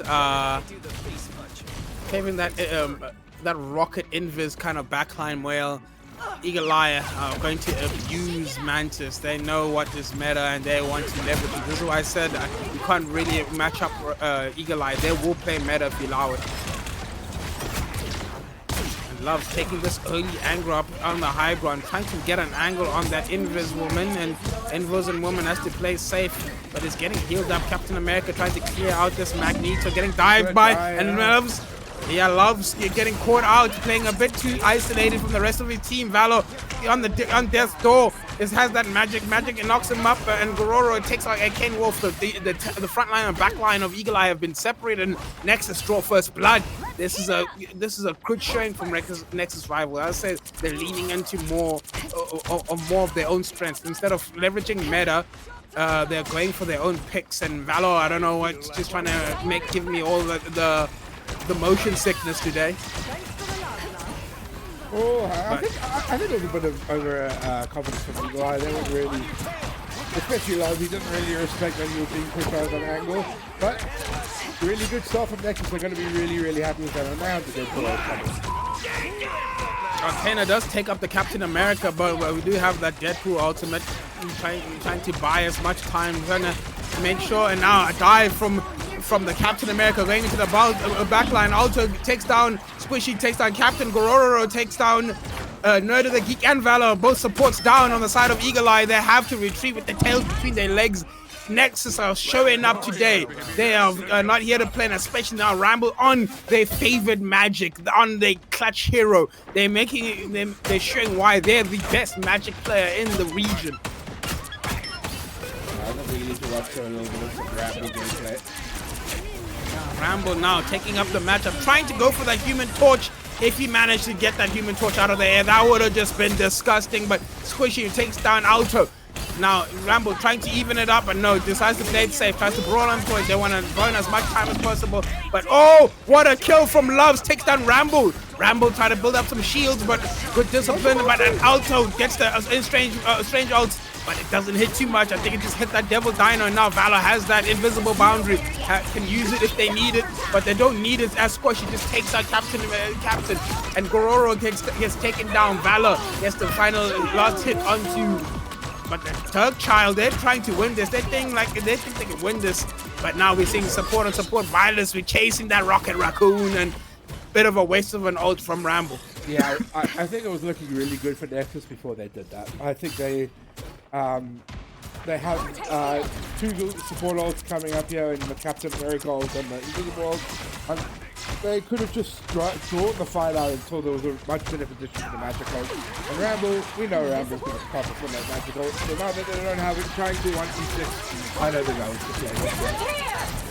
Invisible boundary comes out. Valor matches, but it's outside of the ultimate. Oh, there's to make it inside. Oh, just makes it and gets that toe into that ultimate, but We get Arcana Wolf going crazy on that Devil Dino. He's showing why the dinosaurs are extinct. They're just a menace. He is going prehistoric. He's going Mesozoic. He's going... Don't even know when the next dinosaur stage is. I forgot. Didn't study too much in biology. Or history, whatever you study dinosaurs in. I think it's Barefoot Pajamas the next stage. The next stage of evolution for the reptiles. Barefoot Pajamas. Okay, so Nerd is coming up on nails. They do have that Captain Miracle for next, so I think that's the big one here. See how much they get out of it. They are going to force it super early. I was going to go for a dunk here. Good shield coming from that Doctor Strange, and now Squishy gets that bubble, trying to throw these fire tornadoes where he is going supernova. The star is burning bright indeed, but that Strange all comes out. Rambo, does he manage to pick up 2? Yes! Now he's spinning onto that Mantis. Wants to clean up this Mantis. Mantis trying to kite, but Loves all you want alive. Takes that TP, but is he just staggering himself? Oh no, he might just be staggering himself. He wants to get that touch, but Love dies super late, but they might be able to get that Strange TP in time. There's 1 frame. Also, Bloodstone touches just in the nick of time.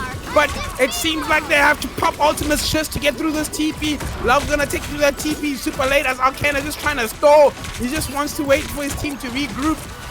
He outs from Nexuses to clean up. Rambo cannot die. He's coming up on that ultimate. They need to focus Loves, but no, the Gororo rips that Deadpool ultimate, wants to go straight into the back line. Wants to be a menace. Deadpool, the Merc with the mouth, is just going crazy, but Rambo, ooh, Darkchild, very questionable. I think this is what they would have won this fight, but better safe than sorry as they win. Nexus take second point. Well, sorry, first point. They have taken first point, starting off really well. I thought we were already on second point. That was a long first point, going 99 to 99 the whole way. The 6th shebang. Yeah, I mean, that was after you get 99 on a point, you hoping that it's a bit easier than that. But Nexus clutched up. Ultimate with a huge 30 seconds before Strange you attack. ult, the huge follow-up from the Magic. That's kind of forced Eagle Eye just to throw people on point with the TP. Just getting on at the last second. But it was all came down to the end to Ultimate with that huge Strange ult.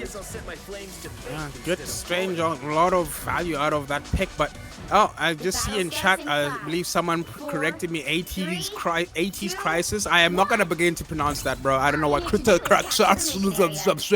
the next stage of the dinosaur evolutions. I ain't gonna do that. But Loves, ooh, is he lagging out? There we go. Internet is back on, but Loves now is going to have to be the difference maker. Has to get his team. This is the job of an IGL, has to make sure that he gets his team on the same boat. But Eagle Eye want to clear out this high ground, force Nexus to fight on point. But Nexus are more than happy to oblige. They just give up this high ground super early. They said, but now we're getting the payload. Tactical strike inbound. Boom! We're onto that Invis woman, and Invis woman just gets deleted. Oh my! And now Arcana Wolf. Yeah. There is that res. Aurora does get the pick onto the... So each team has that one. We've got Aurora on that off angle. Gets that invisible boundary super early from Eagle Eye. They just want to stall out until Nerd gets back to point. Or maybe just win this fight out. Alright. But Valor and Squishy manage to get picks, and Valor managed to finish off Squishy. Gororo does get the loss. It gets his leg back onto Squishy, but the Eye is trying to retreat. Not the end of the world though for Nexus. You get an invisible boundary out for that fight. After losing the first pick, you have both sport ults coming up here. Rambo is gonna not play the Magic. I don't think Thing is like I think it's something you could play around like a couple times, maybe give it a try, but he doesn't want to deal with the thing. Yeah, rather just be more consistent. Doesn't want to have to be dealing with it. But Squishy picks up the Ben Grimm. We're getting that fantastic 4, and we're looking for that backline. We're going in again. Invis stand up once again. We're punching into this backline. We have that thing out. Everybody tries to peel, but to their own detriment. Squishy manages to kill Gororo, but now that rocket ult comes out. We're just trying to peel. Strange ult gets pushed, and that Strange ult doesn't get anything. Now we're getting Squishy with with he's going shining bright like a star. Loves manages to get that Meteor M onto Captain. Now they have to go full scale retreat. Eagle Eye have woken up and now they are on a course to be looking to dominate at a 63%. Loves pushing, doesn't want to get these people escape. And now it's just Rambles having to fly away. Star-Lord just watched his whole crew die. This is starting to look rough for Nexus for this round. They don't really have any support ults. Valor coming up on his. They do have the Captain America ult and the Star-Lord ult. Those are the key ultimates here. But Psycho does have his also ult coming up. Then it depends who gets the first pick here, I think. Yeah. The most likely, Eagle Eye are probably most likely looking for letting Nexus make the first move, and then they're going to respond in kind with that Glartrox. There we go. There is comes oh, but look at them kiting that now. We are trying to kill somebody else. Squishy in trouble, but the Earthbound manages to save Squishy just for the time being, but 2 kills. And now Ambrose wants to get to the high ground. The support's playing this high ground backline of Eagle Eye, trying to retreat. Elsa Bloodstone trying to get out, and she retreats. Said next, don't want to fly too close to the sun. Yeah, Galactic Legend was the didn't get anything really from Ramble, but what it did do is it forced the supports to care for each other. But these gloves just blew up, right? Because there was no healing on him. But there's a invisible boundary coming up for Eagle Eye, but Nexus getting some time on the point, at least forcing Eagle Eye to have to take this back.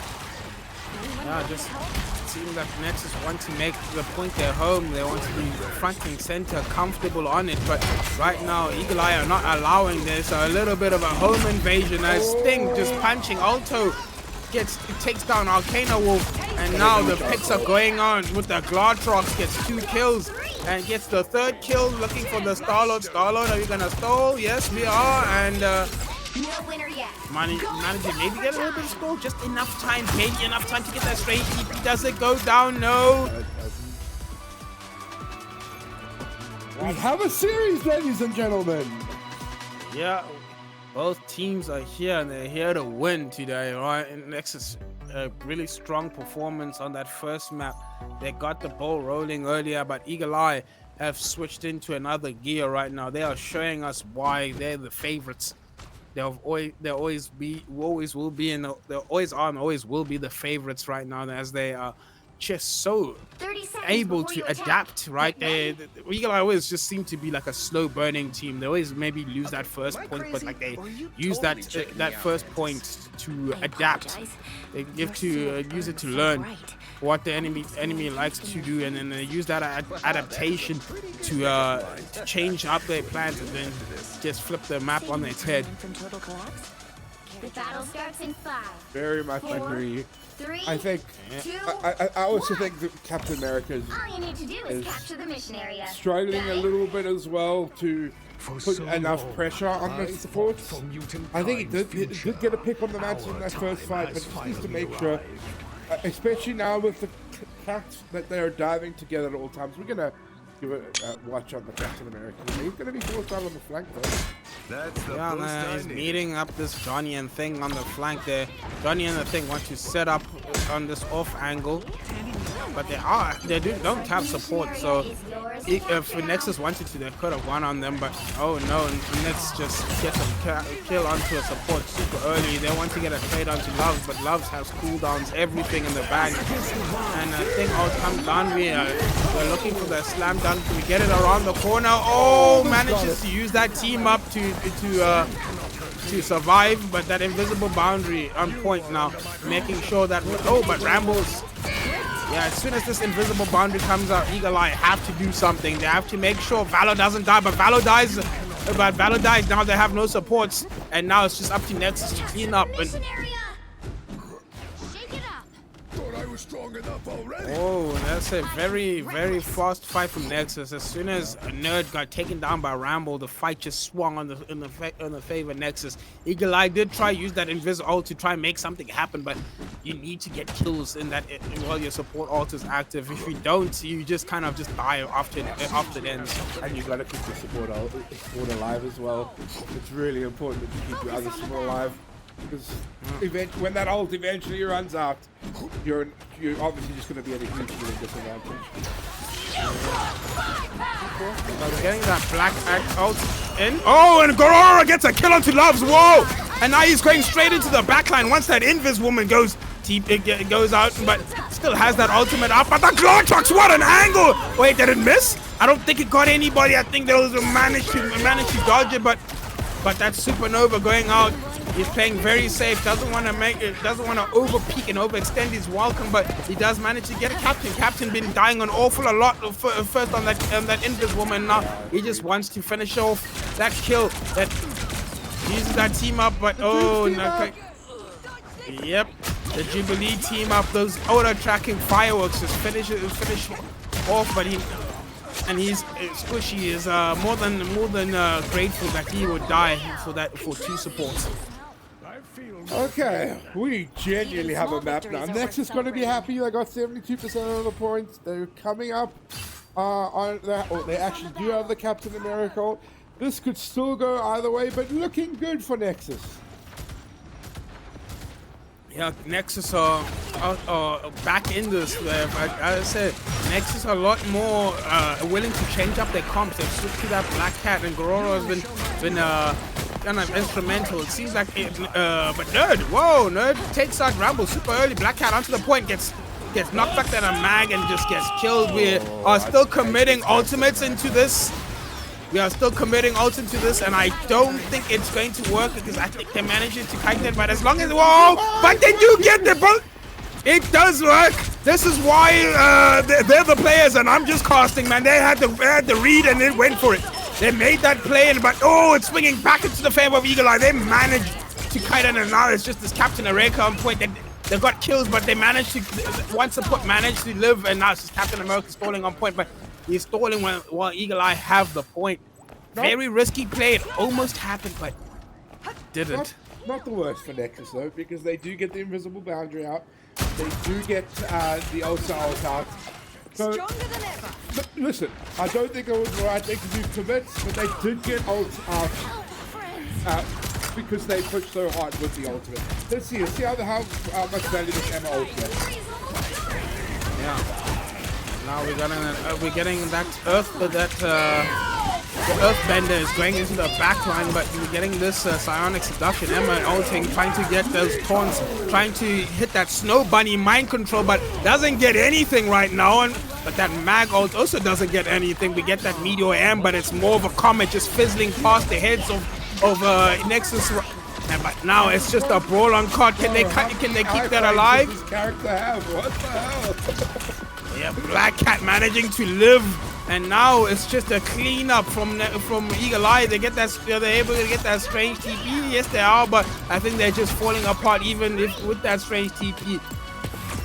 And Eagle Eye managed to finish up the first map. They have managed to get right over the front line. There were moments in this game where Nexus were able to finish up this map, but unfortunately, right, there's just those mistakes. Those Captain America engagers was probably what cost them. Those hero plays are calls that you have to make. Calls that those 1% plays that are very risky to do. The risk reward is lopsided. If it works, it works, but if it doesn't, your ult economy is just shot, and that's exactly what happened to Nexus. They murdered their ult economy and just lost them set from there on out. Yeah. Well, I think the fact that Mantis was able to get ult also before that last fight, because Nerd, they were at 77 when the fight started, I think, and to be able to respond, because I think that M ult definitely would have pulled and killed the torch, but with the Mantis ult, they're able to survive that. Yes, Love doesn't get the dunk, but the Cloak did really well to avoid the dunk, but Eagle Eye were able to stabilize after that, and they just had the positional advantage and an ult advantage after that exchange, and then it was just throwing people onto the point at that point. Yeah, it was one of those mistakes in these very close series against a team that you cannot make mistakes, or those mistakes are what cost you a little. Just you can make a mountain out of a molehill from those mistakes. It's just those split-second decisions that just cost you the series. And unfortunately, Nexus just have to recompose themselves into this next map. But they're going into it super early. They want to ride that momentum that they built up onto the first map and go right into Spider Islands, Tokyo 2099. I think they actually, like, obviously they were want to win that map, and I think they were favorites after that, taking the third point first. But you got to be pretty happy that you're still taking Eagle Eye and running them to the end. They know this is still a very winnable game. I think if that first map just goes really badly, you start to think, oh no, this is happening again. But they've got to be also still feeling very confident Nexus. Yeah, Nexus are very much still in this. They showed that they can hang toe-to-toe with Eagle Eye, and now it will be up to them to try to get that extra little bit just to push them above Eagle Eye right now. They just need Eagle Eye to waver a little bit, but they saw with off the back of Ramble's magic that they were able to get something done. Maybe they could have just leaned into it a little bit better, but I think they realized that Eagle Eye are very adaptable. They figured out a way to get that magic under control, especially with that Earthbound from that thing. But now we're saving that magic and we're banning the thing. We just we do not want to. We want to get rid of that that counter, but they have allowed Eagle Eye to maybe potentially save that mag now, and we're gonna have a lopsided mag save right now maybe, and it's probably what we're going to see is that mag save. Or maybe Eagle Eye might throw Spanner into the works and maybe save that Elsa Bloodstone, but no, it's just Magneto. Let's see, I think it is going to be. That's the smart thing to do. Especially being Love's strongest hero right now. He plays Mag a lot, and he is the best tank in the game right now. So yeah, I think that's the right move from Nexus, going for the Venom ban, because I kind of Ice Wolf is crazy on that Venom. The Venom's not going to be in the game, but Mag is going to be in the game lopsided. No thing as well. Yeah, no thing, but they do have that Mag, and you know, Loves is probably one of the best tank players, if not the best tank player in South Africa. And you know, when you put the best tank player on the best tank, it's going to be a disaster class.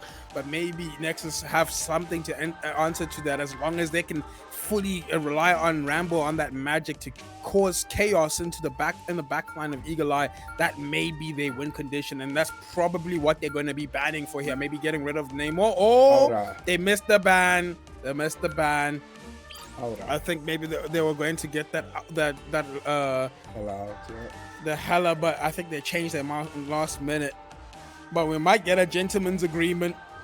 In tournament rule sets, they don't have to abide by that gentleman's agreement, but we'll see what they do. Yeah, Daniel will say so. Galore is gonna stick to the dive. Let's see how that goes. I think he was getting value on the Black Cat and the Deadpool. I think he wants to stick to that. I don't think he wants to play the Deadpool this time. The right heroes could make maybe they might go for a cheeky little hood here, because they're lacking a lot of frontline pressure right now, having that double dive. We're gonna see Penny. Oh no. Oh no, Penny's still in the game. Are they gonna do triple tank hold? I don't think so. The Penny is just really strong on Spider Islands, able to set up on that high ground and just control that high ground with that. Oh, interesting. Now hasn't gone for that Black Panther team up. Has gone for the Rocket Network instead, wanting the maybe giving a little bit more help. Yeah, getting that extra nest to keep the supports alive. But I just think when you're playing that solo tank Penny, the Black Panther team up is just infinitely better. You're able to take 1v1s against hit scans outside of your range, right? That's one thing Penny does struggle with, is taking 1v1s. When Nest has been used, but that team up allows her to take it. Maybe deciding to switch. She's gonna switch up the team up. No, Spider is a friend, I swear. No, decides to keep that Rocket Network. I think there was definitely a discussion there. I think you're right. I do think the BP team up is better for Penny. I think it makes Penny a more not flexible character, just not as one-dimensional. I think it relies on her nest. Gives her a little bit more threat potential, especially playing that little bit of solo threat potential. But Cannon's probably going to be their main. She's going to be playing very safe, but Loves plays up far too far forward.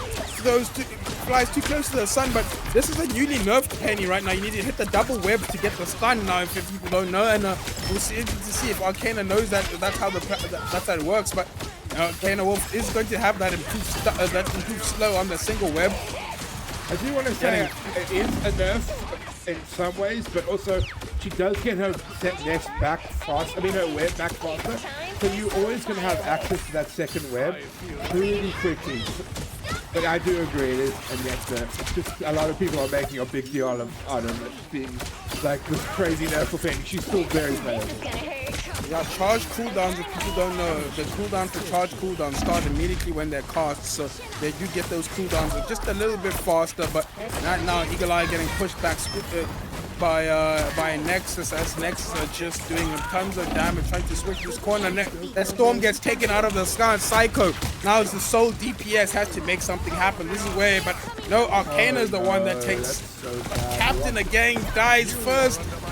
Captain needs to be playing and looking at themselves, but they invest this Gambit ult, and the Gambit ult comes back on the side of Eagle Eye.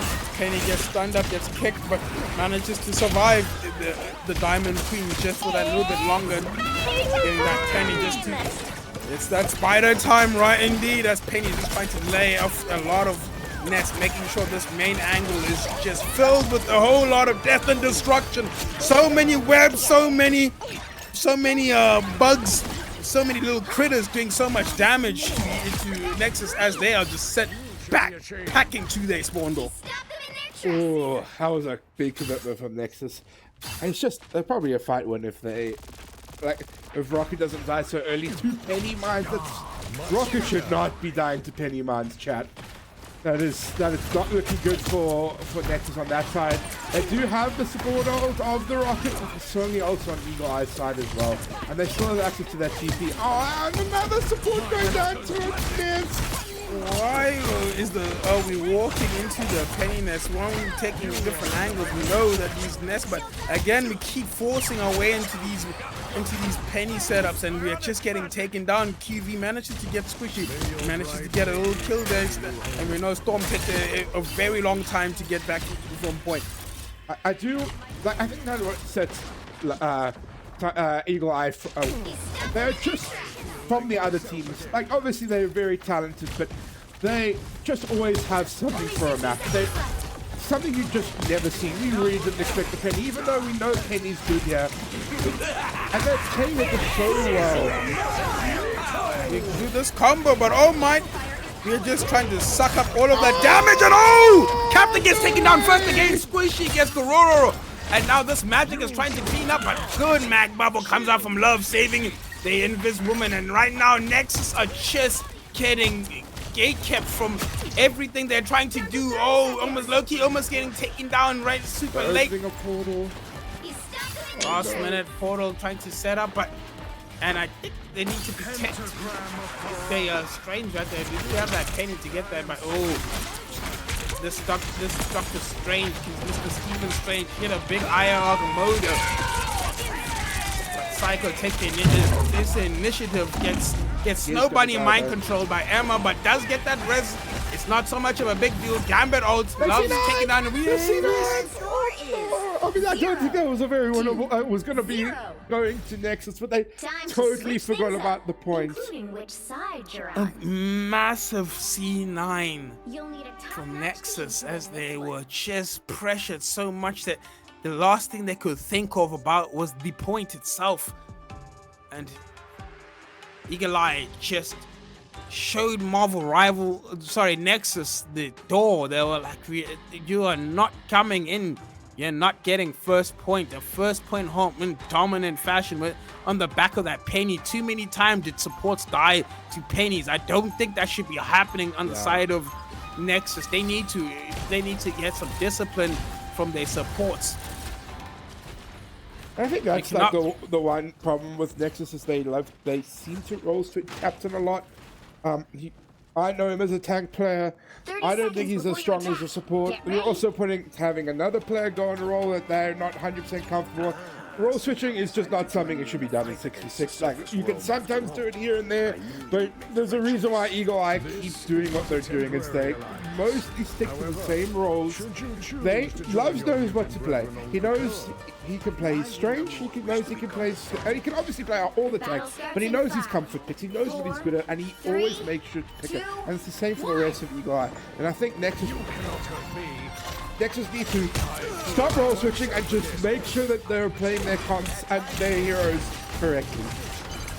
Yeah, but now Nexus need to play cool, calm, and composed. They have a lot of ground to make up. They cannot be giving up space. And wow, look at them try to clear this magic.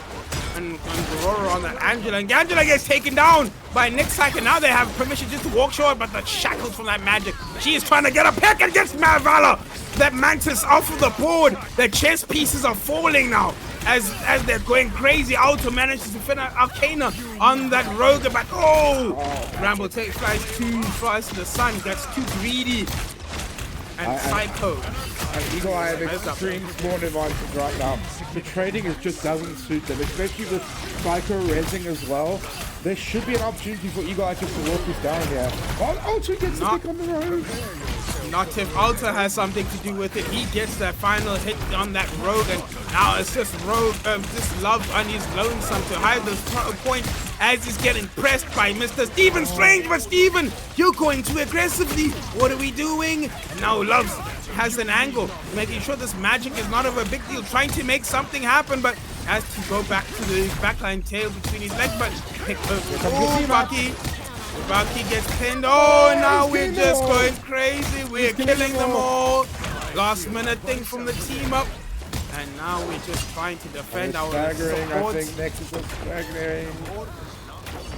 I think it's not that much of a bigger deal right now because they could probably take TP Strange quarter links.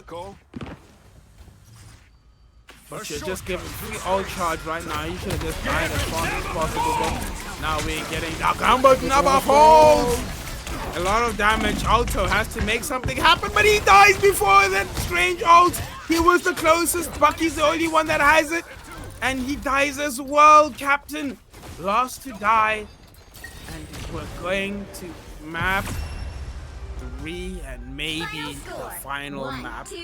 Nexus. We need something. We need something right now. We're just getting pressed. We're making very, very mistake. Captain dying too much. Probably unfamiliar on that support role. As Phoenix just said, more known to being a tank player. But right now, maybe because of maybe having to fill a role. Maybe one of the players on Nexus couldn't make it, so they have to fill out a role they're uncomfortable with. But this is what happens when you verse the highest level team. You best come with your A game. Anything less, and then you get sent packing. Yeah. Listen, very winnable for Nexus. I think they definitely got thrown out by that Penny. It's going to be a map where Penny's not as strong. Obviously, Penny's always the best on Convoy. But I think they just need to take that 3 minutes. Regroup. Think about, like, we're not playing ranked here. We're playing 6v6. We're playing in a tournament. No more staggering, no more dying outside of fights. Like, they just have to just take a breath, come back, rethink things, and it's still an incredibly winnable game for them. Yeah, incredibly tight, close-knit game right now. The score may not do it justice, but Nexus are hanging in there. It's just these mistakes they're costing in. Their individual skill is high enough to contest with Eagle Eye, but Eagle Eye just showing just a little bit more composure, a little bit more teamwork. They're a lot more organized and understanding their roles and understanding what needs to be done to win. They can play their win conditions a little bit better than Nexus, but Nexus are hanging in there mechanically. Now they just need to get that coordination on their last thing on this last map. This is their last stand. And they need to make a big performance. We have to do a reverse sweep here. We need the most reverse sweeps of reverse sweeps. I mean, if there's one team to do it, it is Nexus. We had a thing in the Overwatch community. Whenever someone got a reverse sweep, they got a special role. If Nexus do it, I think they get a special role in the Discord. You heard it right here, Nexus. Now you're not even playing for bragging rights. That's Dom Toretto. He said, keep your money. Your respect is all I need. And all the respect is on the line right now. So what you can get right now. So Nexus, come on, we got this. We got this. We're there. We're just not over there. You know what I mean? If that makes any sense. But I deciding to go to, I do believe indeed. But Symbiotic Surf is going to be the map we are picking. Ooh, very contextuous map. As is a map that you can get basically housed right out of the game. You can basically get it's very easy to get nothing on this map. That first point is very, very, I don't know, like holdable. I think that would be the word. I do think it's a smart choice from Nexus because this is what they picked against Nanarchy and kind of rolled them with it. So that's something, a map they're feeling very confident on. I'm really surprised I was going to say, I think it's going to be a double mag. Get loves off the mag. He really is doing the Lord's work. It's going to be a Venom Protect. Okay, so they're giving up the magic. Or maybe Eagle Eye might even ban it. Yeah, magic is on the cards, but they decide rather to ban the Black Cat. They're not phased by Rambo's magic. They said we have enough to deal with it. We're just going to ban what's strong, not what are you strong on. Right now, getting rid of that magic, Venom magic dive, very oppressive, very surprisingly tanking. As those iframes from Black Cat and those shields from Venom can make that dive last in what feels like an eternity. Yeah, and protect from on the Ulcer. I think Psycho has definitely shown why they are not wasting. Wasting is definitely the wrong way. Why they're using that protect on Ulcer because he's just so strong on the character. And again, we said it is better. Yeah, Ulcer is probably this patch maybe the second best hit scan in the game besides maybe Widow, but I don't think any of these teams. Yeah, but I think most people aren't comfortable, haven't built that character familiarity on Widow yet, and also just does a lot more in terms of in the brawl, as she has that percent health damage with that elephant shotgun. But now it'll be interesting to see what that Venom save. They're saving both teams, probably going to be mirroring a little bit of a dive situation. But we're going to see what kind of dive each team decides, what flavor of the dive we're going to see now, right now. But Squishy being target banned, making sure they're getting rid of that Phoenix. Really interested to see what the last protect is. Okay, it is going to be the magic. I don't think Eagle Eye were going to ban it. I don't think they're particularly too perturbed by the magic. Oh, and the rocket ban. Okay, they don't want to deal with the rocket. Really solid ban phase for both teams. The right heroes could Ramble's make probably all the going to be difference. feeling a bit more comfortable that he has the magic if he needs it. I don't think he's going to start on it. It just didn't work last map. But it's nice to know that he still has that option if he needs to go to it. And this is the scary thing about Eagle Eye, right? They are so versatile, as you just said in that previous map. They can show you a different comp every map and bait your bans for the next map, right? We see that Penny ban, but Eagle Eye were like, we're not going to pay Penny. They're playing 4D chess, and Nexus are still playing checkers. Yeah, let's see how this goes. I'm really excited. They're going to do the triple support as well, which is going to throw, like, completely what I thought Eagle Eye were going to do. They're going to play for their res. Let's see if Squishy's able to get the value. Obviously, we know he's an incredibly strong DPS player and hit scan player. I'm really, really excited for this. Maybe a little bit of an anarchy inspiration. They saw how much of a threat that off-angling Adam Warlock is, but I would be surprised if Squishy, or even if Loves it, allows Squishy that much freedom to just roam around the map to do a lot of shenanigans. But maybe they saw how Nexus kind of crumbled a little bit when that was happening to them, and maybe going to they're thinking maybe if we play a little bit better to enable Squishy, we can get something happen. But Squishy deciding to play a lot more safe. It's Squishy. Without a better word, doesn't have the ego, Dorian, and I think that kind of suits how Eagle Eye play. They don't play for just one person; they play for each other. He's going to be playing for that squad again. That's what he's playing for, those soul bonds like this. He's not going to try and cop off. Obviously, he's going to try and get picks where he can, but he's going to make sure he's doing the squad just as strong as anybody else to this Forsaken. And especially he's going to be looking to deal with that Venom, making sure that they can heal through this dive. And right there, with the heal right onto that Gambit, saves him from that the magic and the venom. But now Eagle-Eye getting separated a bit. Loves on hospital corner now. That venom going to the backline, but unfortunately he isn't able to finish the kill. But Gororo just managed to finish up Arcane Wolf. Big runes right now from the side of Nexus as they're just wanting to walk forward, finish off kills. Magic. Yeah, Magic now going crazy. We see why Rambo is the best Magic player in South Africa. Is able to pick up a lot of final hits, and 77% ult charge from a melee hero is kind of ridiculous. Yeah. They just played that fight so well. They started off slow, forced out the Adam and forced out the Soul Bond, and then just put the Magic on a bit of an off angle. She committed with the Venom, and they managed to just take down Eagle-Eye slowly but surely. Love's taking so much damage here. Yeah, it's time to look for that run up with that wall. Has that Ironwood wall to make sure it doesn't get pulled in by Bucky. But Bucky Gororo has that ultimate.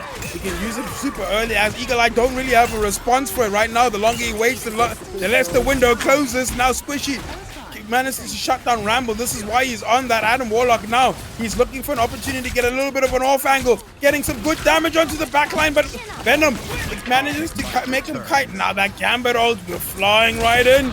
We're speed boost. Loves has that ultimate, decides to hold a very disciplined Eagle-Eye. They don't want to invest too many ultimates in one fight. Yeah, especially with 6 ultimates coming from Nexus. But this is kind of why you play with your team as Adam, because now you have your ult as fast as any other support.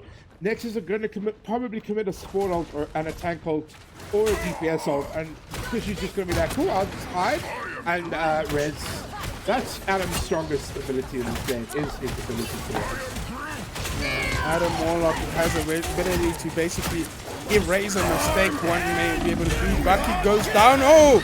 Now we're going to get Squishy good. Does have that cocoon.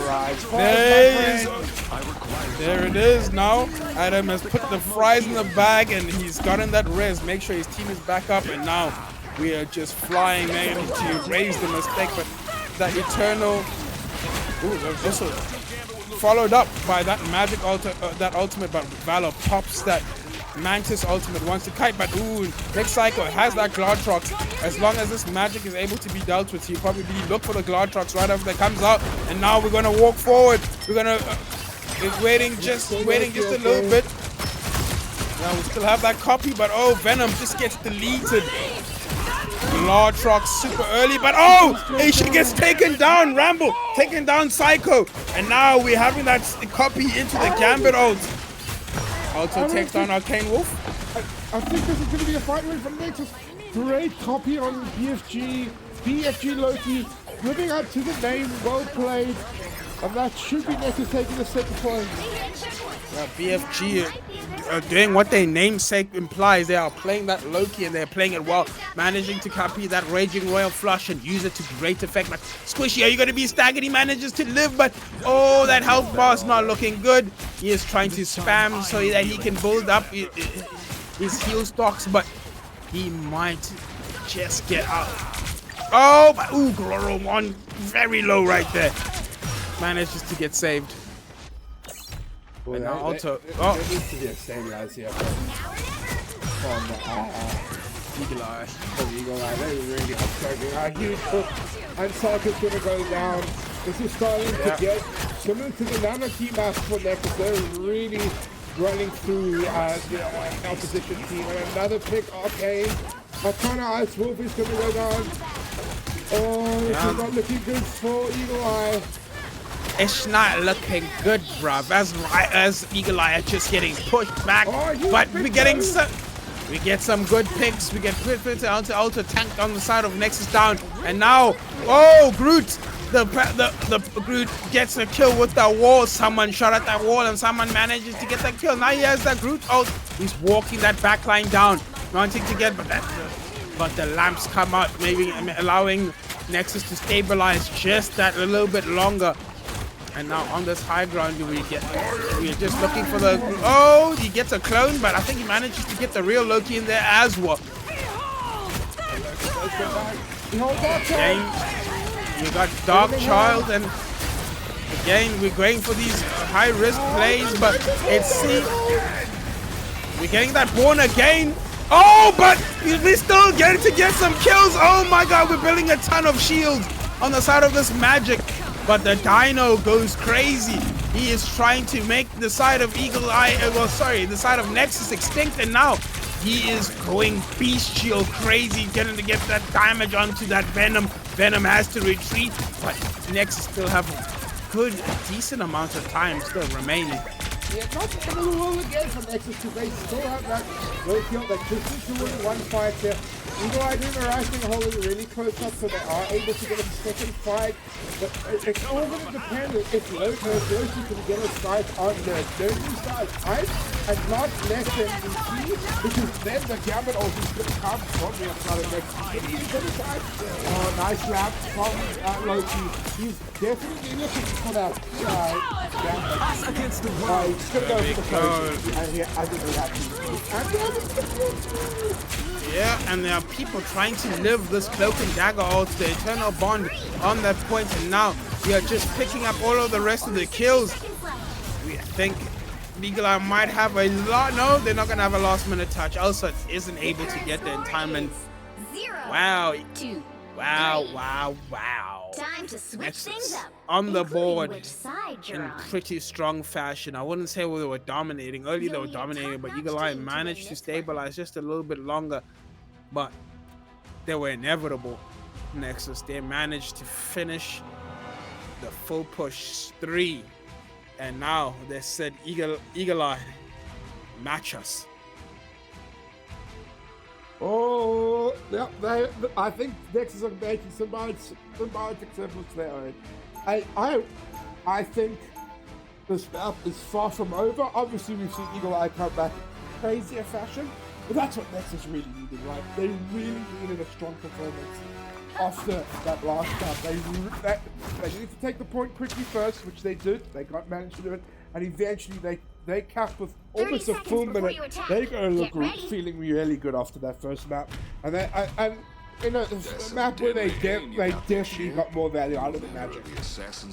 Yeah, they stuck to their guns. They weren't pressed by Eagle Eye's triple strat comp. They were just stuck to the guns, played that 2-2-2, and just made sure Rambles got set up. And this is what you do when you're on your last leg. You kind of just play what you're good at, make sure everybody's on their current fit heroes, and you just throw everything you got at your opposition. And Ramble's doing just that on that Magic. Doesn't want to switch, wants to keep doing what he's doing. And Eagle Eye have had to rethink what they're doing, or their comp, and now have gone back to their 2-2-2. They're all trying to maybe use that triple strat for defense, and now on attack are going to be a lot weaker. But as soon as that Dino is going to be quite fragile, as that Bucky's going to be doing tons of damage into his face. Okay, now Ice Wolf trying to dive on that Venom. Looking like he wants to go into that low to use that field, but grabbed up by Bucky. Bucky making sure that Venom cannot get too close. Has to use his shield. But no! Does he survive? Gororo still managed to get a kill though. Magic going crazy. Psycho gets res. Auto gets grabbed. Is he going to be able to survive? No. The newly buffed Dino, that percent health damage, has managed to chomp. I think they flew a bit. They went a bit too aggressive there. They were too confident, and now they're going to pay for their indiscretion. Oh, another huge pay from that. Yeah, but this Magic being chomped up by a dinosaur, that is not something you see very often. A teenager or a young adult getting bit up by a gigantic dinosaur with two cannons as he's trying to look, but Emma just a grab. Strange TP comes up from the side of Nexus. They want to get back. Magic gets taken down, but we get that Gambit. Oh, what are they going to do with the Dino taking unreal amounts of damage? Yo, but he manages to survive. Just Nerd again, holding that Gambit open seconds. It's something we should be talking about more. It's like, obviously there's two heroes that take a lot of damage in this comp, but Nerd is just, no matter what Eagle Eye play, or is getting support, or than any support in the lobby. You really have to give Nerd some credit there. This is still not the end of the world for Nexus. They get quite a bit of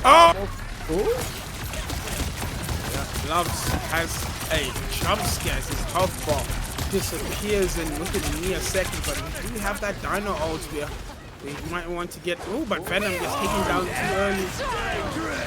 Now we're going double DPS ult. It's a bit of an investment from the side of Nexus as they invest both of their win conditions. Ulta needs to stay alive and use that side extension, but Dino managed to grab it and finish off that Emma.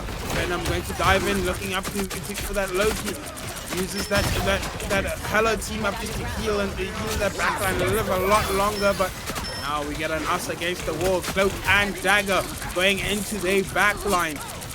Going to those two lovebirds laying out so much damage on the floor, but they managed to kite Nexus rivals, and now they have to survive. Does this Captain live? He cannot die. Captain's died too many times. Oh, but as Captain lives, the Strange dies. Magic out of position, gets chopped up, doesn't have any more teleports, is all out of ideas, all out of luck, and all out of life. But now we still have Nexus Stilling want to invest into this fight. Gambit will out just to use as a support ult. They just want to use it to live because this Dino. Yeah, does it get much? Is it big? I think it was big enough to get a kill onto the Roro. But now, this Dino probably going to have to be the one to finish up this fight himself. Oh, my Love's going crazy. My Love's with 3, Love's with 4. And now Love's wants the 5th kill to get 2nd point. Do they have TP? They should have it. They're not going to use it. I think that's the right thing. I don't even think they had it. I think it was the right thing. I don't think they would have got a touch anyway. Nexus is just going to stop the roster a little bit. They do have, yeah, both their tank culture and very close to Turbo. Eagle, I don't have a lot that you have, but there are legends. But you'll see is it's really important that Nexus was the next fight though. Yeah, Nexus need to make sure that they have something. They're on defense. They need to remember they're on defense. They don't have to play first, but as I say that Magic wants to play first, using that ultimate to try get something, and then we get that galactic man flying in the sky right now as Eagle Eye disengage. For 1, for 2, not looking good for Nexus. They don't really get the value that they needed, I think. 3 ultimates being used, and now a 4th. And I don't, but at least this ultimate manages to get something as 2 people go down as a support and a tank are bled off of the battlefield for Eagle Eye. And now it's just clean up. They just want to chase these last kills, final kills, just those little bit of extra ult charge, but no. Cycle lives to fight another day. VFX coming up touch there, like they really needed to somehow with their fight. If that fight went towards Eagle Eye, I think it was going to be a full cap. But a huge strangle, Ramble's able to follow up. And this is looking better for the side of Nexus with basically a short hold there. Now this Venom is trying to get a little bit of that dive, but Dororo managed to kill that Venom, and now Eagle Eye, are they going to commit to an aggressive push, or are they going to just decide to wait for their Venom? Yeah. But this could be a moment for Nexus to go in, but the mistake on the side of Rambo as he flies too close to the sun, and now they have seen what capped the entrance, but at the squishy man, it throws that ultimate into the wall of Emma. Rival Dino going, kidnaps the Loki. Loki trying to escape, but there's no escaping the Dino. We get a last minute cloak and dagger ult. Is it going to stall to point long enough? Magic is trying to use this ult. They build up that Gambit ult. Oh, Devil Dino very low. They're unable to get a kill, and now the Nexus have to run away. Are they able to run away? No, they have to mind their last resistance on this last corner. Bucky caught out of position, and he's not going to be there for that last fight. And now it's just Loki. Loki has to survive, has to use those runes, needs someone to copy. Is probably looking to copy that cloak and dagger. Is he going to get it in time? No, Loki cannot die. Oh, and this may be enough for Eagle Eye. Marvel Rivals to finish off this map. Bucky, I think to get to install gloves. And yeah, C9. Nexus do have more time. They do have more time. You can't be too upset with that, but I do think if Loki is able to get a copy there, that will probably be a fight win for Nexus, or at least add more of a chance. That was the map there, and Eagle Eye realized that, and they knew they had to pressure that Loki out. Really good play from Eagle Eye. The map is still very up and we don't know which way this is going to go. Eagle Eye will attack first because they had less time. It's still an incredibly winnable map for Nexus, but they have to. They have to come alive now. If they lose here, they lose in the second phase of this map, it will be Eagle Eye who takes the Limbo Showdown. Yeah. I said this is their last stand. Nexus seemed like they were in control, but I think they just over-invested in some certain fights that were just not going their way. They should have just maybe just conceded that they lost this fight, regroup, fight another time, but they just threw that cloak and dagger ultimate, and I think that first mistake is that it was the start of that domino effect that just made them lose that last hold. I think if that cloak and dagger saved ultimate, they'd have 2 support ults to just mount a last minute hold. But unfortunately, Colt uses that ultimate, and Loki on that Loki was not able to get that copy. It'll be a TP. I love this play from Eagle Eye. They know they want to get on this point as quickly as possible. Also, not have to take really a long neutral. If they do lose the fight, they are going to get a second fight. They win this fight. They already get this point started very quickly. And they switch to the Mantis Rockets to try and get small ultimates. Wow, wowzers, a lot of VFX on my screen right now as Nexus are trying to press this high ground. Rambo goes into the backline, almost kills that Mantis, but I think manages to just live, and now they build up the Deadpool ult and Squishy going. Yeah, but doesn't seem like they were able to get any final hits there, but a whole lot of damage and a whole lot of space now as Nexus have to pull back just for attempting him out. Rambo's! This is where this fight swings. This is how Eagle Eye always win. They always manage to get those last minute picks as Roro now is trying to walk in, tries to get this. Oh, what a headshot! And now, oh, get a good pick. Now we have this Bucky ult. Venom, are we going to get that last hit? We go again. Misses the Mantis. Mantis manages to touch it. Oh, eviscerated. The current score is full hold from Nexus. They just need one tick. One tick is all that is needed from Nexus to mount this comeback. The right heroes could if this is a draw, we just carry on. There's no tiebreakers. We just carry on. Whoever gets first to 3 wins. So a draw is still very possible. Nexus, they are in the driver's seat for this map, right? They know they just need to get a tick. They have a bit more time than Eagle Eye did. They definitely gonna have 2 to 3 fights here. It's just really important on this map. I think if they go through all this turmoil just to draw, it won't feel. It's gonna be really tough to come back from. Yeah, draw is not something they need. They need that confidence. They need that momentum. And Nexus, this is your map to win. You just need that tech. You just need Rambo to do one more play. Just one more play. Just delete Nerd or Valor. Just get that crucial pick on that Magic. Rambo has been playing exceptional on this Magic, being a very much a difference maker for Nexus. But he just needs to do it one more time on this map. We just need one more from Roro, not to be stepped on. He's been doing he's doing the bits.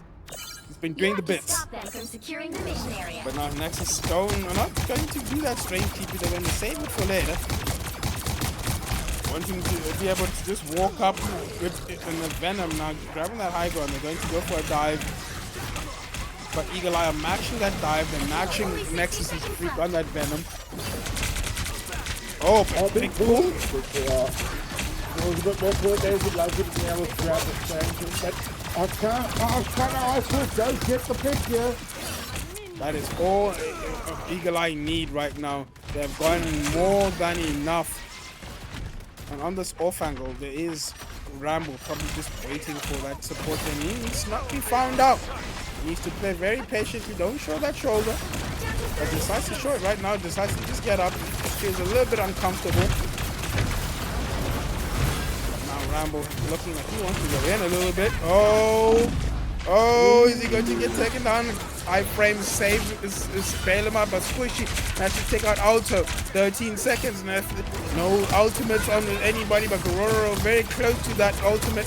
Magic trying to make something happen, going in with the backline with the Venom, but they managed to get Nerd. That is a big pick. Gororo managed to get Valor, but they see no! 3,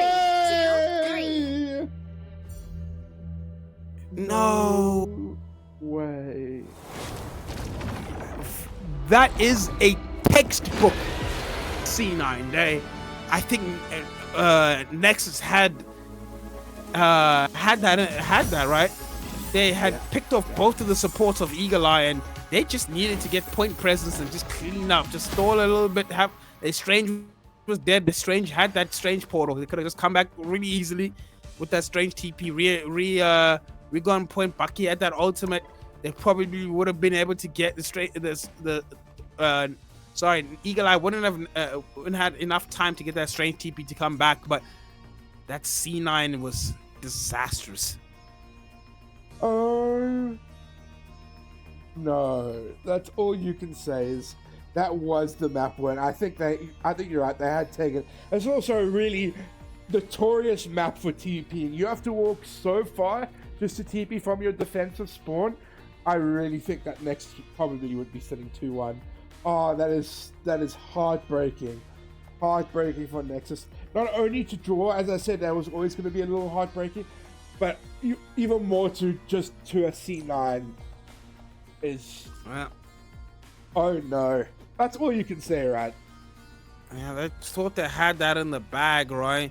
They got in the kills they needed, but unfortunately, I believe that Venom got chunked down trying to dive the backline with that magic and just took too much damage. It was not able to dive back to the supports, and unfortunately at that moment no one is touching point.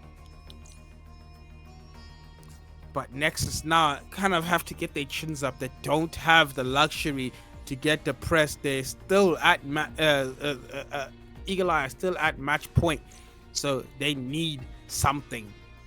They need to do something, and Nexus, they showed why that map is their favorite. Wow, that was really good from them. Yeah. Gotta brush it off as your Nexus. They know now, though. They're very aware that this is an incredibly winnable match. If they play their game, they just have to do it all over again 3 times. This is going to be the uphill battle that we hope it will be. Like, we want to 3-2. Either way, I would love to see a reverse sweep. This is what we're here for. We could potentially be in for a 6-map series, even more.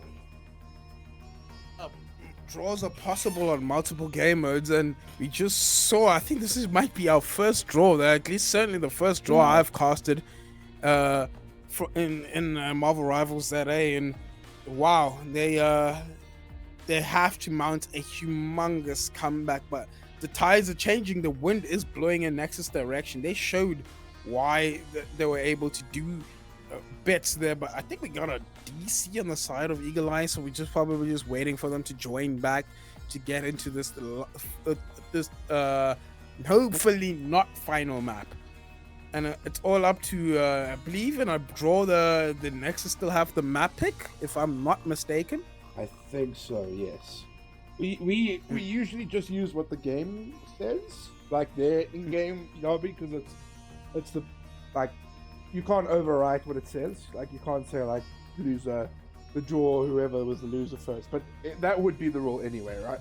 The rule would be whoever had picked last map will pick this map for the draw. Yeah.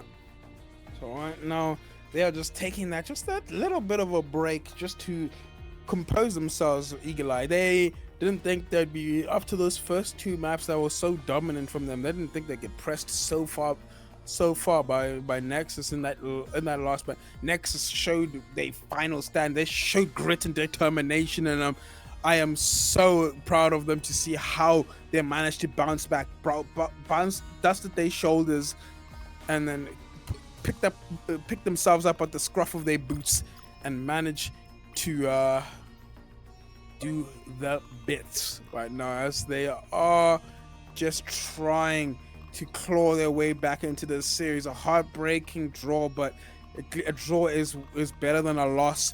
It is something. They're on that board, even if it says 2-0, they're still on that board in their own hearts, and now they know they can bring it to Eagle Eye. They had won that fight again. I'm still gonna be harping on the same story. Nexus just make these small mistakes that cost them the map. Yeah, and man, it's the worst way to lose a map. Yeah, that is heartbreaking, and especially if it's a C9 that you had won. You had that at back, 2 supports down on the side of Eagle Eye. You had your tank and 2 supports on the side of Nexus. Both of your DPS were one of your tanks and one of your DPSs were dead, but a 4v2 very winnable, especially with no supports. They just have to play safe and just bleed the time, finish off the people on the point, and they take that map and start that reverse sweep. But as someone that has played in Rivals and Overwatch, I am no strangers to reverse sweeps. We have back in my day, and we have mounted some reverse sweeps, and the best. This is where mental fortitude plays. You have to believe in yourself. You have to mount that comeback, and you have to think that this is entirely possible. No, you literally do not have the time, the courtesy, or the ability to have your head down. You just have to brush it off. Look forward to the next map. Exactly. Wasn't your reverse sweep from 3-0 down? Wasn't it a best of 7? Yeah, we were 3-0 down, and we managed to reverse sweep 3 maps, and unfortunately we did lose on the last point of last map. Oh yeah, that's right. Unfortunately, it doesn't count as a full reverse sweep, but I mean, you almost the super reverse sweep, right? Yeah. We're just waiting for one of the players to get back in. Once they're in, we'll go in. Potentially last map, potentially the start of a comeback. I know we just said that last map. We did land up during this last map, which no one really saw coming, but it's obviously a very natural thing to happen on convergence maps. I think now we go to control, actually. Yeah, I believe the map is going to go to control. Basically, the map order is reset, I believe. Now we go to the first. Oh, it might be Dom, but I think maybe on a. I think you're allowed to pick whatever map you want after the order. Yeah, I think that's as long as it's not the same map type, like we don't pick Idrisil Path again. It's a bit of a weird one because I'm also admitting this tournament, and I cannot see. I know Nexus are typing, but I cannot see what they're typing. So I don't even know, like, if they were asking questions or anything. So it's a bit of a rough one. But at the end of the day, we are off to Idrisil Path. I don't think anybody has problems like that. Yeah. Unfortunately, we are playing bug rivals sometimes. I believe we have that chat bug where you can't see chat. But it is what it is, and it is what it is with the double mag ban. Every time. But makes sense. A lot more freedom of... Could be there, that magic hover. Eagle Eye want to end this game right here and right now. They said, yo, we could probably take you out head on, Rambo, but we just want to secure this map as fast as possible. We do not want to give you a chance for that reverse comeback, that reverse sweep. I think the Magic Man is the right thing. I think he was getting a lot of value. I think this is also a pretty strong map for Magic. There's a lot of flanking routes, a lot of high grounds. There's also the ability to get back to your team and stabilize, and there's always going to be ball fights that are happening, especially on convoy maps. So I think getting Magic out of here is good. Are they going to get the penny out? That's what I'm thinking. Yeah, so that is an angle that can be exploited, but probably think the bans are going to be more stable, more as regular as they come. But right now we're gonna get that thing ban, making sure that those haymakers aren't just pummeling Nexus. Venom ban though, there's going to be Venom on one side and not on Nexus side. No Venom on Evil Eye's side. Yeah, and the last save is that Alsa Bloodstone, but both teams do have that Alsa Bloodstone available to them, and it seems like the last ban is maybe Bucky, but it seems like they're hovering Frank Castle. But nope. We pivot to that Emma. Don't want that Mag Emma front. The Mag Emma frontline is not available actually on the side of Nexus. Lord Jubes. Lord Jubes. We're going to Jubilee is like famously one of my favorite characters ever. I love her. I love that she was out. I love that she's fun. And if you haven't watched X-Men 97, you all should go watch X-Men 97 because she is in it. I have seen. Unfortunately, I'm guilty of not watching it yet. I have it on my. You fool. Yeah, I have it on my back burner. I have it on the onto the to-do list. But seen some clips. I've seen Jubilee, a master of fireworks. Yep. Yeah, and seems like Rivals have been prioritizing X-Men, which is probably makes sense since the MCU is going towards more mutants now. I believe that is probably the next phase of Marvel, the Marvel's MCU. And X-Men is one of the famous and one of the most I love the chance to examine it closely. people love the X-Men. Absolutely love the X-Men. And it's also they're vast. They're huge, man. 3, 2, Yeah. There's obviously been a lot of people in the Avengers and New Avengers and Kid Avengers and Fantastic Four and stuff like that, but X-Men is just so good. And a lot of fan favorite X-Men not in the game yet, but our fan favorite X-Men might be doing. It might be in this game. We have that Gambino nerd on that Gambit, making sure that Raging Royal Flush is a factor that can be able to be used. But ooh, big pull, and Gororo manages to get killed on that Daredevil, making sure that he's living. Looking to an angle to engage, wants to stay safe. Arcane on this Penny Parker. You know how dangerous it is, and stand up that Venom with that new reworked Penny Web. That's what I would do if I was Daredevil. Just wouldn't have the forward. Yeah, I'm looking like you is doing that once. It's marking. Oh, but the outside Bloodstone trap. Make sure there is no room to escape. Oh my god, he survives! That's crazy. I don't think I've ever seen a Strange survive because he had like the extra little bit of shields. Good heals in the end. That bonus health, saving Loves, and now he's able to do that strange diff as he kills Ultimalto. And now this Venom. I hope that Nexus don't do what Nexus have been doing and now try to force a fight while they're a person down. They could just decide to just chill a bit, don't stagger, don't get a kill. But Venom, he gets super early and he gets knocked off for the high ground and dies super early. No! Loves manages to get VFX, and now Loves playing super patiently, making sure that the front line isn't able to walk. He stays alive, using that invisible woman shield. Sue Storm helping up Dr. Stephen Strange, PhD for PhD. They know each other very well. Also Bloodstone, making sure that Rambles is but Rambles gets picked off. This is the thing. Oh wait, but Stephen Strange gets taken out. Are they able to get a trade-up kill on the side of Eagle Eye? They commit that ultimate from that Rocket Raccoon takes down Arcana Wolf. It's gonna be a I'm opening a portal. Yeah, T-Pay it. Open up the portal. What are those? What's that portal? Oh, managed to. Strange trapped now. Isn't able to move. And they're Strange out of this fight for the current moment.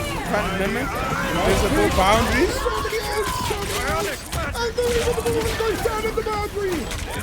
Yep, invisible one will get taken down in that invisible boundary. Support ult not getting as much value like Thor taken down while in that res state, and Bucky soon to follow. Eagle Eye only lose the invisible woman, but maybe that was a blessing in disguise as it managed to save that invisible boundary. A lot of ults used from Eagle Eye to recontest that point, but it's kind of worth it as they have to use this invisible woman ult very smart. That is their only win condition. How many ults are Nexus going to commit to trying to finishing off this first point? Yeah, and that's the thing, like, Next will have 2 big ultimates here, even 3. Of course, yeah. By the eye. By the eye, but I don't think it hit anyone. Hit the Strange of all people. Here comes Bucky. Yeah, I'm going again. They're managing. Eagle Eye is still greedily holding on to that invisible boundary. They want to use it last minute. There it comes out. Gets punched out of the invisible boundary. Gets killed. What are you doing? But gets taken down. Oh, this is a very close fight. Anyone can win this. The ultimates are coming up. The percentage is picking up on the side of Eagle Eye as they're even straight on 75%. Only one closest to a Rocket, but Rocket just needs to survive. Loki cannot die. Loki cannot die. He dies on 96%. The only one still on the point.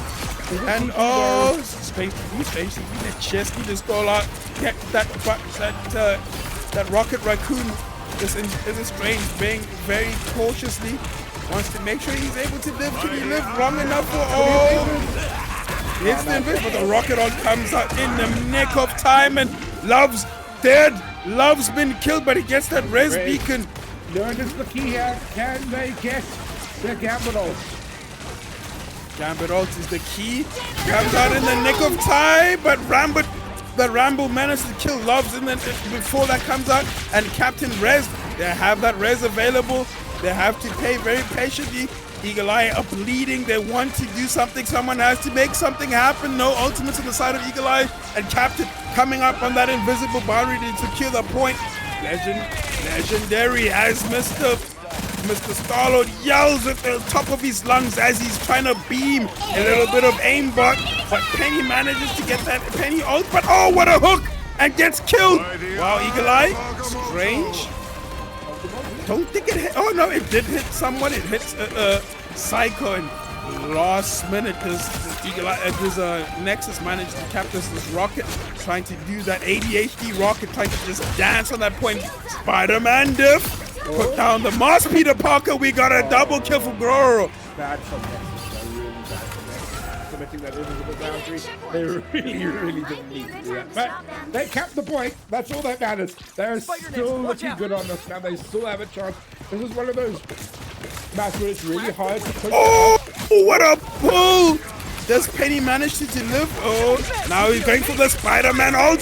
This might be huge! Oh! The Rocket manages to survive with a sliver of health. Can he pull? No. Maybe a little bit of character and familiarity right there. Didn't get out in time, and Valor lives on 1 HP. I wish we got an instant replay, but we don't have the production for that right now. But I would be fascinated. One day is one day, but I would be fascinated to see how low that Rocket was during that Spider-Man out. And now Thor committing that as his Asgardian might into the backline. He just needs to survive. He can't have his passive pop. He needs a kill now, but I don't think he's gonna get it in time. He's gonna they need to make sure that res. Oh, a little bit of buggy action there. A little bit of res. Strange out, but what a push! Captain, what are you doing? What a push! But that's still just the aura of Mr. Stephen Strange vanishes to get Eagle Eye 2 kills, and now Nexus have to march back to their spawn dog. Oh, you cannot die once again. Oh, the Lord of Lightning has died henceforth. I have a pet peeve when I watch Love. He does not let his shield rest when he needs. He's just always doing something with it. But anyway, it's still looking really good for the side of Eagle Eye that has that. But at a time, into the backline, he's going to get the input. That's kind of all they need for that fight, really. There's going to be a res. So the fight is still very close. There's that rocket ult. Yeah, rocket ult, a little bit of a poor placement, and also Loki gets taken down in the middle of that rocket ult. Now it's just Galactic Patrol. Oh, that might be a misplay as he just gets killed. 20 seconds, we could have gotten maybe a cheeky strange TP and a Galactic Star-Lord ult, but we have to ult right out of the portal, and that portal goes straight into a bunch of Penny Nests, bunch of mines just explode. It's even strange, and he the second. Oh, the first portal from Nexus on A was so good. The second one, they rushed. They still had 50 seconds. They really needed to make sure they grouped up and not put it in a place where they would run into penny mines. Like, you could not put that on the point. You really needed to put that somewhere where the team could walk out, because they just walked to their death over and over again. But still winnable for Nexus. We won't be having a draw, that's for sure, but it is still very winnable for Nexus. Nexus showed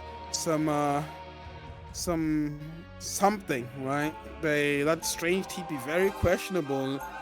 Sent that Steven straight to his death. Man walked out of that portal and looked at a 2 penny nest. That's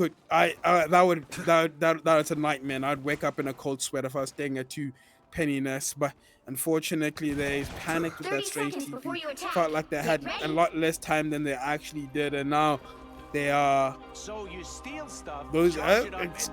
hopping on the same point. Nexus are making these very, very simple mistakes. Why are we using that Star-Lord ult in a last fight?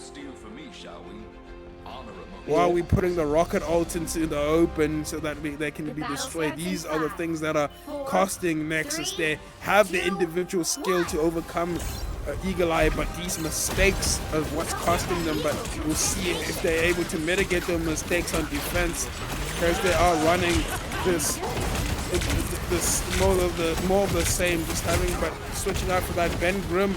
Strange hooked up, but manages to get out. So does Ben Grimm, getting isolated from his team. Loves eating a monumental amount of damage. He needs to let that shield rest, but that shield doesn't last. He's just going to be punched. He's going to be Elsa trapped, but Elsa manages to escape. Emma pops that diamond form, wants to get her claws dirty. She wants to get down into the trenches, but unfortunately doesn't get too much out of that diamond form. Used it to survivability. Loves just rolling on this front line. Roro now trying to get this angle. Oh, so much damage. There's out. Do we kill the? Wow. And now we're making sure this Elsa isn't able to take this high ground. And what a hook! Double kill! Good fight from that. They had to win. They just did not have a choice. And to be honest, it's not the end of the world that Nerd has ult so fast, because both their supports also do have ult. They just have to make sure they survive, they help their support survive this cabinet. Yeah, but never falls! Yeah, we go. We get that humongous anti-heal.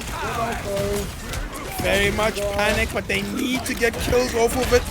Thing ults comes out, they need... Fucking ult misses. We're investing a lot of ultimates and we're getting a lot less kills, but it's finally going. Yes, a lot of ultimates, but they managed to survive that. But Alto and Nexus have to play first this next fight. They don't have the ability to play passively, as Eagle Eye are coming out on 4 ultimates. Bit of a mistake though from the Eagle Eye, double spawn ulting, which meant that the rocket ult was always just getting better for Nexus when they eventually used it. They did use it, even though a couple of picks went to the Eagle Eye side. But as you said, Eagle Eye has so many ultimates. And so many picks.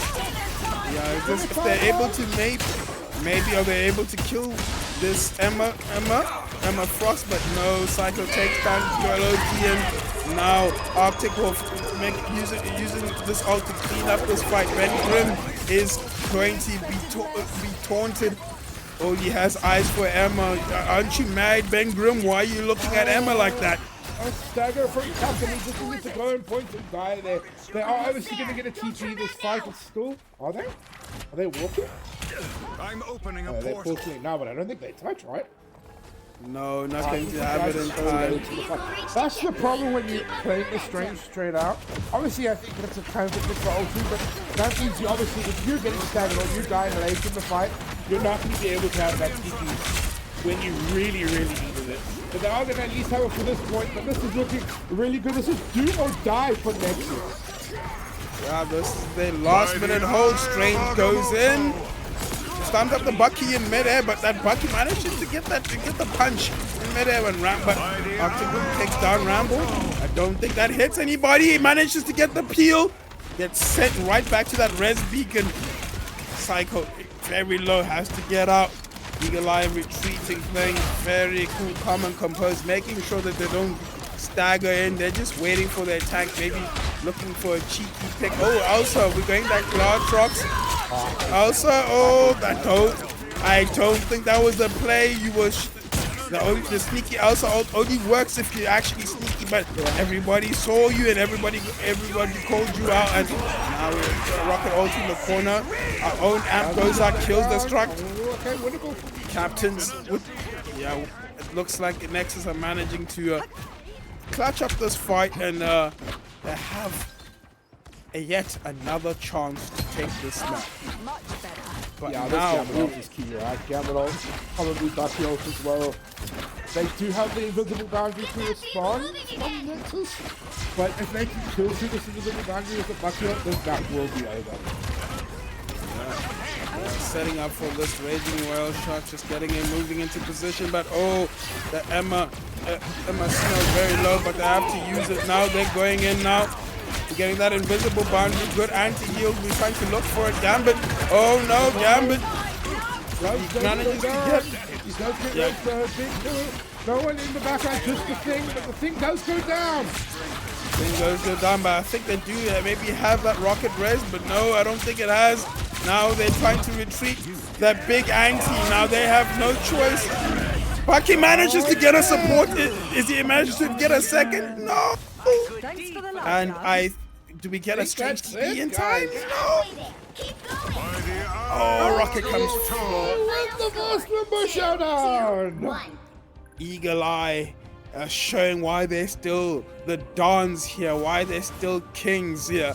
They are just still so clutch, never making mistakes. You never see Eagle Eye doing things that maybe you'd find questionable. They always play to the textbook with still a lot of clutch potential, and because of that, Eagle Eye take it 3-0 with 3 map wins, 1 draw. Eagle Eye just still showing sheer dominance. They said the young boys still have levels to achieve to get to Eagle Eye, but what a good showing from Nexus. The score doesn't do it justice. They showed up, they played well, and they played their hearts out today, but unfortunately second place is the best they can do on this endeavor.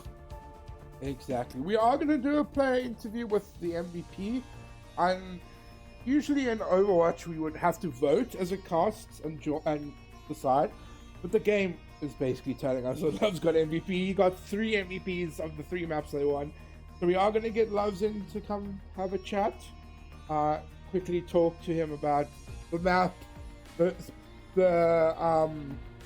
last 3 maps, the draw, the C9, and everything in between. So we just quickly message him. Yeah, that's a very, very good performance from Eagle Eye, right? They just showed why they are still the favorites. They just snatched my chain and snatched my channel points. Unfortunately, I am 200 channel points down, but yeah, Eagle Eye, it's hard to bet against them. It is hard to bet against them. You know what you're going to expect from Eagle Eye. Just by the textbook gameplay with just that little bit of spice, that little bit of comp variety that they can do. You know, they played almost 4 different comps across those 4 maps that we just saw, and yeah, they are still the best in South Africa. But I did see people in chat asking how can they compete? Maybe new challenges. We're always welcoming new challenges. Eagle Eye always welcoming new challenges. The throne is there for people to take. Eagle Eye still sit on it, but it can be Eagle Eye keeping it warm potentially for another, or Eagle Eye are just going to be sitting at for all time. Yeah, but we have to find out in the future. But for today, they take the set. And we have Loves to join, everybody, our finals MVP. Okay, bro.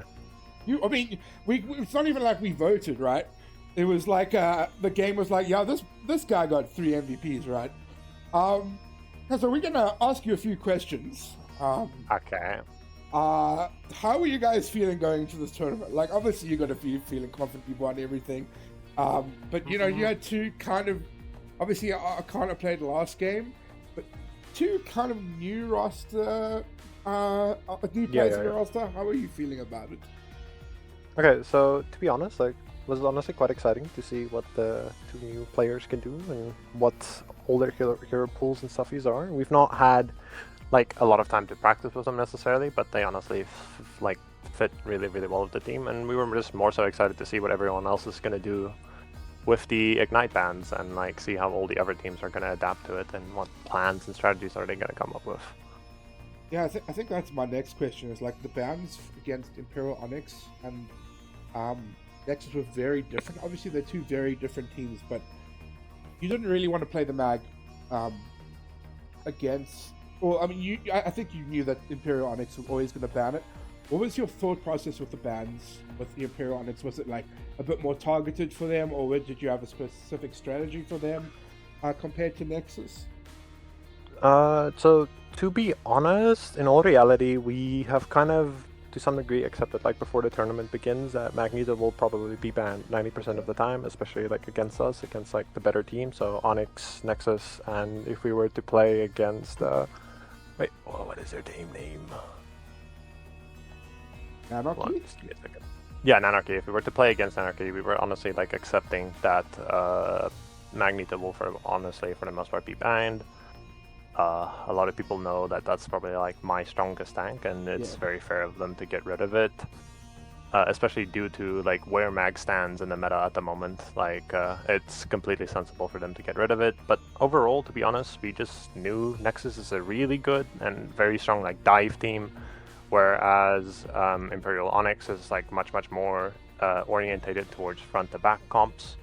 So we just kind of like banned what counters what we were planning to do against them, and also then just like obviously banned certain meta picks, to be honest. And then obviously against Nexus we just have to shut down the dive, because obviously that's a really bad idea to give them all the dive that they want. They are very good. Definitely, that makes sense. Maverick, do you have any questions? Not right now. No, I do not. Okay, I have a couple more. Okay. What were the comms like when they C9'd on? To be honest, like, funnily enough, we actually thought that we messed up. I heard some of my teammates were like, "Oh no," and so forth, and it was like, "Okay, wait, no, but like we're okay. Like, this is fine. It's not us." But it happens, you know, in the heat of the moment, especially when you have a very big advantage. Sometimes you can't get carried away. So, I mean, we've done it before ourselves. I think everyone and anyone will have their fair share of C9s in their competitive experience. Agreed. The best way to learn about C9s is do it in the worst possible time, and you'll never do it again. Which you will do, actually. That's not a lie. You will definitely C9 again. Yeah, I mean, we also almost did it against Imperial Onyx as well, so yeah. It's fair. Okay, I do have a question. I wanted to just ask about that magic ban on that last map. You guys kind of let them play that magic comp. You didn't ban it, didn't target ban it for the 2 maps, but for that last map you guys decided to ban that magic. I just wanted to see maybe a little bit of insight there. Were you guys just wanting to finish up the series with just getting rid of the the problem that you guys were dealing with? So in all reality, we kind of tested the waters in the map before that we drew against them to see whether if they have both magic and venom at the same time, like can we find a way to deal with that and so forth. And towards the end we definitely did, but like the first adaptation towards it took a little bit too long. They got the push too far. So honestly, when they did the venom save on the last map, I was just like, okay, unfortunately, like they do have the one, they can't have the other. Yeah. It's just to make our lives easier in all reality, because Ramble does have a really good magic, and then if you allow him to have a tank that enables him even more, then it will most definitely be a problem. Yeah, and the final question from me is the crown heavy right now? You can see a lot of teams are coming for you guys' necks right now. Seeing a lot of improvement from teams like countrywide right now, and you guys feeling confident you can retain your place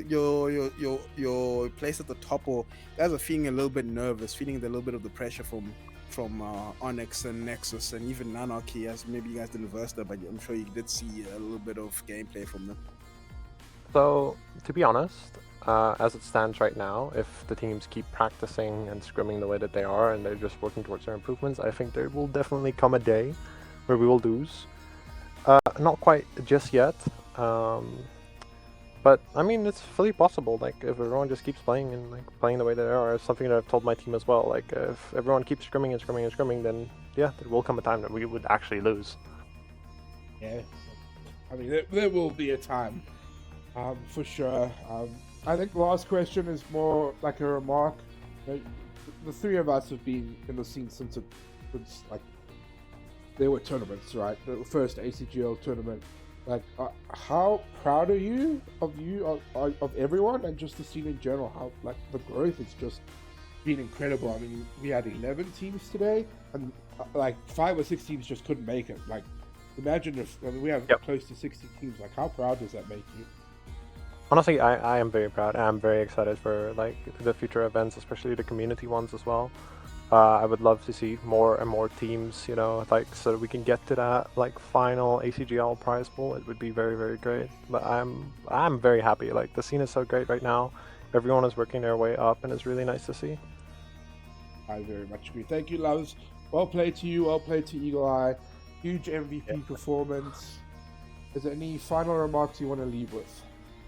I honestly just wanted to say thank you very much for the stream, thank you very much for the production and hosting the tournament, Phoenix, and also thank you to Drowsy for doing the co-host, and both of you guys for casting, and everyone just for showing up and playing. Like we need this as a community, you know. We can get that very, very big tournament if we keep doing this, and I very much look forward to that. Agreed. Thank you, Loves. Okay, we're gonna sign off then. I'm gonna do some thank yous. Again, happy Women's Day to all the lovely women. A huge happy Women's Day to our 3 helpers in chat, Sky, Fran, and Sunshine. Thank you so much for your help today. We would not be the same without you. We wouldn't have been able to do the stream without you. Especially Sky, thank you so much for doing the predictions. Thank you for Drowsy for co-streaming with us. We love your community. We love everything you do. So thank you so much. And genuinely, what an amazing tournament. Thank you to everyone who's helped. Obviously, there's a lot of people behind the scenes that came to the party when we really needed it. This is the first of many. This was like a tested event. We obviously would love to have longer events with ACGL or by ourselves. I want to thank you, Maverick, for casting with me. It's always the best way to spend the Sunday. Any closing remarks from your side? I'm just going to tell everybody, and then, as Loves just said, the community is growing, guys. We want you guys to compete. Get your 5 other friends, get them together, make a team, start practicing. Crown is yours, man. You said you can see what Love said. Crown is getting a little bit heavy. It might not be. It might not be. The next might not be weak, but the crown is heavy. You guys can win, and we just want you guys to be participating, grow this community. And maybe one day we can get big enough where we get noticed by the main MRC, MRI, maybe get some representation there. But the only way to do that is by participating in these events, getting eyes onto all of us. But thank you for everyone for participating. And yes, next week ACGL I believe is doing it again on Sunday. Yes. So people in chat or asking how can I get into this? Just join Marvel Rivals, competitive Marvel Rivals ZA's Discord and ACGL's Discord. You just get Africa Gaming. Wait, Africa AC Africa. What does that C stand for again? Africa something gaming league. African I can't remember. Is it console game? No, it can't be console. Yeah, I can't remember what that C stands for, but join ACGL. I'm sure if you just type ACGL, you'll find it there. Join ACGL. What Yeah, does ACGL stand for? But yeah, just find ACGL right there. Get onto their Discord. These tournaments happen pretty frequently. Right now, ACGL is running that Marvel Rivals tournament bi-weekly. That just means every 2 weeks we have a tournament rolling. Guys can join, fight for a prize pool, join the community. We get pugs. We have other community events that we're planning in the future. But we need you guys to be here in the community. It's all about community and engagement. And I hope to see you guys there very, very soon. But it's been a pleasure casting. My voice is a little bit raspy. I know we're getting a little bit of sexy Maverick right now, getting that little bit of roughness in my voice. But yeah, it's been a pleasure to see everybody pop off in chat. Thank you to everybody that's been watching. This just makes me proud to see everybody showing up to come watch all of us play this wonderful game. Maybe sometimes not so wonderful, but we wouldn't be all here if we didn't love Marvel Rivals. Exactly. And I'll end off by saying we'll see you next week. And go watch X-Men 97 and Spider-Man brand new day. Good movie. We'll see you next week for ACGL. Please sign up if you want to take part. Even if you're just a solo, use a solo sign up and we'll put a whole bunch of randoms together. But anyway, guys, thank you so much. We'll see you next week. Thank you everyone for the support. Have a great rest of your Women's Day. See you next week. Maverick out.